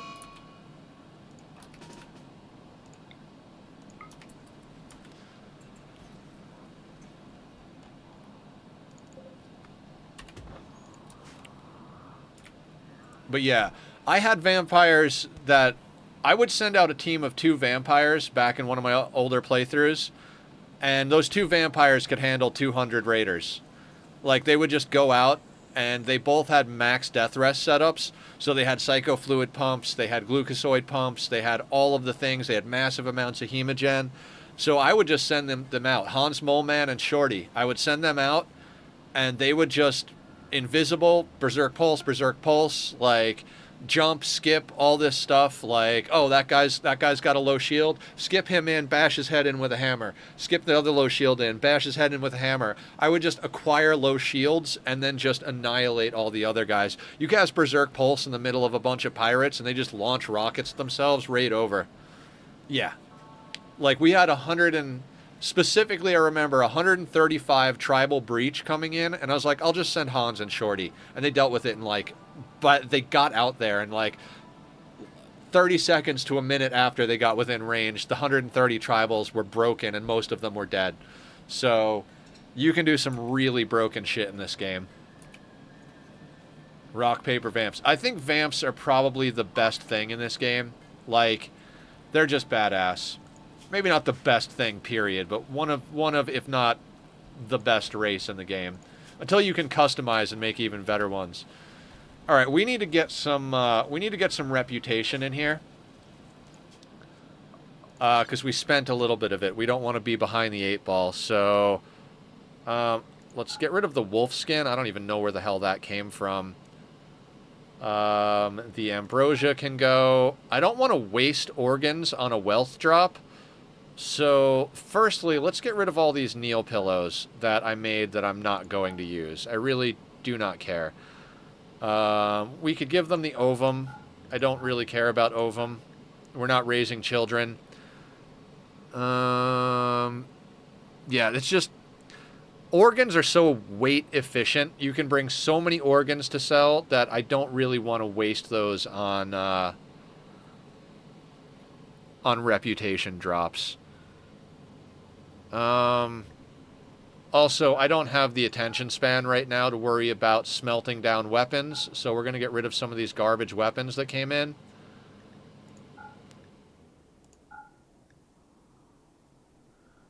Because of the heals or tanking damage for vamps? Both. The heals are huge. The fact that you can coagulate people, the whole reason we have an ungodly amount of organs right now is we have 5 vampires. So after the last raid, I sent all the vampires to capture. They all came back. Each one coagulated the person they brought, and then they went out and captured more people, coagulated who they did. We coagulated, what was it, 6?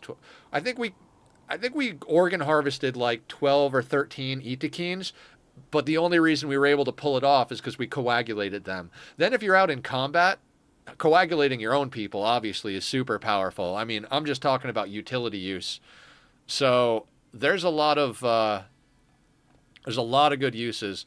Our vampire is hands down our best combat. We have Julie is a level 20 shooting vampire with a legendary sniper rifle. She has a nuclear stomach because vamps don't get cancer, cataracts, or any of that stuff, so you can put nuclear stomachs in them.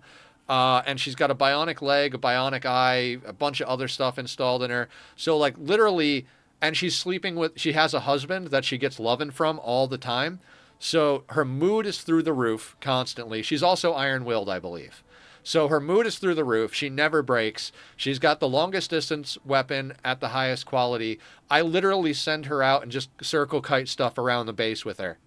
Like, that's been our whole tactic with this, is like, how do you deal with... Oh, yeah, I think she has great memory as well. So how do you deal with big raids?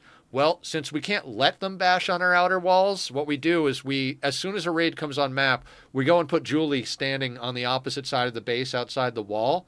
Everything aggroes to her, and she starts stringing them out in a line, and we drag them in circles around the base, and then everybody else just pops out and kills where it's opportune. Like, how do you do no traps, no kill boxes? Get a vampire who can kite things. All right, let's ditch some of this nonsense we have around here, like fire foam packs, smoke packs, all that stuff. I should smelt down those marine helmets because plasteel is something we're a little short on. And we'll dump all of our garbage clothing on these people just for reputation.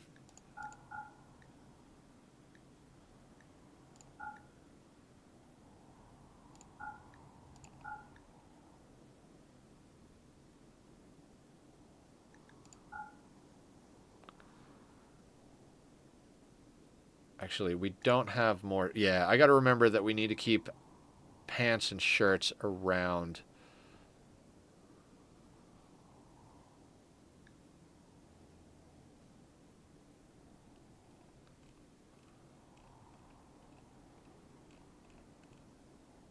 All right, let's load that up and see how much rep that's going to get us. We could always add some stuff to the equation after the fact. Okay, let's go in here and let's check on our assault rifle. We need this to be...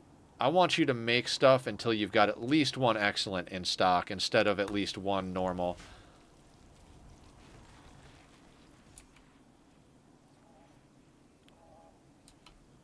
Yeah, Julie has great memory, steadfast. Sorry, not iron-willed, steadfast. Not quite as good as iron-willed, but that'll do. Krika dealt with that problem, so that's fine. How is our ghoul pack? I think our ghoul pack is good. Okay, so that is...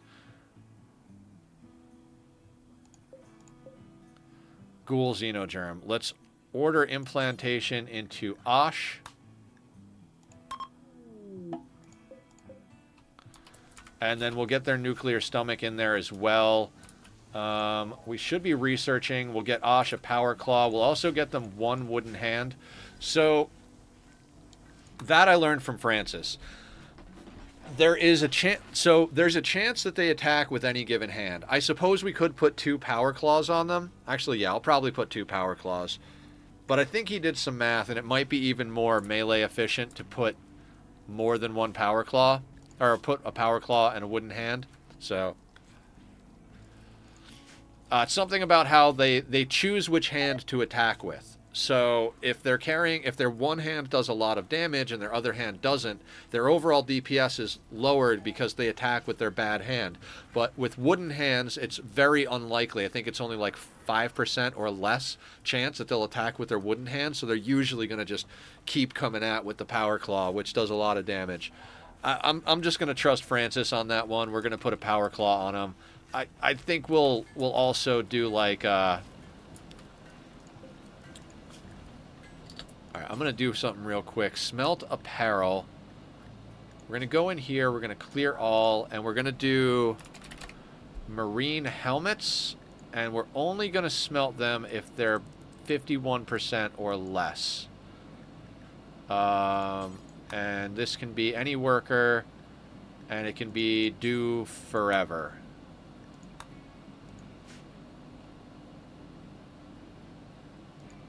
No, you know what? Let's not do forever, because that could get scary. We've got 3 of them in stock, so let's just do that 3 times. We'll micro that a little bit, but at least the bill is on there, so that gets done.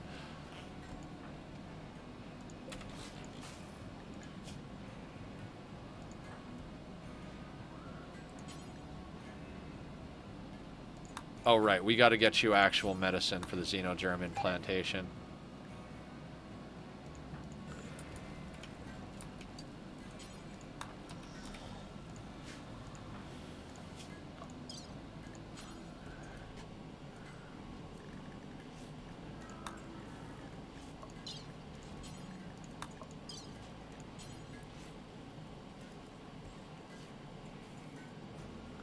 We could also give them bionic legs, but I think with the genes we've got going...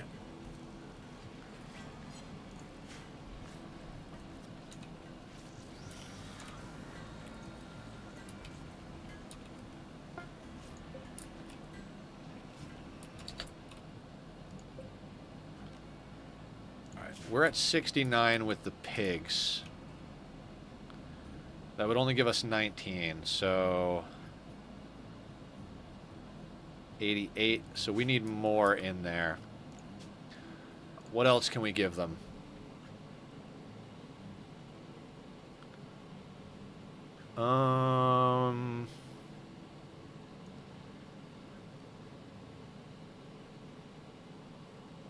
You know what? We've got let's give them the packaged survival meals. We'll just make more packaged survival meals.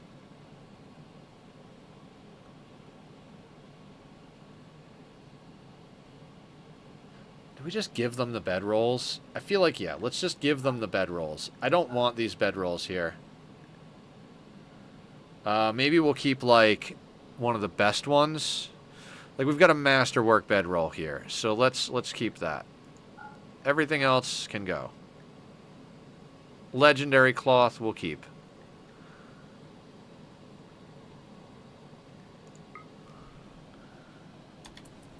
Yeah, we're working on, I think, Elekos, but we're working on Osh at the moment, our new ghoul. So...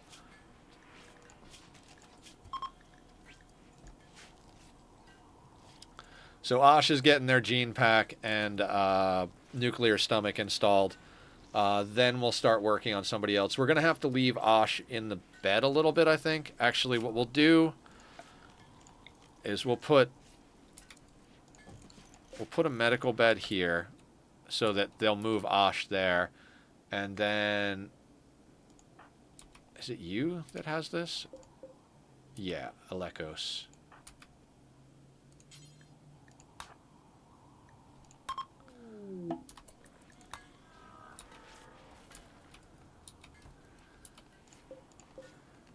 Yeah, using this opportunity to clear out a bunch of our leftover junk just to get reputation with people.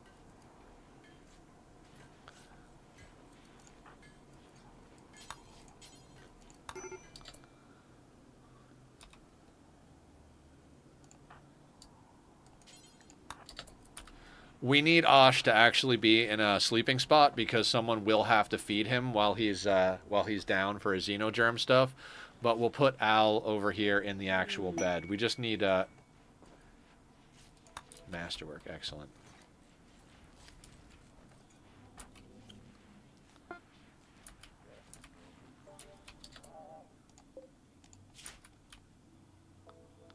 $32.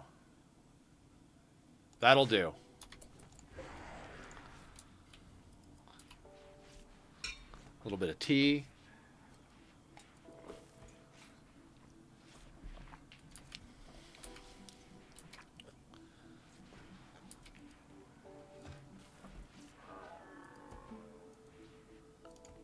That has taken a long time to get there. Alright, so we're topped off at 100 with the pigs. We're at 100 with the Empire. 88 with Teotoria. I think I'm just going to just leave that there. I don't want to try and, like, get 12 reputation going. We'll wait till there's a few more corsets. We might actually end up calling them in again. Where is that other cataphract?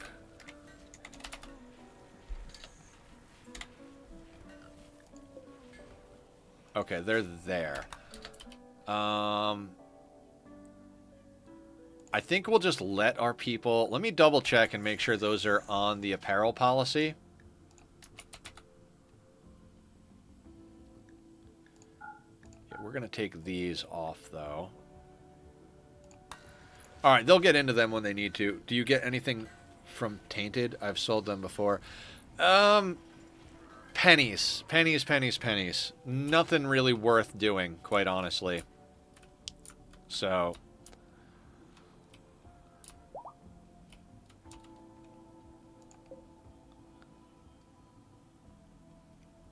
It is freezing out here now, so on the plus side, some of these corpses should be pulled in. Alright, I'm not going to overly micromanage everything. I'm not going to do it. Yes, I am. Where is Barb? Barb, when you wake up from sleep, I want you to go and haul that in. And then I want you to haul that in. Again, I'm trying not to waste... Free components is free components, right? So, also, free high explosives and barrels is another thing. Everything else out here, if it deteriorates, not a problem. But those things need to come in. Those are juicy little nuggets that we were gifted from the RNG gods. We've got a lot more plasteel now. I think that's mostly due to the fact that we're scrapping so many mechanoids. So that is fantastic. We're also smelting down miniguns and helmets and all of the random garbage that's tainted. Okay. Did you get your gene pack installed yet? Not quite yet. Let's get you on industrial tech medicine. And while you're in here, bionic leg, bionic arm, bionic eye, left eye. And where is Shu? Let's get you working on him. So this will be a full suite, basically, for them. Yes, there's other juicy little bits we could get in there, immunoenhancers, coagulators, etc., etc. But if we can get a xenogerm, and a leg, an arm, and an eye, this guy is, like, basically set up. And we can... I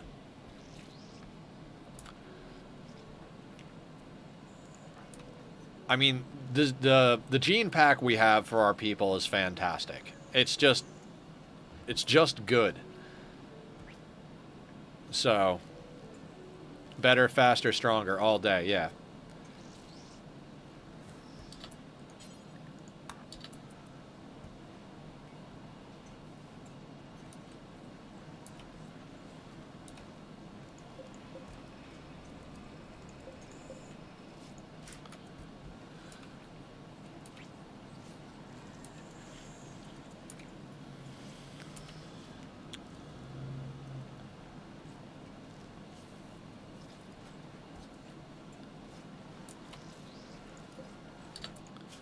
Alright, I do want to add another smelt apparel thing over here.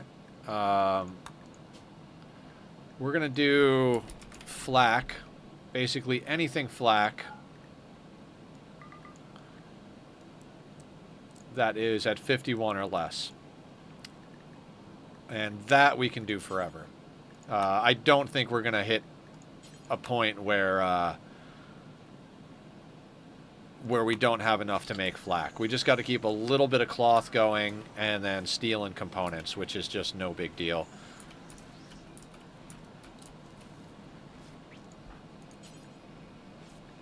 Oh, she's on top of it. Shu is just doing the work. We just picked up a whole bunch of silver because we mined out the silver and did some trades. It's not even all pulled in yet. There's another 153 out there. We're probably going to send Humph right out for another trade. Their death rest is okay. Your death rest is okay. You're okay. Yeah, so we're gonna do just a few little things here, and then we're gonna send Humph out to do another trade. And then we've got to make... We're just going to keep going down the line. Oh, he has a ceremony.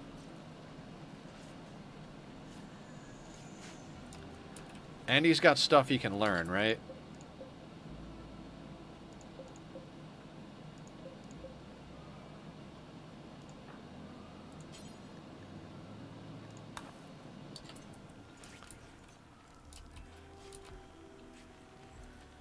Let's get him into some trainers.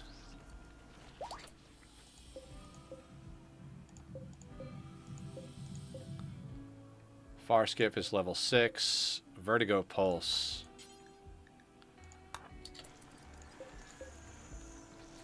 Invisibility is a level 6. So is Manhunter. Oh, I think, well, visibility might be a 5, but either way, he's not there yet. How's Wall Raise? Okay, we'll wait. We'll wait. Just on the off chance that, you know, something else. Shu is doing that. Now, we've got a shooting trainer. Who needs a shooting trainer?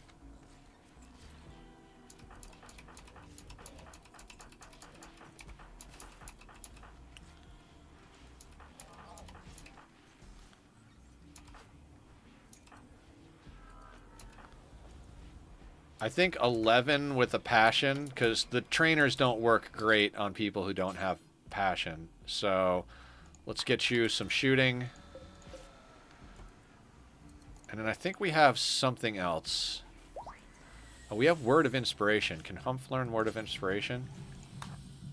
Not yet. Okay.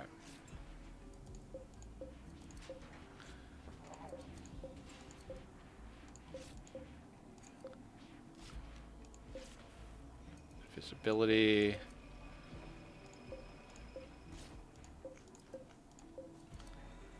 Okay, so we've used the trainers that we can use for now. We did get a psychic reader, which needs to go into Humph before he goes out trading again. But Elikos over here is going to be down for a day and a half. Wow, the Vroomies. Vroom, vroom, vroom, vroom, vroom, vroom. Advertising the world to have a small so-and-so.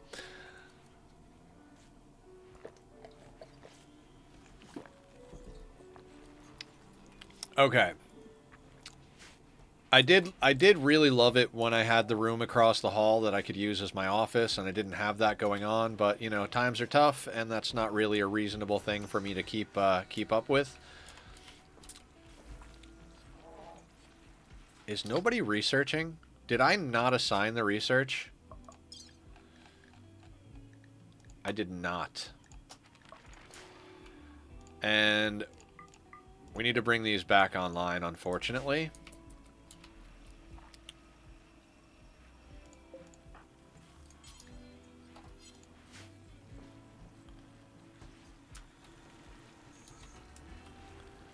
So much going on. So much going on.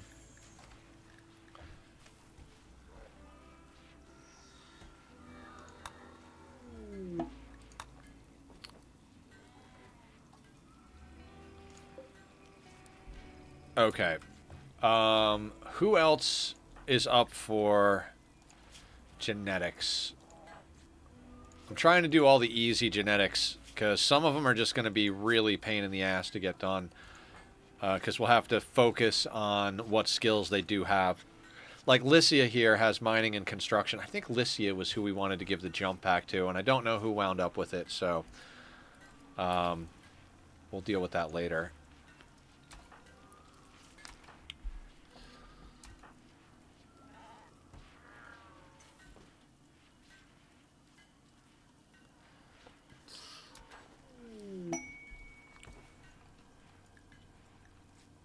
Legendary corset, excellent. Let's take a small break from doing genetics right this second.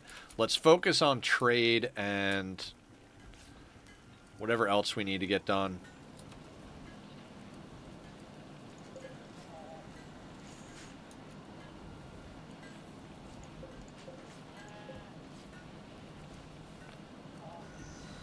Healing enhancer, bionic leg,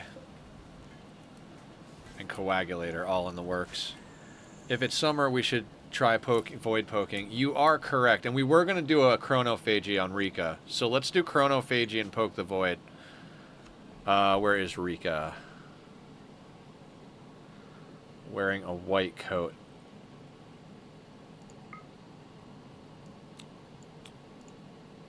And Sam is going to be the target.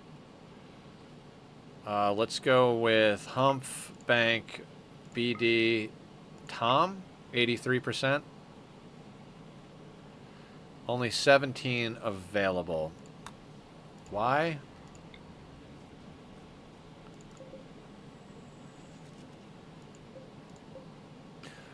Oh, I wonder if it got burned doing the thing. Alright, Mummy is hauling that, so we gotta let Mummy haul that. Alright, now that it's hauled, we should be able to do the chronophagy. So, Rika as the invoker, Sam as the target. And we'll grab people that aren't really doing anything super important for the colony. 83%, 20 years. Rika will become 33, Sam will become 91. It was 11 before we got the shard beacons, so I'm having an alright day, INF. Yesterday was a little rough, not gonna lie, but today's going pretty good. How about yourself? How's life treating you? We've had some good raid moments in here. We got a lot of resources that came in between leather and mechanoid stuff to crush up. We're doing surgeries. We're just rocking and rolling over here.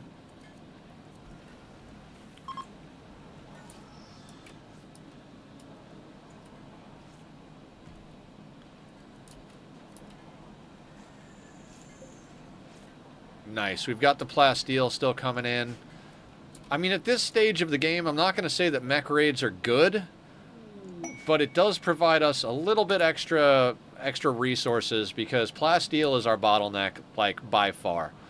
If we look at the scanned resources around the map, nothing really close to us is plasteel. Like, we've got plenty of in-base steel, like steel, steel, steel, and then there's the plasteel here. We've got uranium right up against this wall, but I don't know even where. There's plasteel all the way the fuck out here. Gold, gold, gold.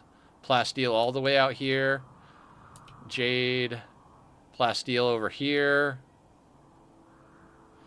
Like, this one might be possible, but I really don't want to. Same thing with this one.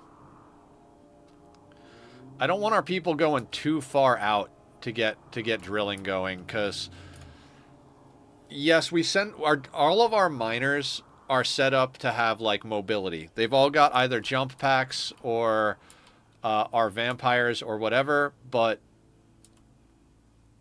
even so, like, these raids spawn like right up here.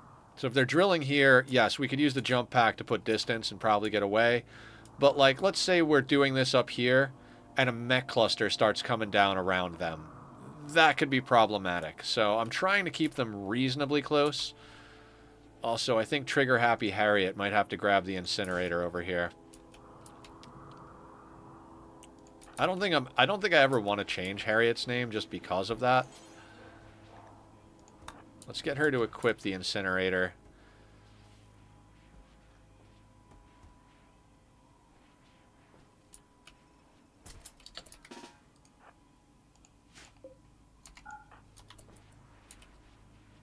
Now there are people hauling stuff up here, so we're gonna try not to cook our people, but we do want to get these corpses burned up.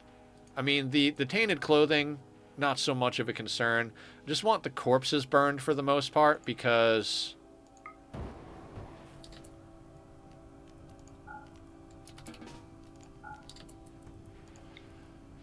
the corpses could come back as shamblers if we get Death Paw.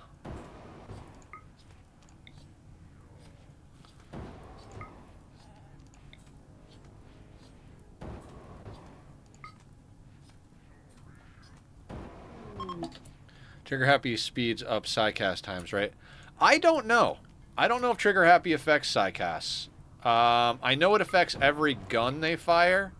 So whether it's a flamethrower or an EMP grenade, generally speaking, you're going to want your Trigger Happy pawns to... no, it doesn't. All right, Tom's got the answer.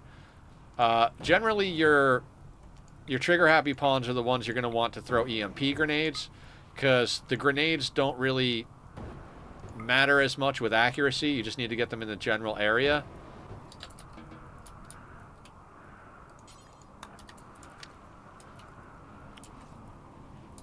Good idea, though.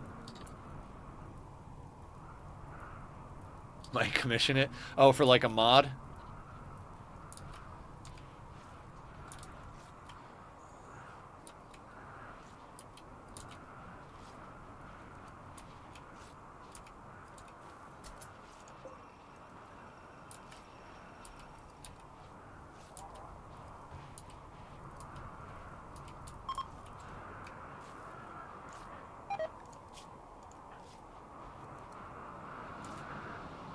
Okay, so they've got 6 hours until their Xenogerm coma wears off. Krika over here, I want to see what their move speed is. 5 cells per second. That is better than any one of our people.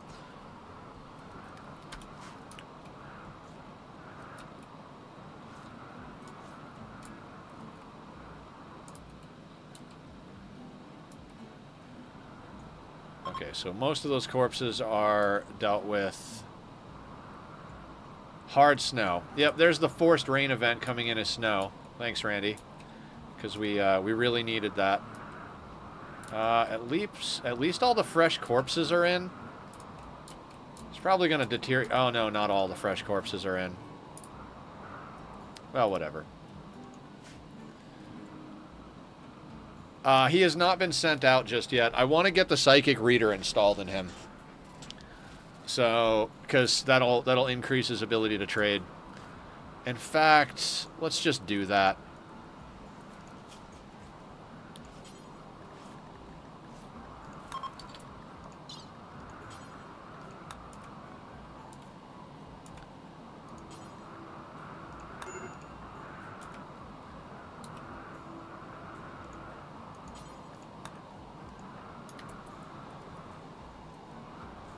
Yeah, we'll get the psychic reader in him. Then we have to let him recover from the anesthetic.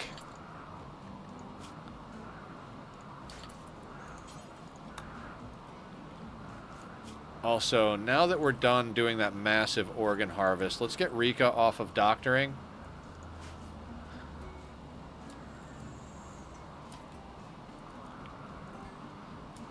Actually, yeah, let's get her off of doctoring. Yes, they will do that. They will affect mud. If you've got a lot of money, so check this out. You can put bridges over mud and over water, right? So if you're looking to drain out an area, the moisture pump takes forever to go out. But if you've got a ton of steel and components, what you can do is just put a bridge over top of the spot you're trying to drain. So, like, let's say you're trying to drain that area. Rather than put a moisture pump in the center and wait for it to go out, put bridges over the entire thing. At the second you build a moisture pump, it dries the spot underneath it. Then you deconstruct it, build one, dries the spot underneath it. Deconstruct it, build one, dries the spot underneath it. So you can, if you've got enough wealth, you can just immediately dry up a spot. You don't have to wait for it to stretch outwards. I have the aiming time wiki page pulled up right now, and it does mention Psycast, so either someone updated it wrong or... So, Trigger Happy does affect Psycast? That's pretty cool. I guess if it's coded that Psycast used the generic aim time for their aiming, then that would make sense, right?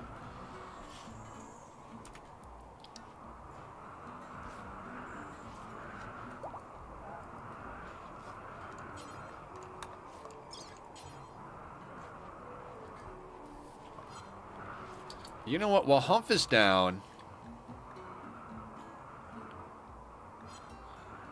Left leg is bionic. Do we have a bionic leg? No. Okay. I was going to say, while Humph is down, let's put a second leg on him, but...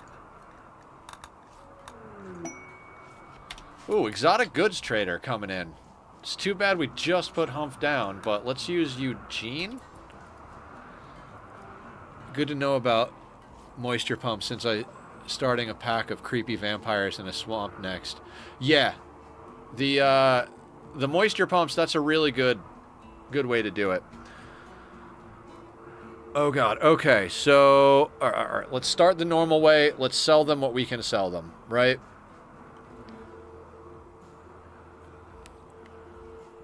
See if we've got any doubles on our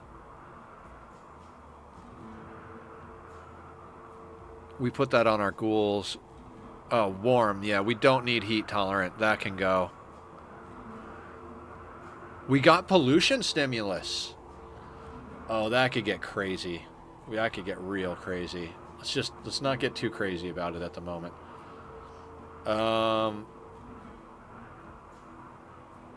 Archite caps. Okay. Sell first now there. Look at what you got as far as oh, there's no thing in the okay, hang on. Real quick, we either need to get these organs in or you know what, I'm just going to build another one of these.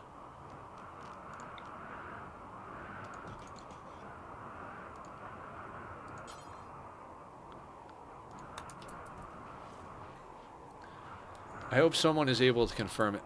Might have to be something checked in a debug mode. 3 identical pawns with just careful shoot, nothing, and trigger happy to check. I hope someone is able to confirm it since it seems like it would be useful. Not right now, I mean, but in the future for posterity. Yeah. If anybody does test that Psycast stuff, that would be interesting to see.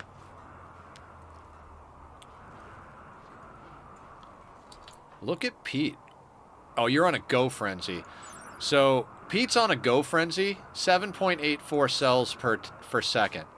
He's also got very fast runner. So between very fast runner and the go frenzy, and the fact that he's got a bionic leg, he's moving at over 7 tiles a second, which is absolutely bonkers. So just look at him, just running through.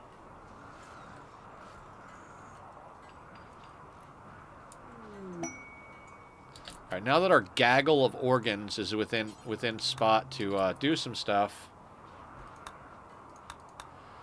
let's get over here and do some work. Okay. All right. I forgot what we... let's just jump down the list. Let's just see what kind of budget we're working with, and then we could take stuff off. Hearts. So 18,000 just in organs.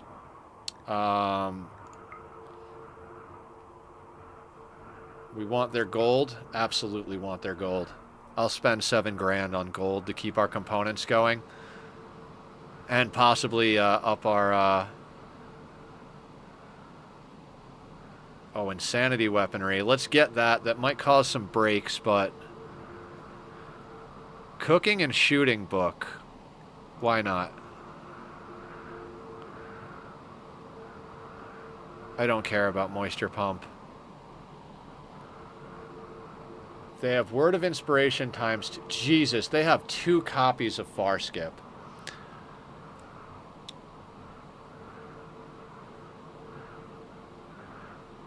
I'm gonna take them, just in case we wind up with 2, like another Psycaster somehow. I'm gonna take the 2 Far Skips.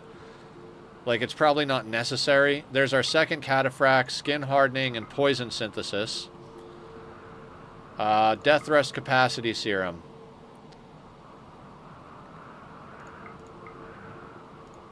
Advanced components. Actually, we should take their Nutrimine before we take their advanced components. We need to keep penoxycycline going. It's definitely extremely helpful. Jesus, I did not think we would have this much of a situation. They won't buy corsets though.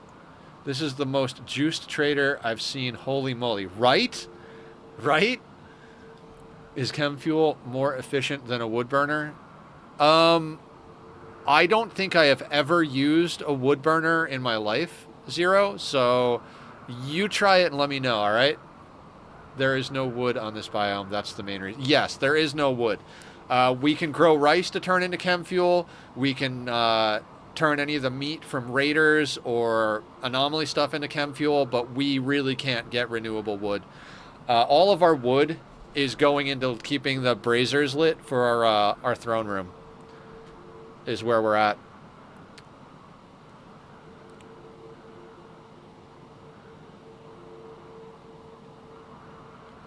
God, I can't believe we're going to sell all of these organs. I know I said we might need a couple of nanostructuring chips, but I'm really tempted to get rid of them just get rid of 1 or 2. No. Another focus.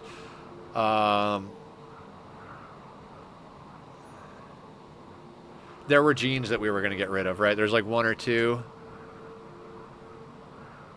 Yeah, there was warm. We don't need the warm gene, and that gets us under budget and gets us all that nonsense, including a death rest capacity that we can give pickles.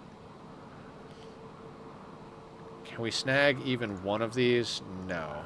I can't believe we can actually spend that money. Okay, that'll keep us in penoxycycline, get us most of our research stuff done that we wanted to get done. We can now start making cataphract helmets for people after this, and once it's researched, rather than making marine helmets. We're going to have to stick with marine helmets until we get it researched, but that is nice. Actually, rather than components, let's put the rest of it into steel, into plasteel. That is our bottleneck on just about everything, right?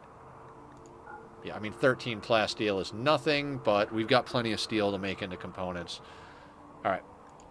One of the best trades I've ever done in Rimworld, ever. All right, pickles. Ingest the death rest capacity serum. There's a lot going on here. Skylar, since you're researching, apply tech print, and apply tech print.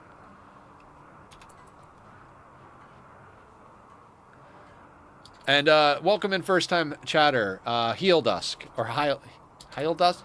Dusk, welcome in. Thanks for coming in. Thanks for chilling. Not sure how long you've been lurking or what you know about the colony, but we're about around 100 hours in this playthrough. So much of which was spent early game just living in a tiny ass little shack. You can see the remnants of our silver wall here, where we built this tiny little silver, like, rectangle to live in from our single rich explorer colonist. It's been quite the ride to get to the point where we're like god tier like we are now. Rollable soil, so everything is in hydro. Sorry, another dumb question. I noticed the sun lamps have 2 rings around them. Now, what is the fuck is that about? I believe the outer ring is how far out they provide light. Also, they're a little bit glitched.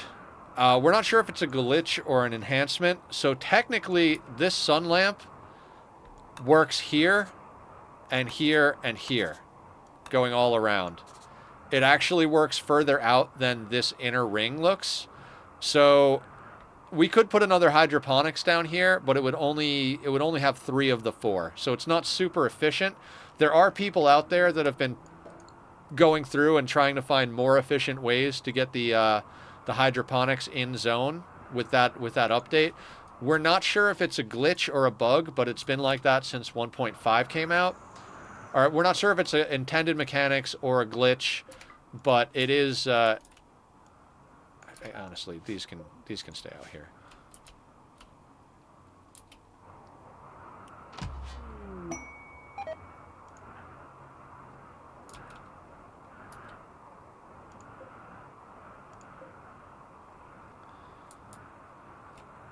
There's no wood in this biome. That's the main reason. Yeah, no wood, no growable soil. We could, in theory, be growing fiber corn for wood, but fiber corn takes forever, and you only get 1 wood per plant per harvest. So we'd be getting, like... We would have to make an entire hydroponic setup just for making fiber corn, just to have, like, a few scraps. We've been doing all right as far as our wood needs are concerned by waiting until we have a bulk goods trader come by that's got wood, and then we just buy a whole bunch of it. We've got 286 left, and literally we're just fueling these braziers down here. We did at one point throw down a couple of campfires just because we had a solar flare and knocked out our heat, so yeah.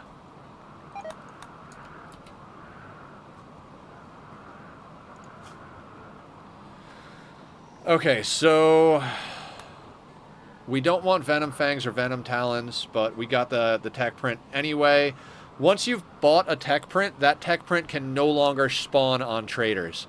So the only tech print that can spawn if the traders have the tech print spawn as a true statement in the coding is Circadian Influence.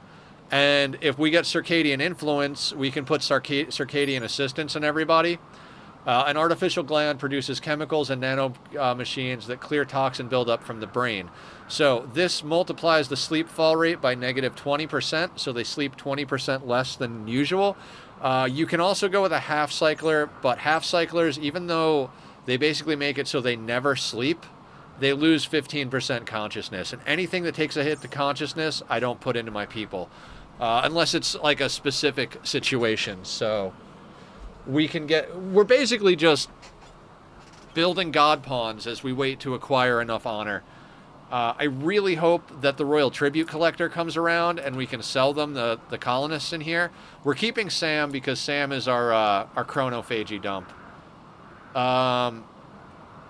Okay, so Humph is up. Are they over their anesthetic or are they... Okay, so 2 days left on their anesthetic. I guess we should poke the void. I guess. Gene harvesting too? Yeah. This never gets done. Nope, let's stick the impid in there. Okay. What time are we at? You know what, guys? Let me take a second restroom break real quick. because I've been pounding the tea back. I will also chug a little bit of water on the break. I've got my bottle over here. Let me take another restroom break. We'll poke the void. I don't know that we need to send Humph out trading now, to be honest with you. We just sold all of our organs. So probably don't need to send him out until we've got a bunch of corsets made. Anyway, we'll talk about that when I get back. I'll do the due diligence, and we will put up Bobby's links if you like the music, and I'll be right back. We'll poke the void, see what happens.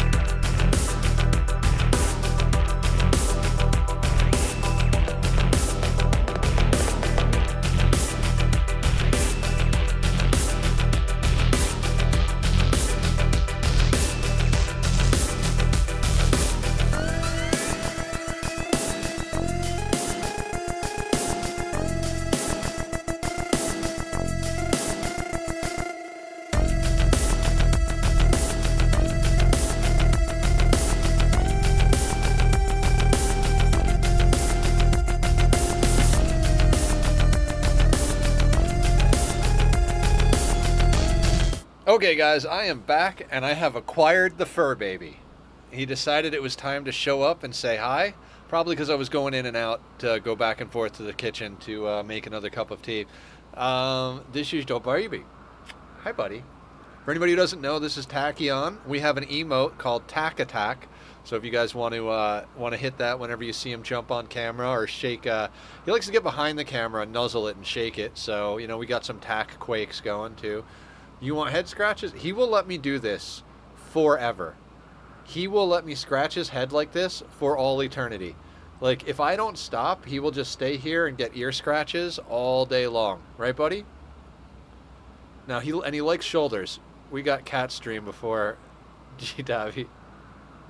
Cat stream. Hey, Bubba. Can I play? Can you give me another 2 hours? I know Papa was up and walking around a lot, and you got shortchanged today. He didn't get living room time today. I slept super late, and he was not happy about it. He loves his morning living room time. Don't you, Bubba? I gotta play the game. All right, let's try lap time. Let's try lap time. Let's try lap time. No, I know you don't get two hands while you're... He doesn't like it when I pay attention to him only with one hand. Also, he hates when I sit in his chair because he knows that he won't get all of the attention. He thinks the microphone is his direct competition. He's like, the microphone is your favorite kid, isn't he? And... I was a good baby. And he... The funny thing is, even if I'm not streaming or not doing anything crazy, he doesn't like me being in this chair. He knows that he gets less attention when I'm in this chair. But if I sit down on the floor, he'll play with me a little bit, and I could brush him and stuff. But a lot of times, he'll jump up into the chair, and he'll be like, my chair now. And it's not even that he wants to play. He just is like, hey, if you're not going to pay attention to me, I'm like, he wants all the attention. He's a cat. Basically, he's a cat. Okay, so we ripped off a lot of roof to make this possible over here. Something I did realize, though, we're going to need snow removal.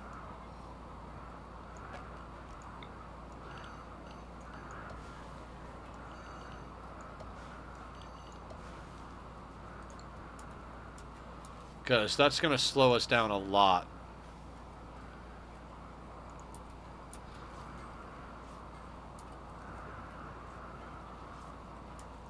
Okay. So what do we got going on before we poke the void? Like, I did want to get all these corpses in, but at this rate, I'm not sure if it's even worth worrying about.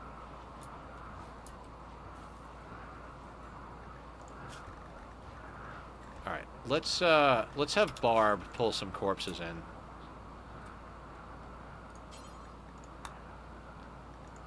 What are your needs like? Alright, the bots are pulling corpses in too, so I can probably have her do like 2 or 3 before she needs to go do some things. And then who else can do that? I think Hydro and Kaba, we can get them doing it. Usually I want them drilling, but let's have them haul a couple in.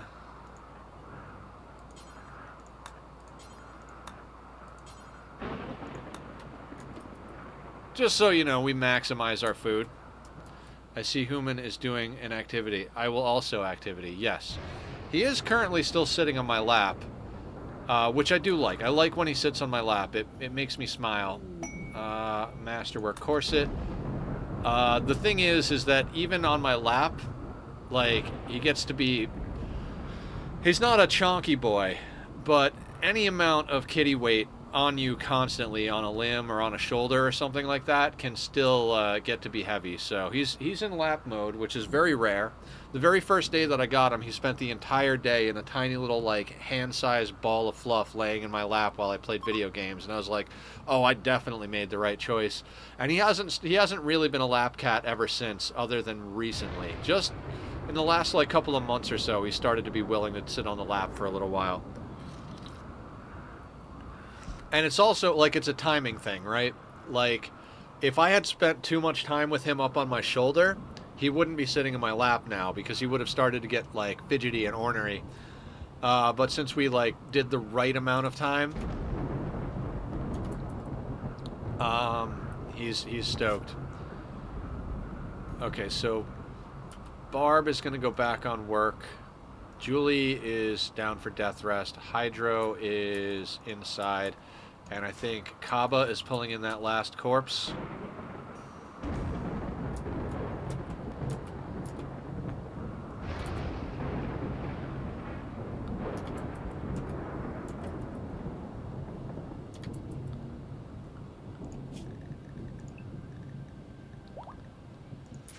Okay. Alikos. Now, do we have anything to trade? I don't think we have anything to trade. Yeah, we more or less dumped everything. Oh, Shock Lance. Anatoly, what are you rocking? Turret pack? That's good. Lee, what are you rocking? Turret pack? Ooh, ooh. You did not get your gun back. Let's get you your gun back. You already have an Insanity Lance on you, though. Is anybody not wearing something good?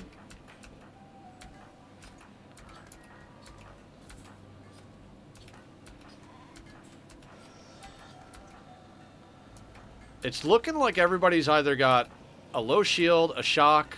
Yeah, we literally have extra shock lances, guys. So we can get a little bit more flagrant with our use of them if we need to. Anatoly just kicking ass. Eye, arm, leg. We never got you genetics, huh? Oh no, because you're a little bit more complicated than the average bear. Okay, fair enough. Fair enough. We did the chronophagy ritual. I think... Alright, we've got all of our drilling going on inside.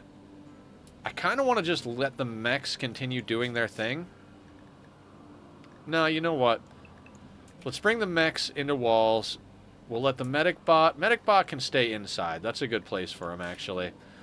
I mean, there's plenty of... Like, it's all inside, but you know what I mean. That...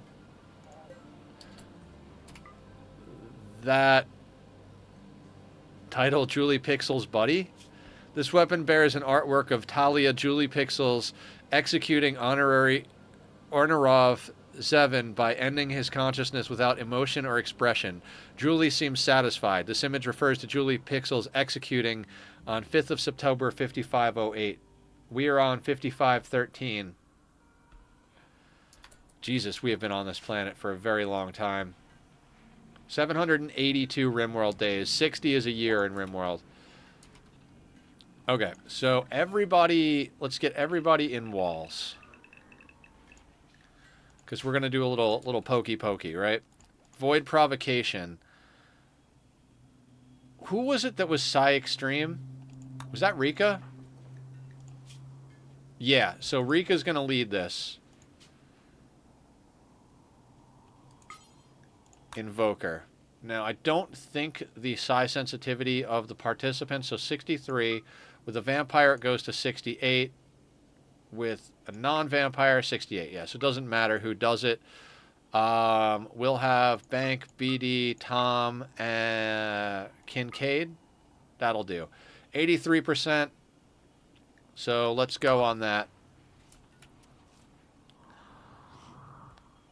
We need something that we could study. A chimera, a devourer. Like, I know it seems crazy to ask for a devourer when you're poking the void. Fuck, if we could knock a metal horror unconscious, I would take a metal horror. But, you know, that would be a whole process of going through finding the son of a bitch, so... anything advanced. We've only got basic research in our anomaly tank over here. Yeah, bioferret equipment would be good.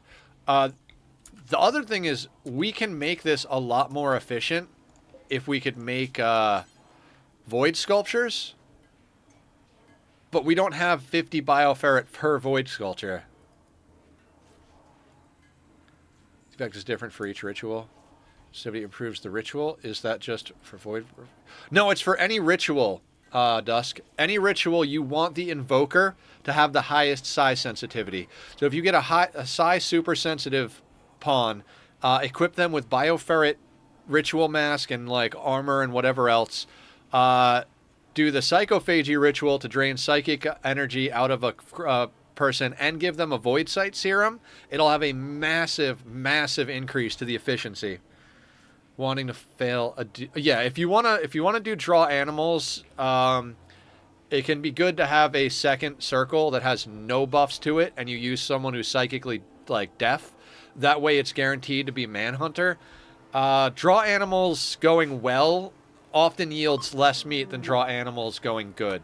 Like, I know it sounds counterintuitive, but at this stage of the game, when we get a Manhunter event, it's like a boatload of animals, and a small percentage of them are going to be fresh. We have gone through so much bear meat and bear skin, bear fur, whatever, because we do like avoid provocation, and the main thing you can get as far as Manhunter events is polar bears. I don't think we've seen any other Manhunter event besides polar bears here. And there's so many of them that you wind up getting more meat. If we get an animal migration of polar bears, we'll get anywhere from like 3 to maybe 6, and usually it's like Arctic foxes or something like that. So a lot of times you want to fail the draw animals ritual. So you could always just like build a copy over here and just do it with nothing and have your least psychically sensitive pawn do it. Okay, so we poked them, and it's supposed to happen within 2 or 3 days, something like that. So we'll keep an eye on the cooldown. We'll play nice and slow while that's going on. Again, if anybody has questions, comments, concerns, thoughts, dad jokes, feel free to chuck them on up in chat. All right, we've got a decent amount of gold going now, too, and we've got people making components left and right. This bench is prioritizing normal components. This one is prioritizing advanced components, but they're both set to do both. Seems to keep us in components. This one is our main bench. This is just for bionics, helmets. Yeah, basically that. Bionics and helmets. We've got a leg, an arm, an eye.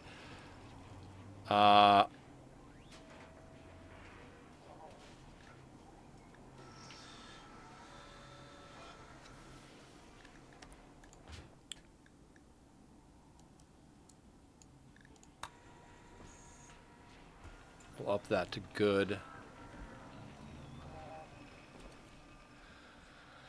Okay, so like I said, tomorrow we're going to get back into our Satisfactory playthrough. I think my plan is to just embrace the madness. We're just going to kind of, I'm not going to say jank things together, but we're going to go with my plan of stacking tiers of building and construction. And we're just going to realistically do it.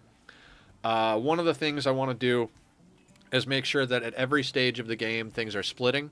Embrace the madness, let chaos consume you. All praise entropy, right? I'll drink to that.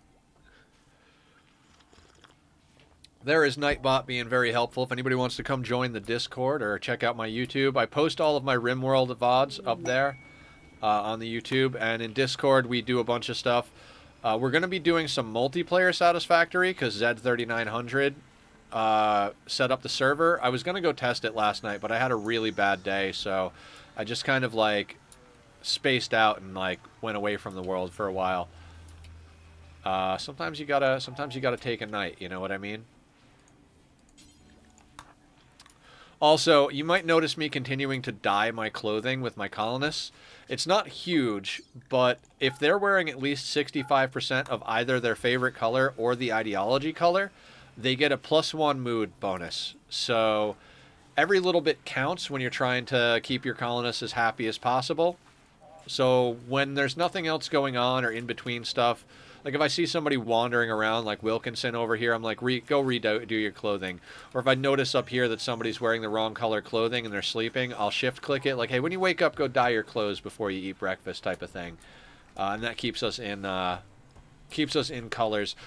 We've been doing favorite colors this run, so it's easier to find people. And I gotta say, it is easier to find people, but at the same time, they do a lot of clothes swapping, so you wind up spending a lot more time dyeing clothes. Whereas if you do it with the ideology color, no matter who puts it on, they're going to be happy because they're your ideology. Yeah, we got a little bit of a kitty attack going on here. The silliness of wanting something bad to happen. Right? Yeah. Hi, buddy. Gotta love him. The purrs on this boy. Listen to that motor. That is a V8 right there. Not that I know anything about cars. I just know V8s are loud engines. All right.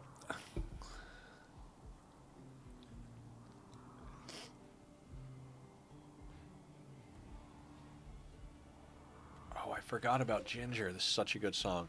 Did I? I did suspend the packaged survival meals. Let's get those back in the mix here.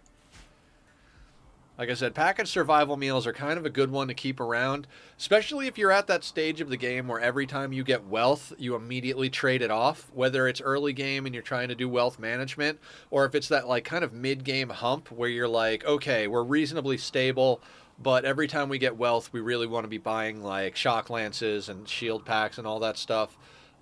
It's a good one, especially if you're on a map where things with the 4x cooking bills. So one of the things with the 4x cooking is if you have to stop them from cooking in the middle of the meal, you waste a lot more resources. And also, let's say you proc the food poisoning on it, all four of them will have food poisoning. Now, it is possible to contaminate, so even if they do them one at a time, if they go and put that one into a stack, now that whole stack is contaminated with food poisoning. But you're a lot less likely to trigger everything being food poisoning if you do one at a time. So I usually do one at a time early game, but once you get to a colony this size, if you're doing cooked meals, it's really difficult. This layout, where you have the 4 pillars like this. There will be another one here. We just had to remove it temporarily to drill. Yeah, we did it right over here as well. This is a full setup.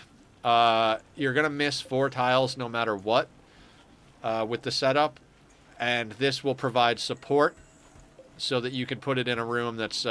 You can technically fit this in an 11 by 11 interior.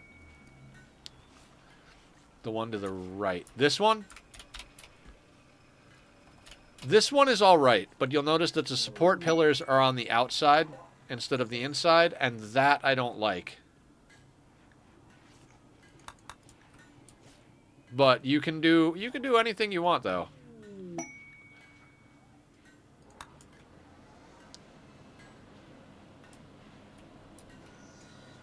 don't know. This is my favorite setup. To use my simple brain with the straight lines. Yeah. I gotcha. It's a pretty straightforward one. You could make this even a little bit more complicated, like, but keep the same shape by like every quadrant being in a different direction. This was the setup that it took us a long time. This was our first setup. At one point, the entire base was what you see on screen. Like, it was just these walls. I mean, at one point, it was just like a little rectangle right here. And then we added a front porch. Front porch turned into a freezer. Then eventually, like, we grew this, and like, it was this freezer, these prisoners, and this room. Then we added this corner on and turned this into our dining area. And then eventually, we wound up getting this box. This was more or less our first outer wall setup. And it took us forever to move into this room here. And then we've just gradually been pushing outward.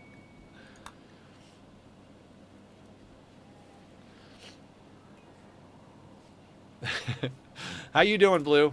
I know you haven't been super talkative. I'm hoping you're having a good day and, distracted by happiness.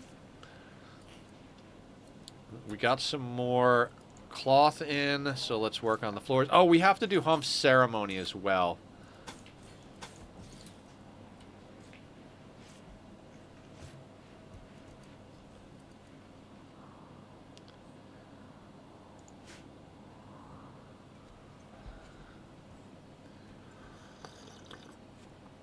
I don't know what's up with this Provoke the Void nonsense. We did it once and got a whole bunch of Gore Hulks. That's why we have the Gore Hulk. Early game, without even provoking the Void, we had multiple Devourer attacks.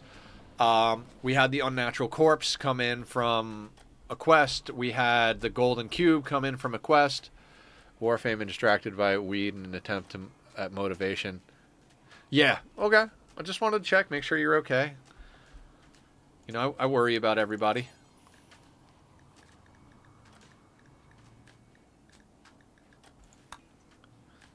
We kind of need to keep poking since we might be getting duds. Yep. I mean, we're going to keep poking. As good as you can be. Okay, good. Glad to hear it.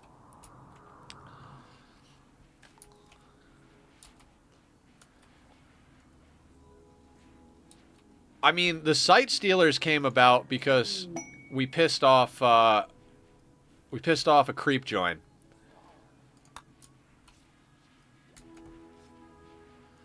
Ben physically cannot make corsets fast enough. The thing is, like, who else is decent at crafting?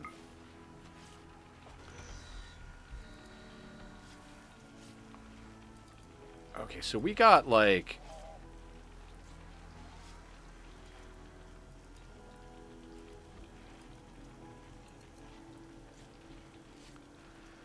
I might set up some more tailoring benches. Yeah. We kind of need another tailoring benches just set to do corsets.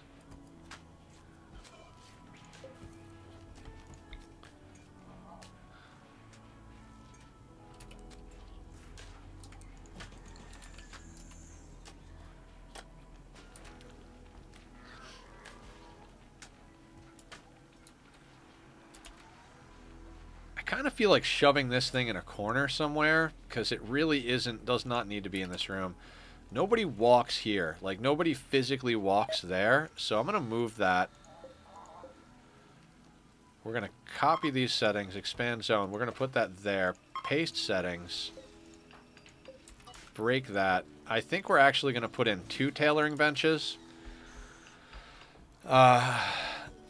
And these are just going to be set to corsets, and they're going to be set to anybody below a certain rate, I think.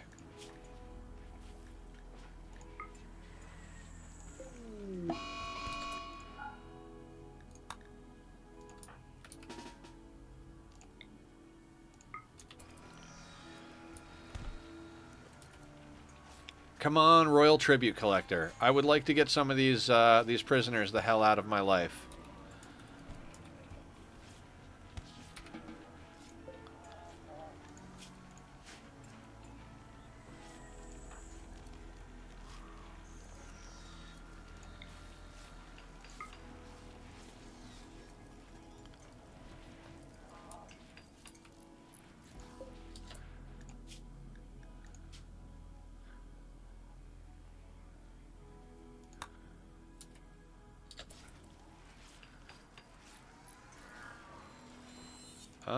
And for furniture, let's go human leather armchair.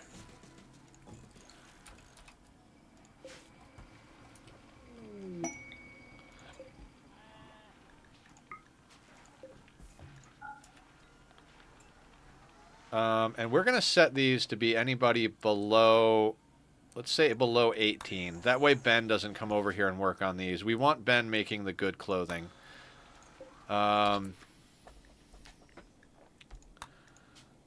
In fact, that's set to Ben. Ben, is all of this set to Ben? Let's make sure this whole bench is set to Ben.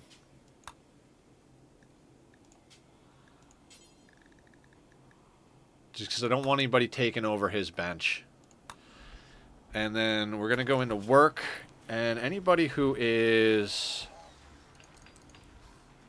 like Hydro... like everybody can kind of help with tailoring.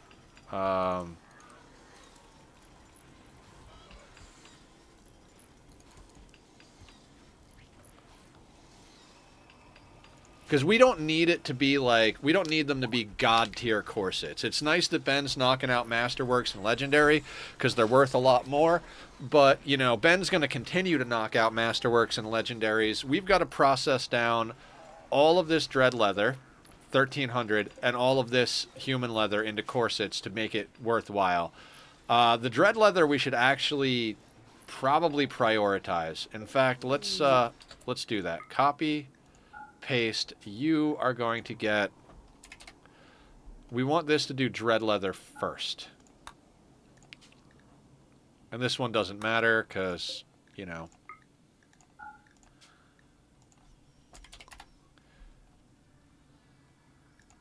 Because dread leather can't be sold to anybody as dread leather, but you can sell it to anybody as dread leather corsets. Once you process dread leather, it's sellable, but raw, it's worth next to nothing. I think you can drop it to get rep, but even that, you're not going to get a lot because of the nature of it. So we'll get all of the dread leather cooked up into corsets, and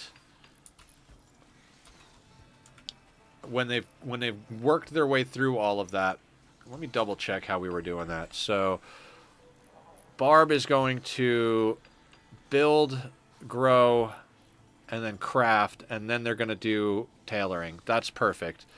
Rika over here, we have them researching first. I like that. We'll add crafting to their list as well. And that's more or less. I don't want to get too low with it.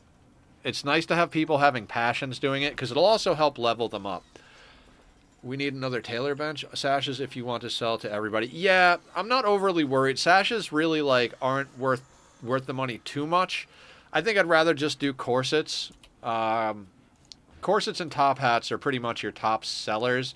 And with Humph being able to trade with the Empire, having a psychic reader, and with the drop pods, it's really been kind of easy for us to actually get the wealth we need where we need it. I think earlier game, I think sashes are a good call, but right now I think not essential.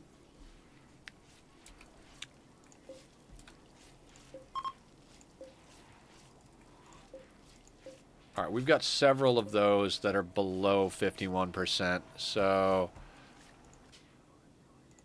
oh yeah, they haven't even gotten to it yet. They're still smelting down chunks and slag and all that stuff as well. Okay, cool. Did I bring the mechs in? I did. Mechs are inside the walls. Butter Knives is inside. Anatoly's repairing something. Everybody's just crafting like absolute crazy people. Do we have a bionic leg? It's easier to check what bionics we have just by looking at the bills. So we've got a leg, an arm, an eye, a healing enhancer. Maker's working on a detoxifier lung. I think we might just let them do the full suite of stuff.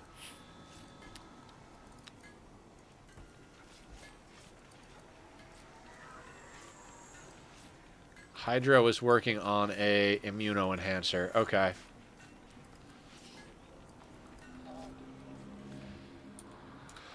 Okay, I really got to bite the bullet here and start making the more complicated gene packs. I don't want to, but we got to. Oh, did we get anything out of Elena that was useful? What do we got up here? Gene pack hot. Heat super tolerant. No, don't care. Susceptible, great melee, pollution stimulus, high libido, plus attractive and heat weakness. Ooh, heat weakness. The problem is it's paired with attractive and high libido. So overall, it's going to make our food go through the roof. If we get heat weakness on its own, strong stomach, perfect immunity plus cell instability, cool, awful mining, ageless, poor social, psychite dependent.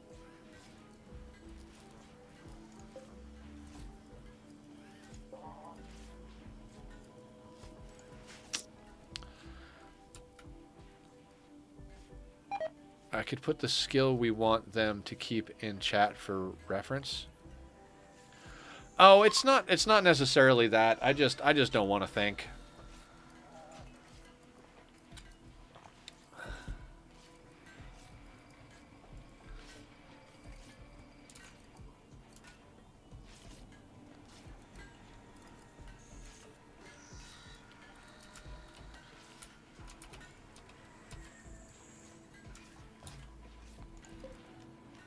Okay, so I guess let's go down the list and start looking at people. BD has a pack. Kincaid does not. I guess we could mess with Kincaid. Now, are they set to do any crafting? They are in theory. So Kincaid needs animals and crafting. But other than that, I think we could... Animals and crafting. I don't necessarily care if they do intellectual work. No, I don't care if they do intellectual. Okay, so...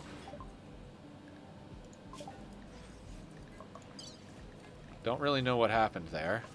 Oh, the anomaly elite research got done. Okay, let's do that. We need advanced research. Like, we need advanced research real bad.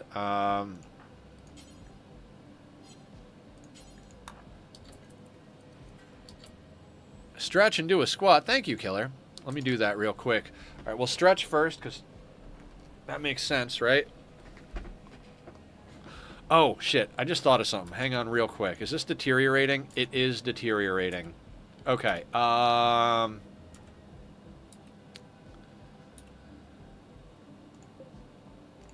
Copy settings.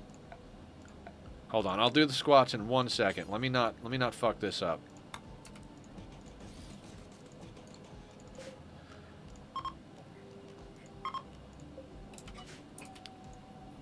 Okay. Let's do that. Okay. Okay, we're gonna do 3. 1, 2, 3. Good stuff. Good stuff. Okay. Let's let that go. I realized because we removed a bunch of roof tiles, light work, I need to lose some weight. I'm really bad about not eating the right stuff. I've been getting better little at a time with what I'm eating, but problem is even if it's healthy food, I eat too much. Like, I just always want to be eating.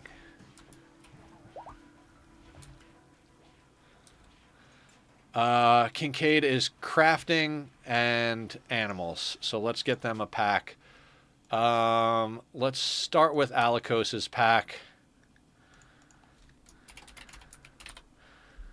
Alright, Kincaid. So, Awful Animals has got to go.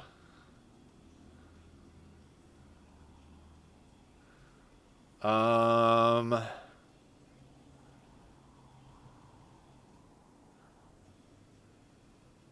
mean, that puts him straight at a 0. Where's off? Is crafting on here? Poor construction, poor artistic, awful mining, poor cooking, poor intellectual, poor social. Right, so we don't even have poor crafting, so... I think that legit is just what we do right there, right? Oh, right, they are Itakeen. So we don't need robust.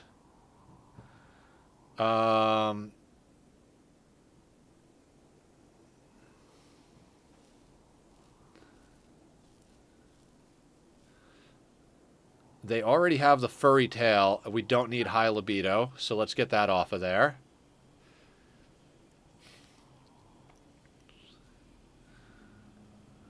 All right, hang on. Let's save that. Let me double check the Itakeen genes that they have. It's the other reason it's complicated, right? They already have awful mining, so we don't need that. And they have the fur skin, so that goes.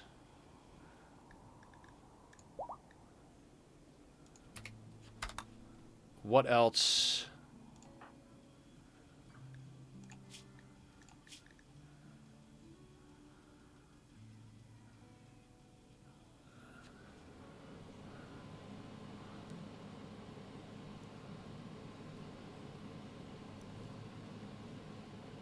They have the sleepy gene. I don't like that.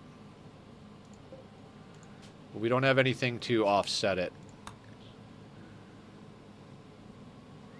I'd like to get very fast runner on there.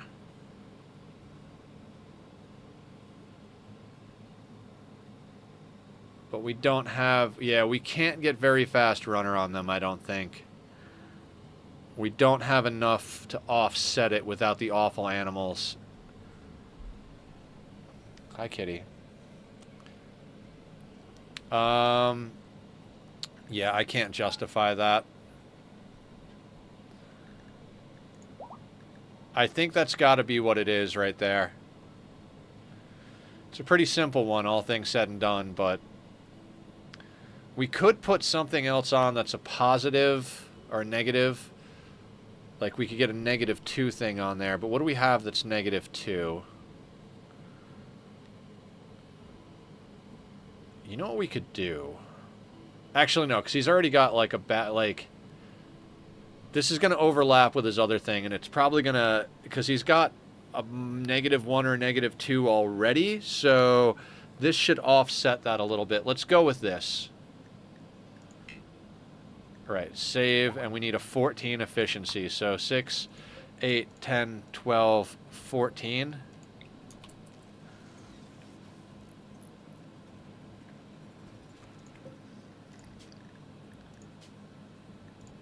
Load and start combining. Want me to take Randy into Dyson and throw him into outer space? Sounds good, Killer. I mean, we're kind of at the point where we had a huge raid: 3 Apocrytons, 2 War Queens, 2 Centurions, and a buttload of Centipedes, along with a little bit of the chaff, you know, Scythers and Lancers and stuff. And we dealt with it super quick. We're at the point where like we have so much good firepower, and everybody is just so well put together that, like I said, I think the only thing Randy could throw at us that would be panic-inducing was a in-base drop pod explosive pirate, and we've got bait for that. Like, if we can get someone out the doors and hold open these doors, we can just get them to get baited to the steel mini turret. We do have fire foam packs around the place too, so I thought I set somebody to rip jeans, but let's check. We'll go with the high mate again. Elena over here is the one I really want to rip. We cannot seem to pull the good stuff out of her. She has awful animals, awful artistic, awful social, awful plants, unstoppable. Those are the things we want. I could go for ripping Go Juice dependency out again, just because it's possible to stuff that into somebody somewhere. Also, like, psychically deaf, we could put on somebody, like maybe the ghouls or something. But yeah, we can't seem to get any of the good juicy bits out of that one.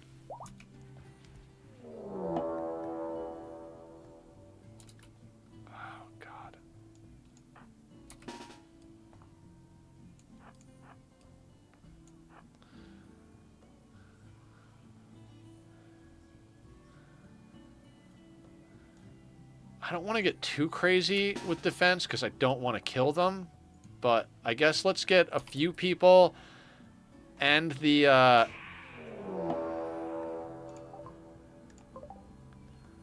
Oh, right. The Sight Stealer immediately went invisible.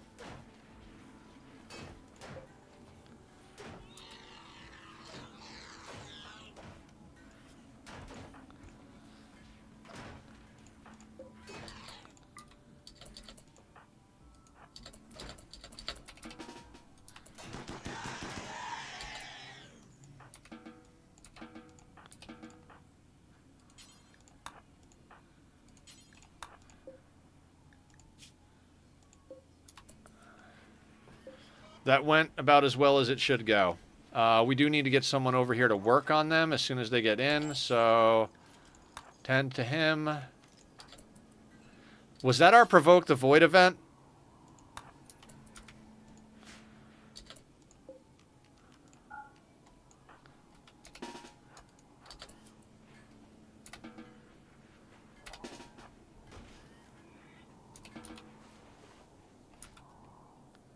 Was that our Provoke the Void event? Did I told you that I only love fall season for the pumpkin spice flavored stuff? Oh, nice. I remember last season you were talking about how much you love pumpkin spice. Pumpkin spice is pretty good. I'm not like one of those diehard pumpkin spice people, but I'm also not one of those people who's like, ugh, fuck pumpkin spice. You know?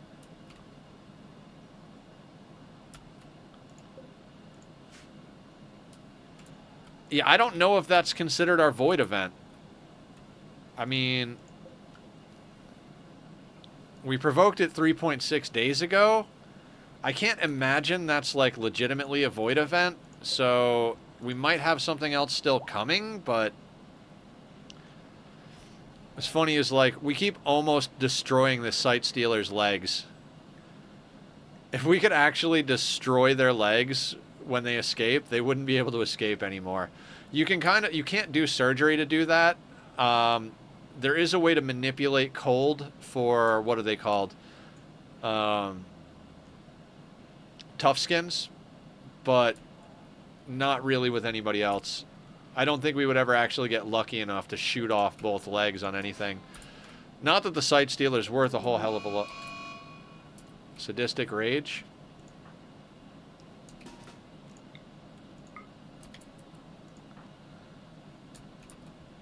Ghouls to the rescue. Let me at Randy. Let me have him. I'm done with him treating you like shit. Yeah, I mean, honestly, he's been pretty... I mean, I guess he hasn't really been nice today. I guess we've just been really good about kicking his butt.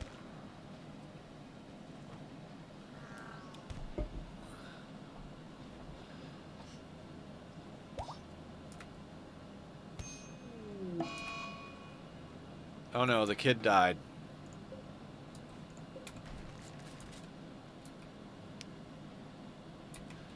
We were trying to keep him around so that we could sell him into slavery, but I guess he's dinner instead.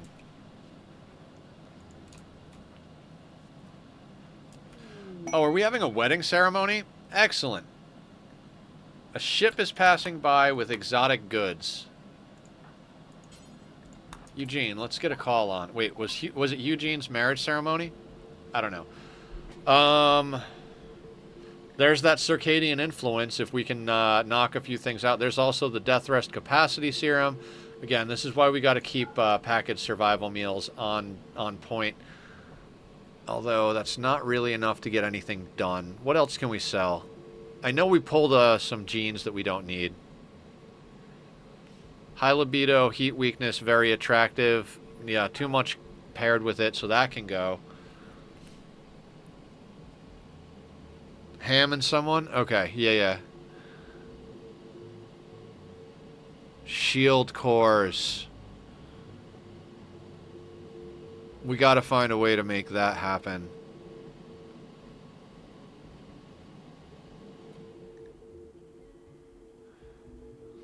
Can we make that happen? Man, they got goodies in here. They'll buy beer.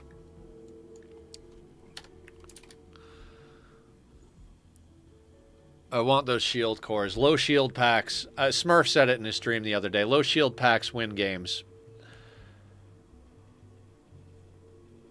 What other drugs will you take? Alright, I'll sell you guys a little bit of action. Doesn't really get us anywhere like crazy, but those shield cores will come in very handy. I'd love to knock out an Archite capsule. We just don't have money. Oh, they've got shock lances and insanity lances. They've got gold. All right, we'll take the rest in gold. Gold is not only advanced components for us, but it's also honor with the Empire if we ever get a tribute collector. I'm going to sell 2 of the nanostructuring chips because I know we needed 2. I don't think we need the power focus chips.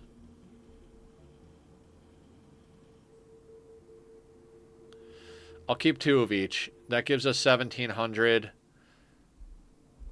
What's the most important thing? We don't need the circadian influence badly. Death rest capacity would be really nice to snag. But we've only got 1,700 to play with. We are well stocked on lances, so I actually think the death thrust capacity serum is our best get here. So we get 2 shield cores, a capacity serum, and just a touch of gold. I'm also surprised that you remembered about me saying stuff about pumpkin spice flavored stuff.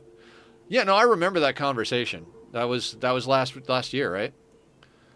I remember things. Not all of the time, and usually not the stuff that's like really important, like making appointments and stuff, but I remember what my friends like and don't like. Okay. I think that's the best we can do with what we have. Too bad they won't buy corsets. Exotic goods won't buy sashes either, so...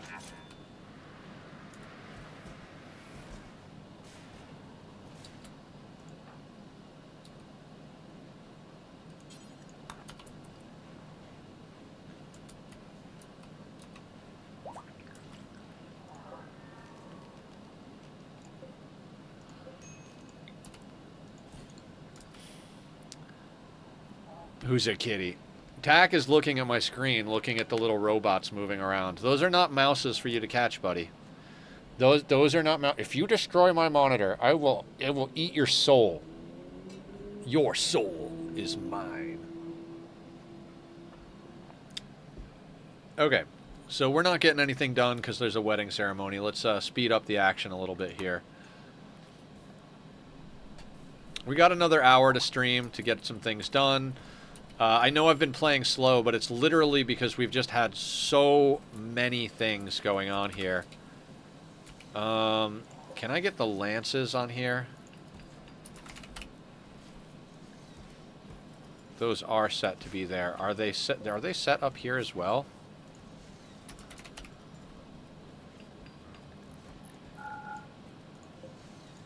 Some folks are still in forced tattered helms. Are there replacements ready yet? I will double check. Alikos is in a forced tattered helm, so we can get you into, I think there's a marine helm, or a let's get you into a cataphracts.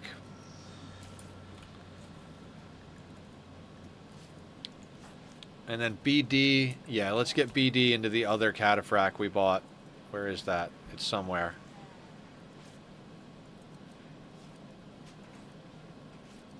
There it is.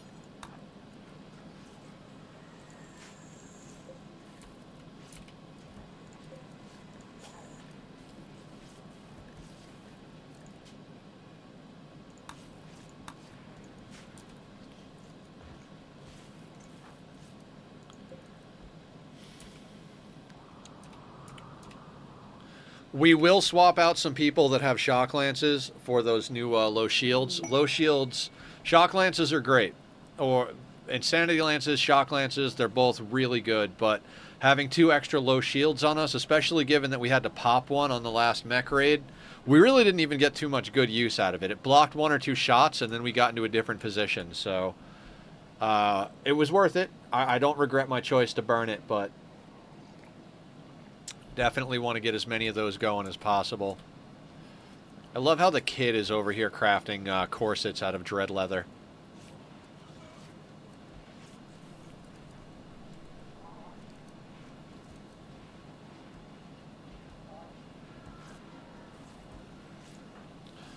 Kid might grow up to be a crafter. Level 7 crafting with a passion in it. Fast learner, great memory. This kid's going to be so badass. I'm doing my part, yeah. He's set on all recreation, so he doesn't even have to.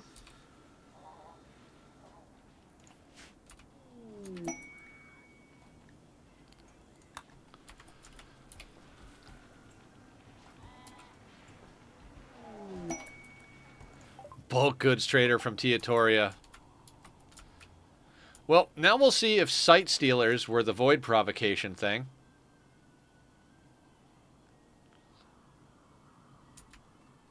Damn, I should have not spent all my points on Cult of the Lamb because I want that kid. I mean, don't get too crazy yet. There's still Right, I'm gonna put the mechs on unrestricted again. He's still got like a solid year and a half before he's ready to go.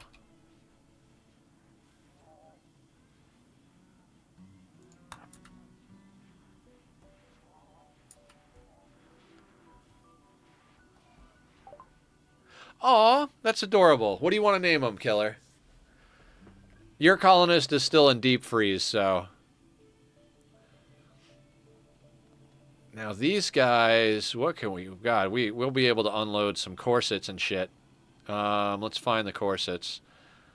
You can take the smoke pop. You could take dread leather, human leather, human leather, human leather. You can take that, you could take that, you could take this, a little of this.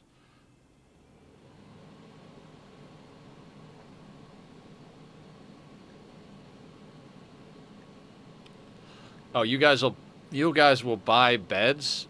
Absolutely awesome.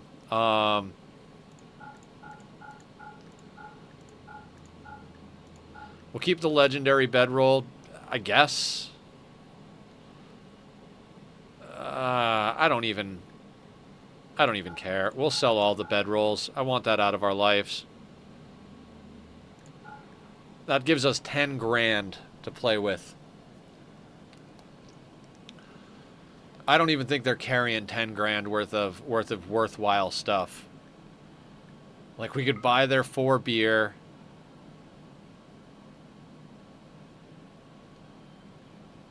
I guess we'll buy the Starflight Basics, the other recreation book. We'll get their reinforced barrel.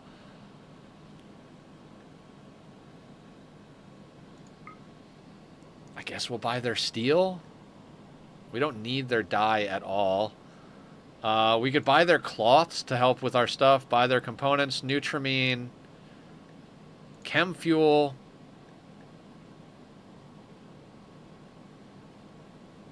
What else do we buy?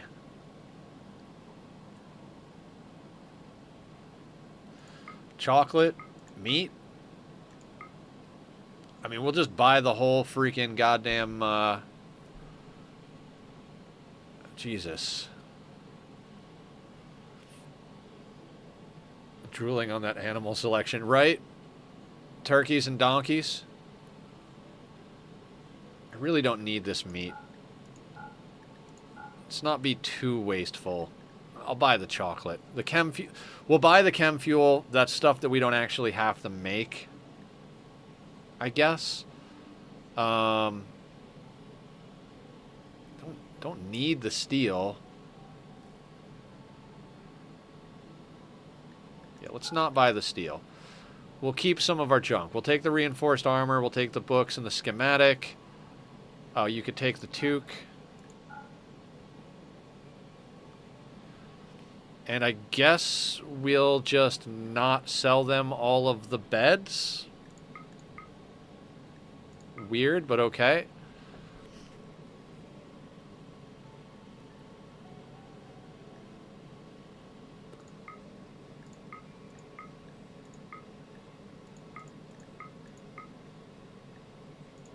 What am I selling these people?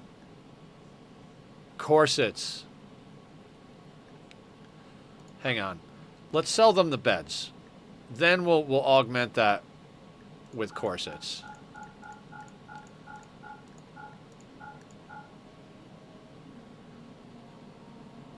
That basically covers it right there. Let's take enough steel so that we're not wasting money, but there. Look at all their money. We won't even sell them all of our corsets. That's phenomenal. Okay. I'm gonna put everybody back on work at the moment. And we'll expand work out to there.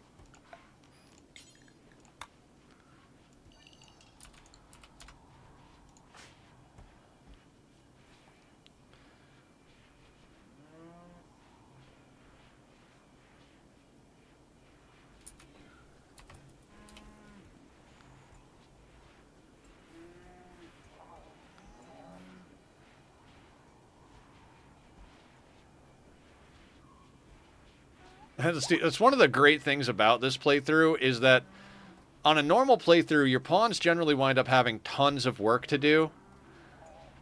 So nobody winds up hauling stuff, but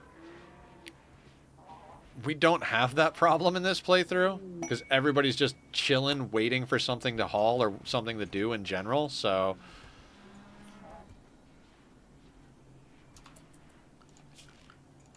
There, it's all in. That doesn't need to be in here anymore. The mechs are unrestricted, so they can go and grab whatever is kicking about.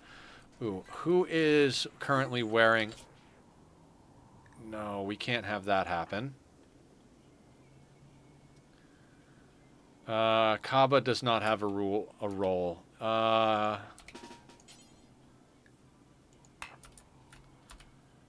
we can't let Kaba fight with Humph. She'll get herself killed. So.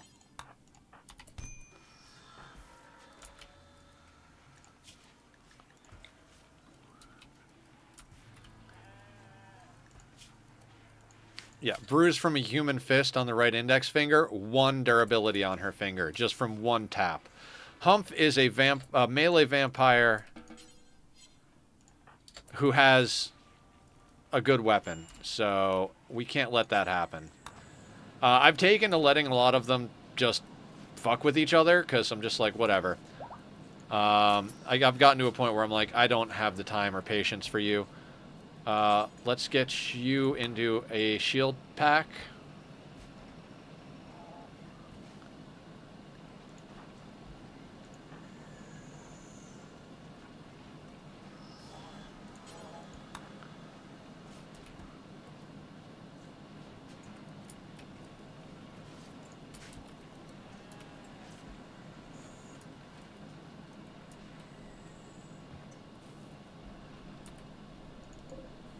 Nice.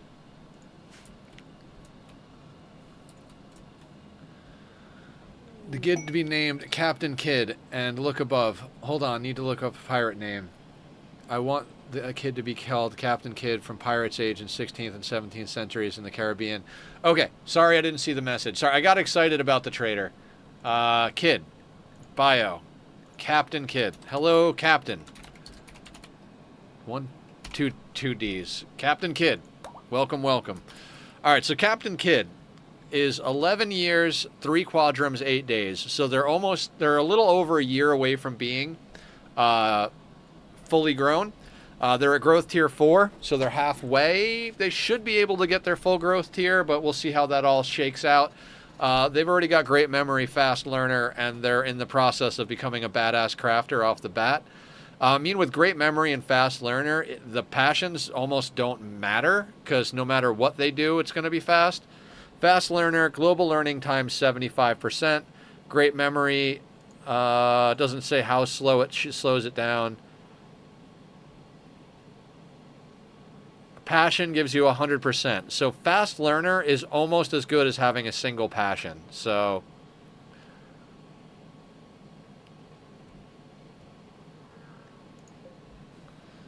that was solid.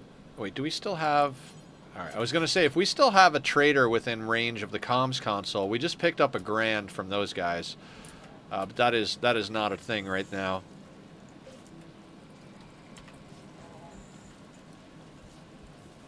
Oh damn, construction and mining, that's amazing. Yeah. Yeah, kid has got construction passion, mining passion, animals, crafting. They've already got a 4 in shooting, even though they don't shoot anything. Literally have him wearing a shield belt and a longsword. I don't necessarily think he's going to use the longsword. We're going to try and get him away from any trouble he may get himself into. But I think the shield belt's going to come in handy if he finds himself in a weird spot. You know what I mean? A few stray bullets just kept at bay.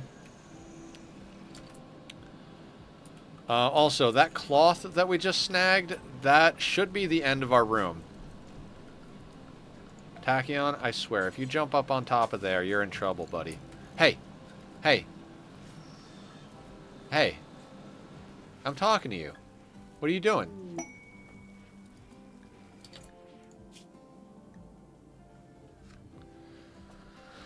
$643 toxic waste packs. Death rest capacity, gold, infinite chem fuel reactor.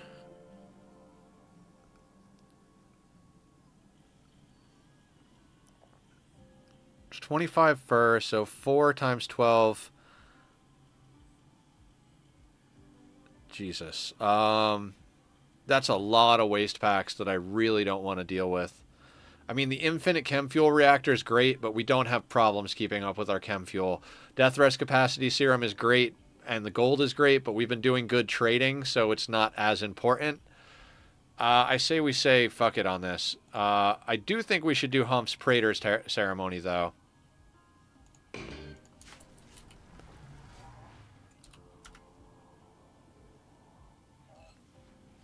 Get him another Silink waste to dump for food deliveries. I mean, do we need it?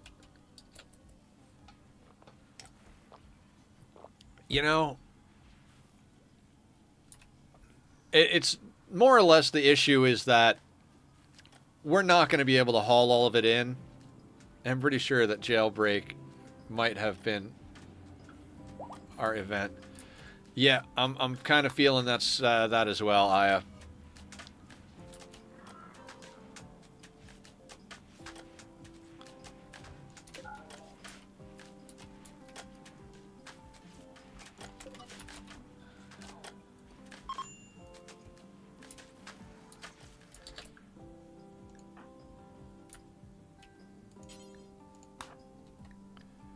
Sure, the whole crew can do it.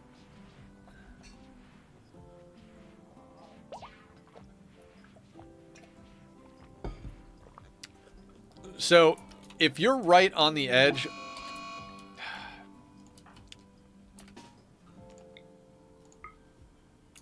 If you're right on the edge of impressiveness in your throne room, it's not always a good idea to have everyone go in there because they'll track dirt in. Our impressiveness is very through the roof, so we don't have to worry about that, but...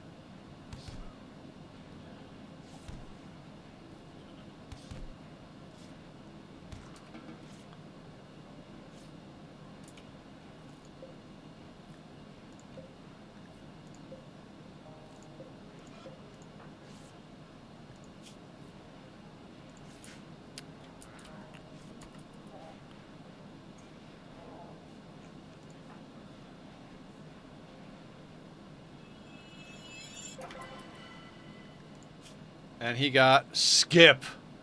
No fucking shit. Hell the fuck yeah. That just made our life so much easier. I'm not even fucking kidding.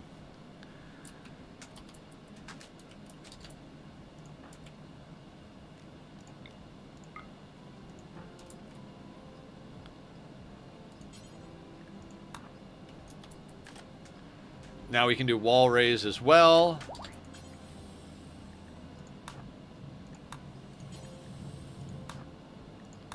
Not high enough level for that. Not high enough level for that.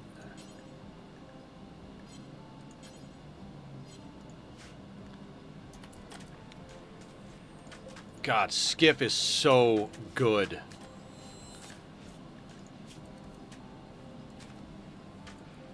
I didn't realize skip was a level 4. That's fucking perfect.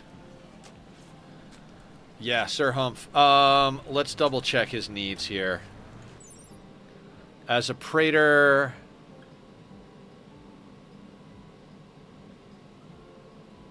Alright, he can still eat fine meals. So we'll keep him on fine meals. Oh, by the way, do we have anybody else? You need to be on paste. Yeah, that could have been a thing.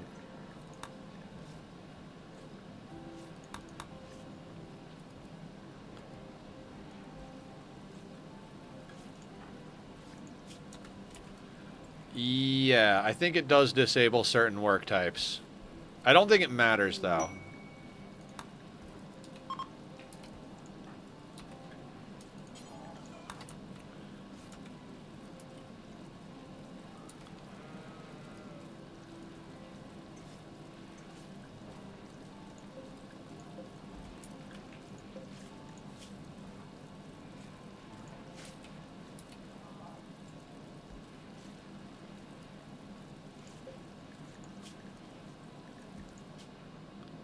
Seven components, 60 steel. I think we're looking to start, like... We're going to up that to masterwork. I want him making guns until he makes masterwork guns. We're at that point. If we can get everybody on masterwork guns, just done and dusted. Like, just OP as shit. Plants mining and dumb labor, I think it said. Yeah, it makes sense. He already couldn't do dumb labor, so that's fine. And oh, was he was doing plants though. No, he can still do plants. Does it? Dumb labor, plant work, mining. Oh yeah, you're right. Dumb labor, plant work, and mining. That's too bad. Whatever.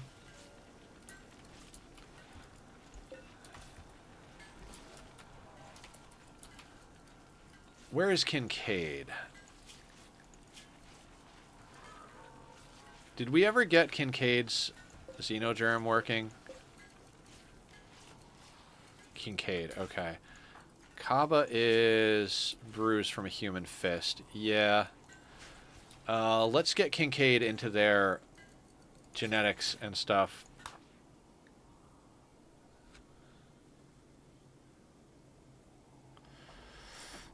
They're still going to eat fast.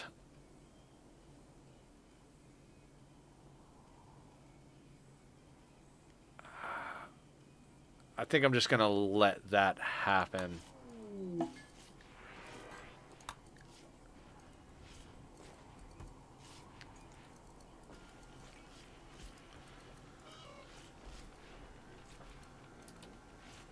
Butter knives just hanging on over here.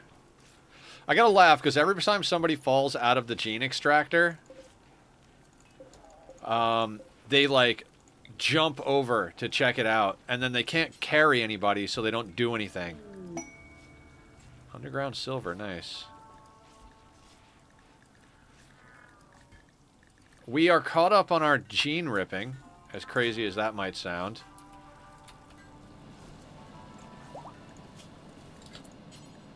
Alright, let's go industrial medicine.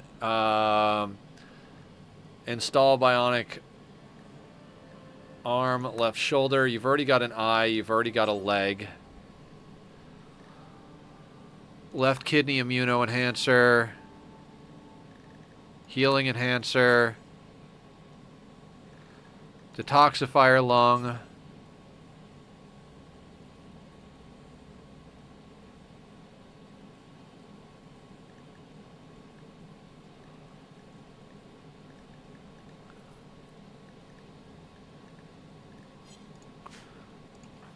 And I think that's what we got for him.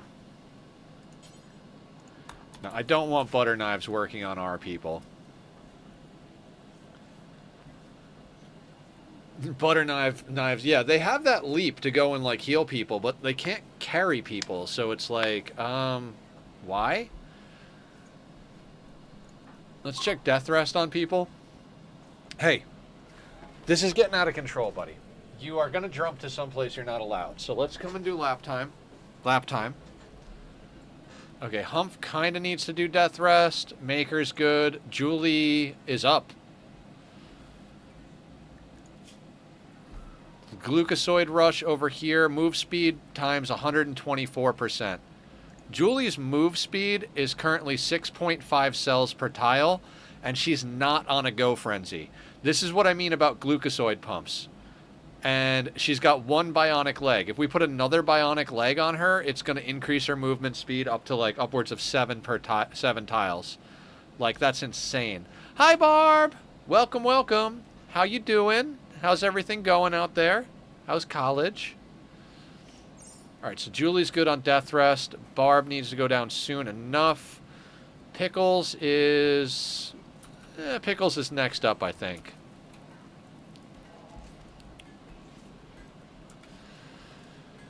Super awesome having... Hell yeah. Me too. I'm doing pretty good. Jesus, I just got something in my eye, though. A little piece of dust in my eye or something like that. Oof, eyeball.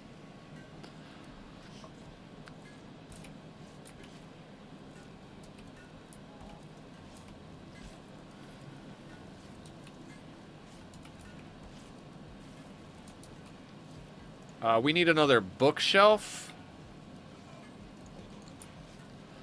All of our books don't fit on there.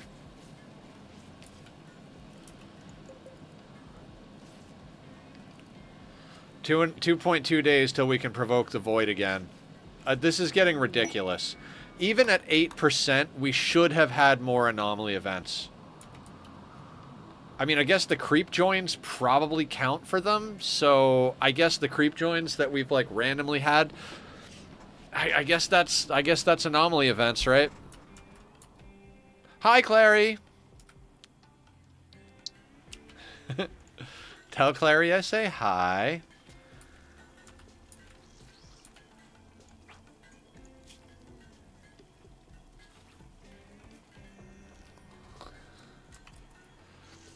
All right, we're getting Kincaid sorted with their stuff. Go Frenzy on Pete.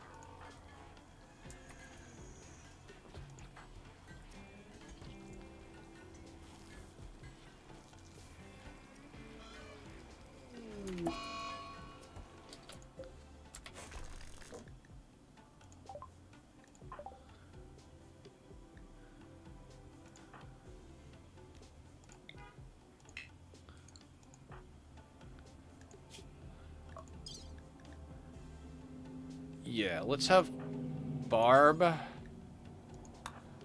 work on that. And Shu is installing that stuff. Okay, cool.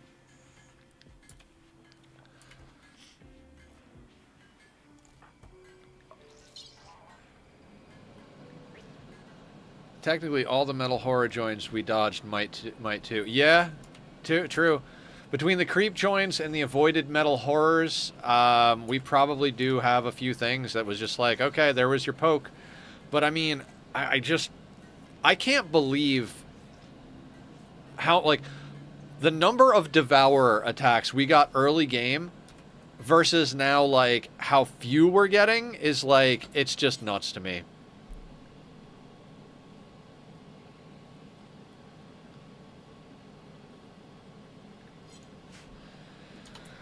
All right, Kincaid is more or less sorted out. And anybody who's... We've had enough Archite capsules coming through. Do we have any more Archite capsules? We don't.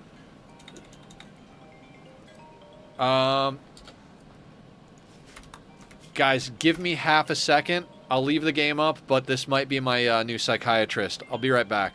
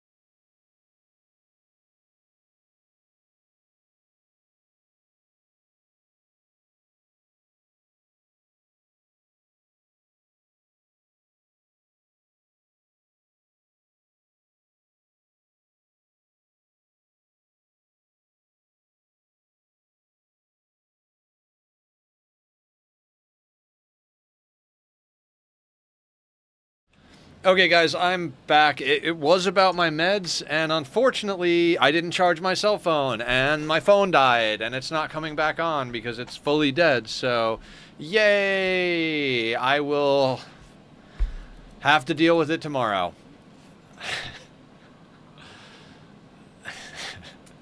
You want proof that I'm ADHD? There it is right there. I can't even remember to charge my phone to talk to the doctor about my ADHD. So, yay, interesting stuff. Huh? I don't even know. I don't even know what's going on here.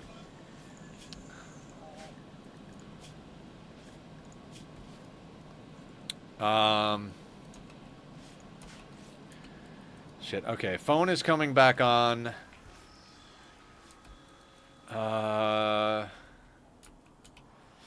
Okay, guys, I hate to do this, but I want to call him back immediately. So, yeah, I was just gonna say that, Aya. Let me end early. We've gotten a lot done here. Let me end like 20 minutes early here and go and make this call. I appreciate everybody being awesome. Since I got to make this call, I can't raid out, but we'll be back tomorrow doing some Satisfactory. Love you guys. I will see you tomorrow for Satis. Be well. If you see me in Discord, come say hi. Take care.